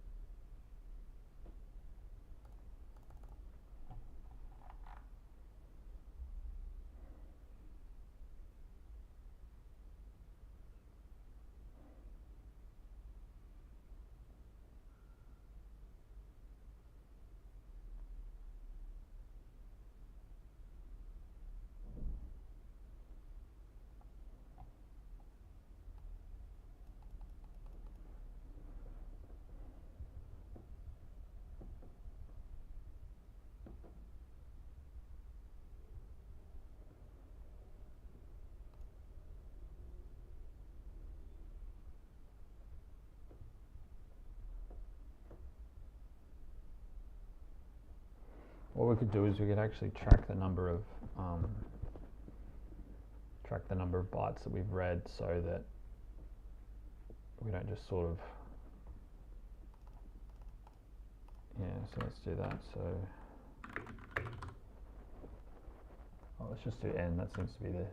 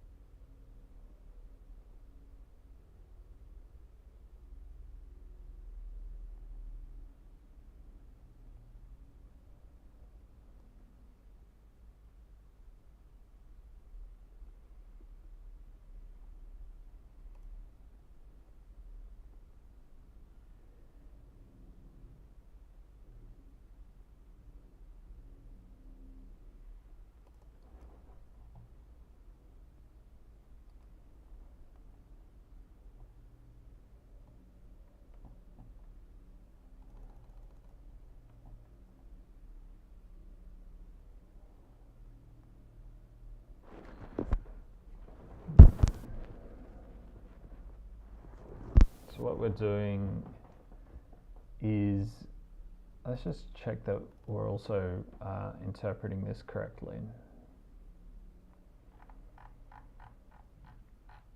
So in a splice info, which is at the top of the message, we're going to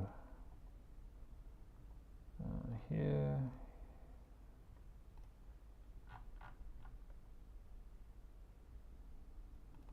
the section length,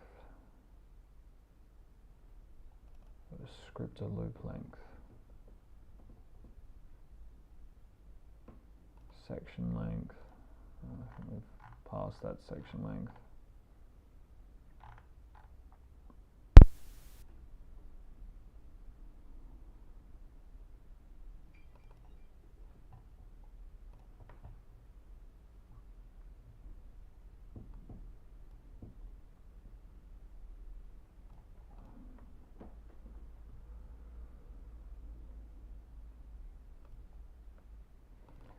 So we've read through the command, and then now we're onto the script loop length. So 16 bits, yep. So we're reading, let's just get this like, how am I going to get this?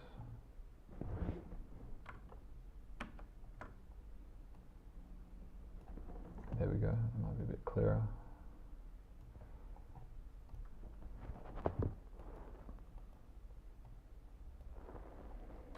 So we're reading in the,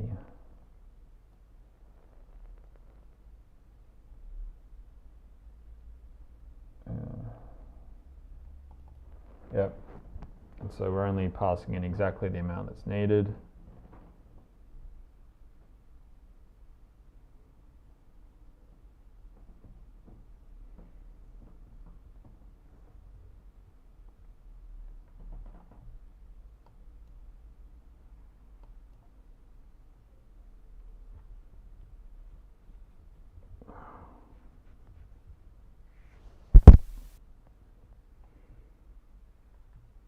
So that to me looks okay.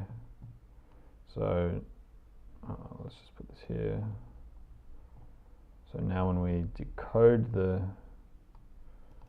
descriptors, we unmarshal.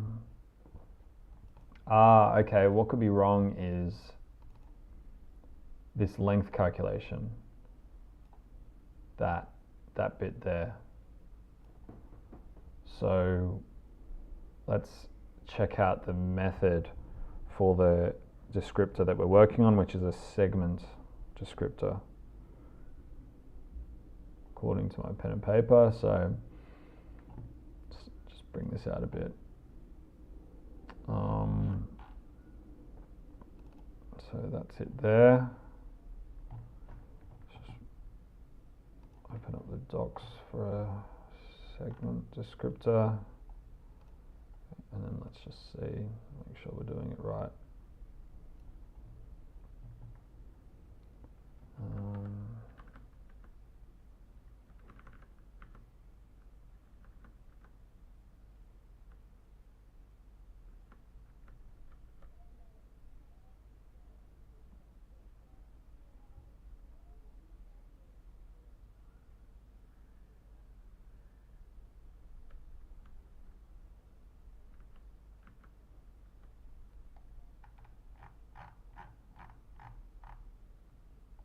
Here we go. Yeah, quite a lot happening here. Okay. If there's not a bug in here, I'm fucked. More fucked than I already am.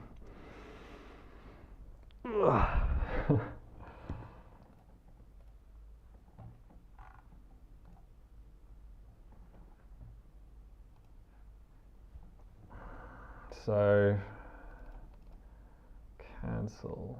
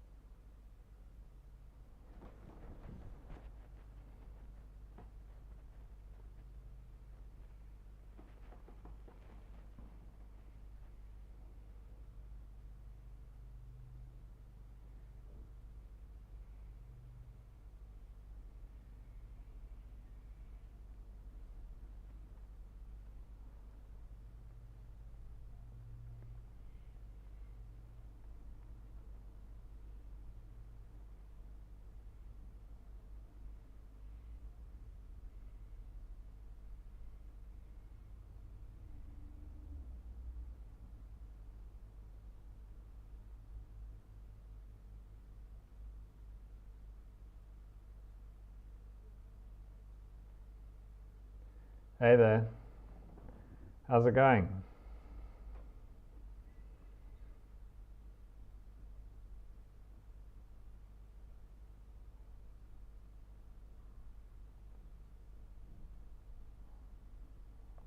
Um, yeah, so just looking here, seeing.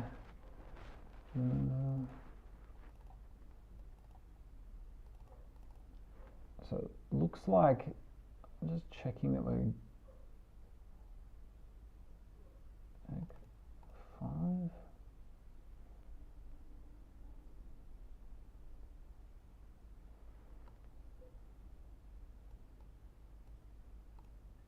Oh, oh, look at this.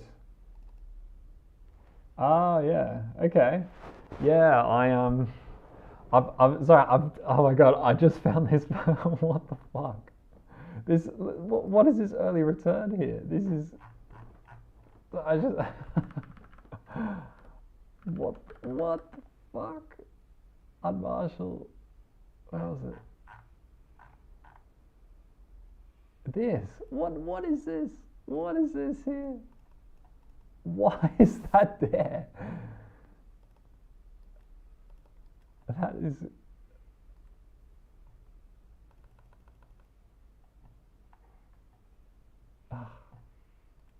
Okay. Yeah.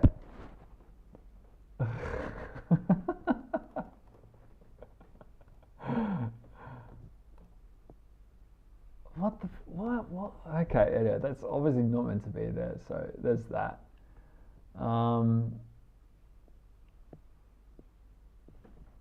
Let's run this again.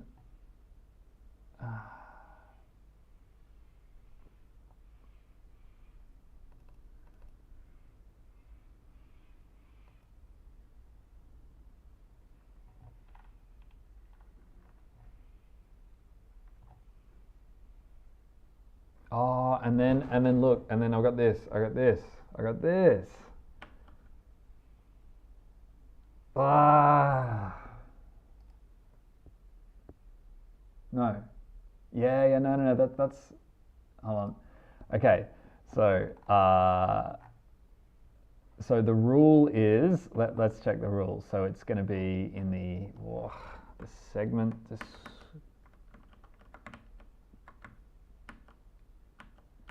Oh yeah, man. Acme is a lot of fun. Yeah. Have you heard of Acme before though?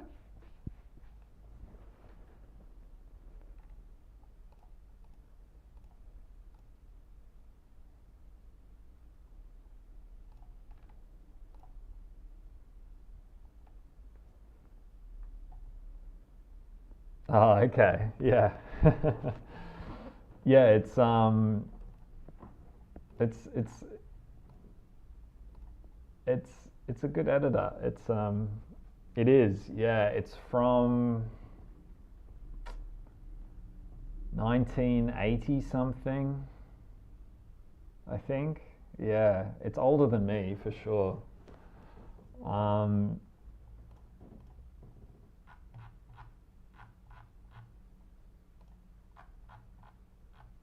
yeah, it's from an operating system called Plan 9. I don't know if I linked. Let me see here. Let me get this. I can't remember that. Yeah.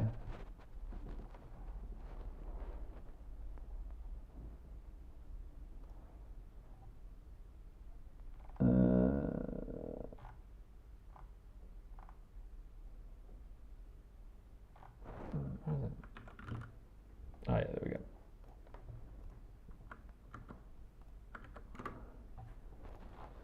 But actually, the better thing is this.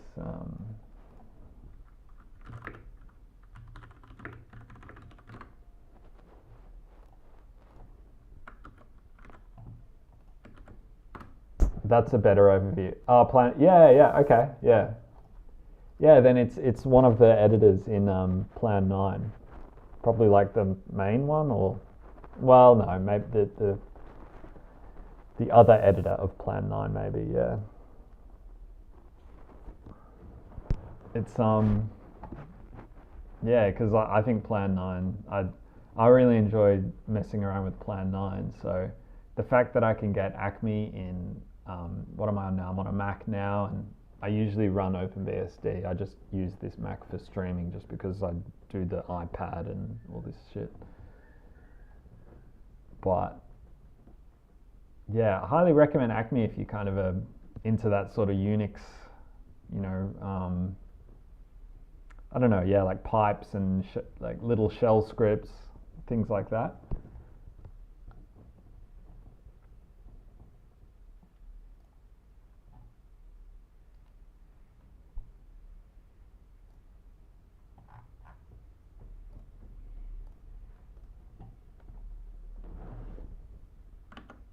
But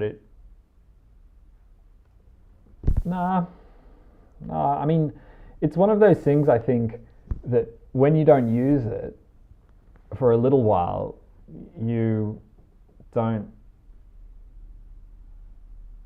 how do I say?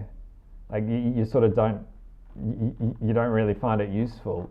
And now it's really weird because when I look at, like, when other people use syntax highlighting, I can't see anything. I'm like, whoa, what is all this like stuff, man? Like I can't, I just want to read the code.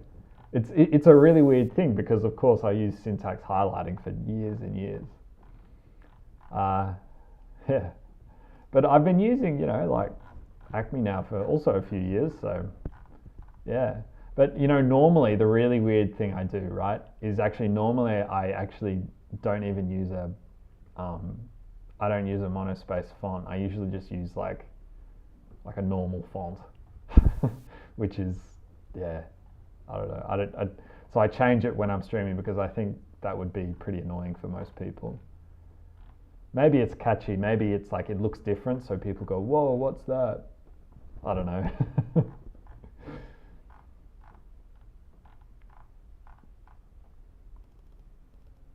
I'd yeah. I guess it's also weird because it's like like normally people are using a black, like a dark background.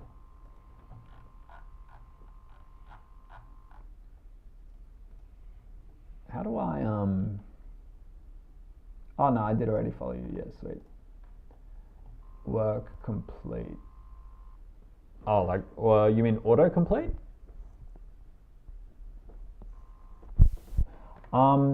The only auto completion it has is like shell auto completion. So for example, when I'm in this directory here, then if I type ENC, then and I hit Control F, then it'll do that. But otherwise, no auto completion. You can, yeah, no, that's, yep. You just have to write stuff like an animal, you know.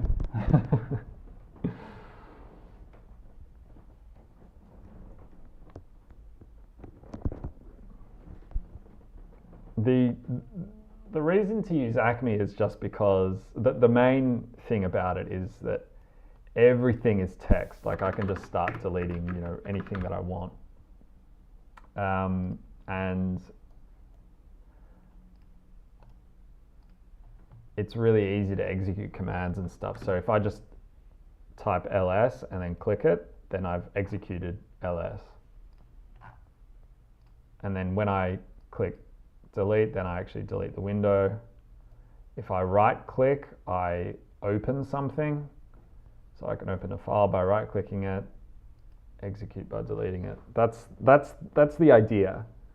So you can just go like, you know, echo hello world and then pipe that and then put WO into, I don't know, like the XX. And then, yeah, you'll get that. So you kind of use tiny little scripts and tiny little commands to actually edit the text. Yeah, well, it's sort of, Vim and stuff, you can actually do a lot of that. It's been a while since I used Vim, but yeah, Vim you can kind of use commands to edit stuff, but nowhere near like as much as you can with Acme or with Sam. Sam is the other editor that you get in Plan 9.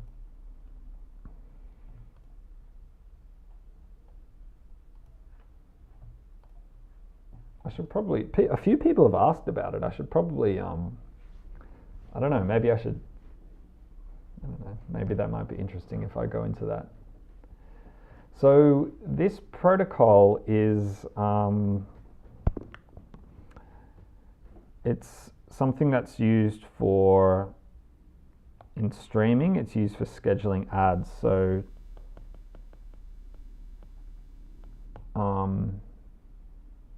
I can do actually wrote a quick, where's that background thing? Hold up.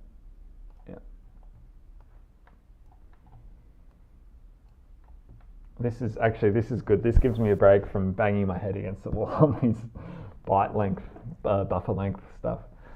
So this is just a binary message format, and the main place you'll see it is even when you're watching Twitch or like any like on-demand service or anything, streaming services. Most of the time you'll be reading, your player will be reading a HLS playlist, which is just a HTTP live streaming playlist. So that has a bunch of tags in it, which start with hash. And then it has video files that don't have a hash.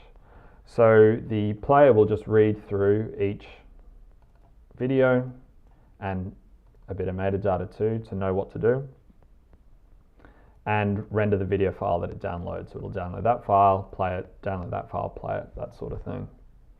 At some point it'll hit a tag that looks something like this, and this isn't actually the correct syntax. I can't remember the correct syntax now, but it's not really important. The point is that in here you've got a base 64 encoded message. So your player will read that, and then then the server will actually read that, and then will send down another video file. That'll be an ad. So all we're doing is just writing a package in Go to be able to encode and decode those messages. My hope is that actually maybe there's a way for, if this, maybe there's a nice way to do some ad blocking with this thing. But hey, that's we'll see. Really, it's just an exercise in writing code and working on this sort of binary sort of bits and bytes level. Yeah, HLS is originally developed by Apple, and was it just Apple? Yeah.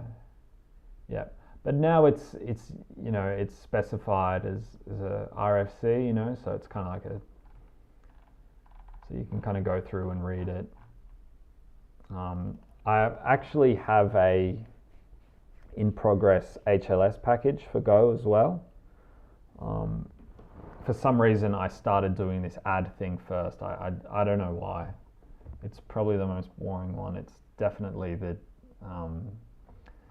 like these fucking specifications are so 120 pages, and it's got all these weird XML diagrams. It's like, what? Like the HLS is kind of, there's a lot more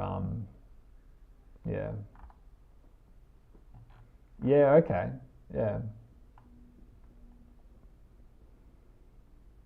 So there we go. There's an example playlist. yeah, so we're not implementing the entire this entire SCTE 35 protocol, but we're just doing the bits that are most often used to signal ad breaks. I needed to do some of this for a project I was working on at my work, and I ended up using this package from Comcast. But yeah, that one really, as I've written here, like it's kind of, dependencies and thousands of lines of code. It didn't need any of that, because all you're doing is just shuffling bits and bytes around. You can do all of that with the standard library. So yeah. So right now, just getting stuck on a particular little bit of the message.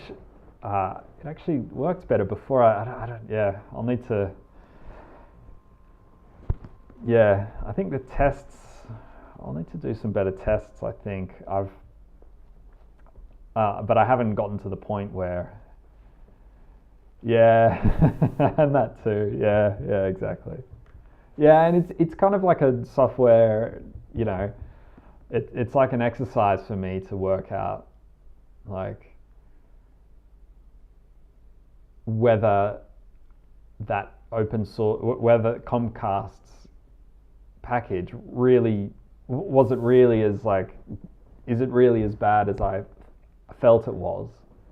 So let me try and do it, and then I'll compare the results, and then I can go, oh yeah, like that package does suck, or oh no, like I suck even more, or whatever.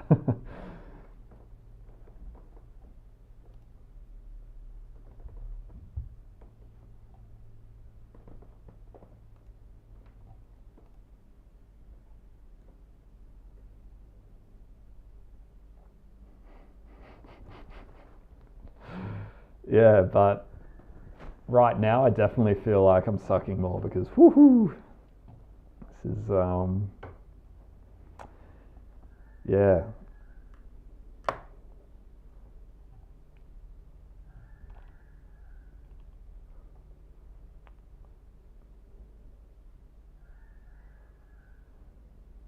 Just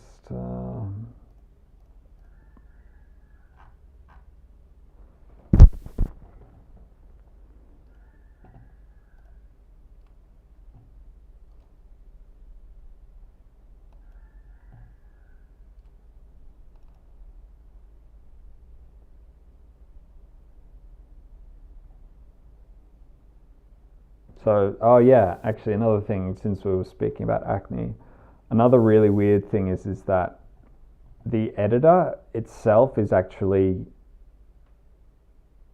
serves a file system. So when you want to like write programs that can be used from Acme, it's super easy, because you're literally just like echoing bytes to files and stuff like that. So yeah, that's a really weird thing. So for example, I can go echo hi to I think, is that the, yeah, there we go. So like you can just do stuff like that. Super weird.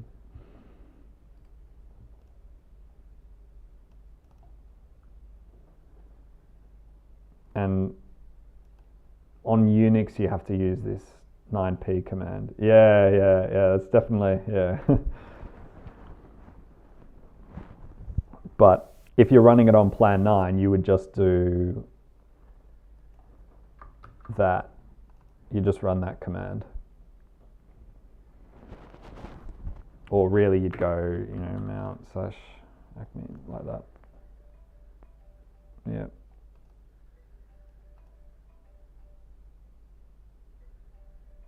Oh, 2 seconds. I'm just going to fill up my tea. Hold on, because it's cold.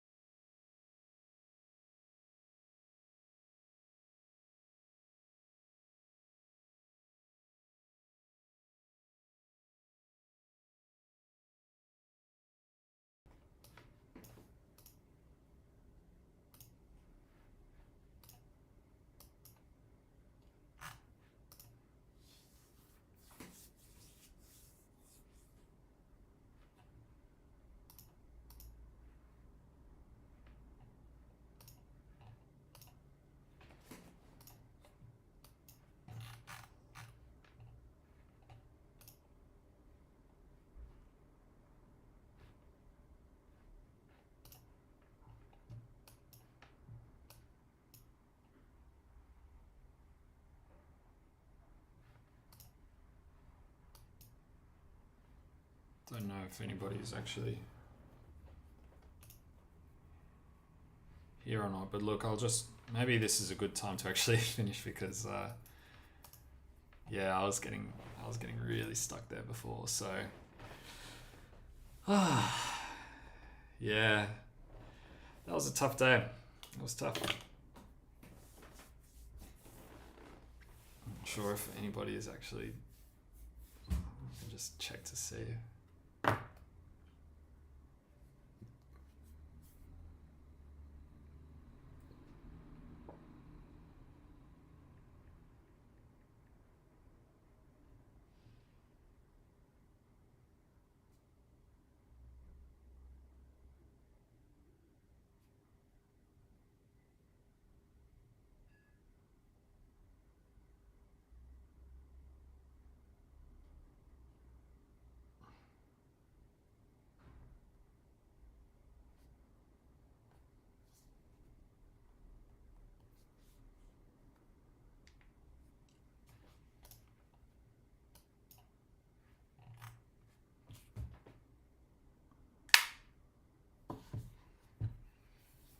Okay.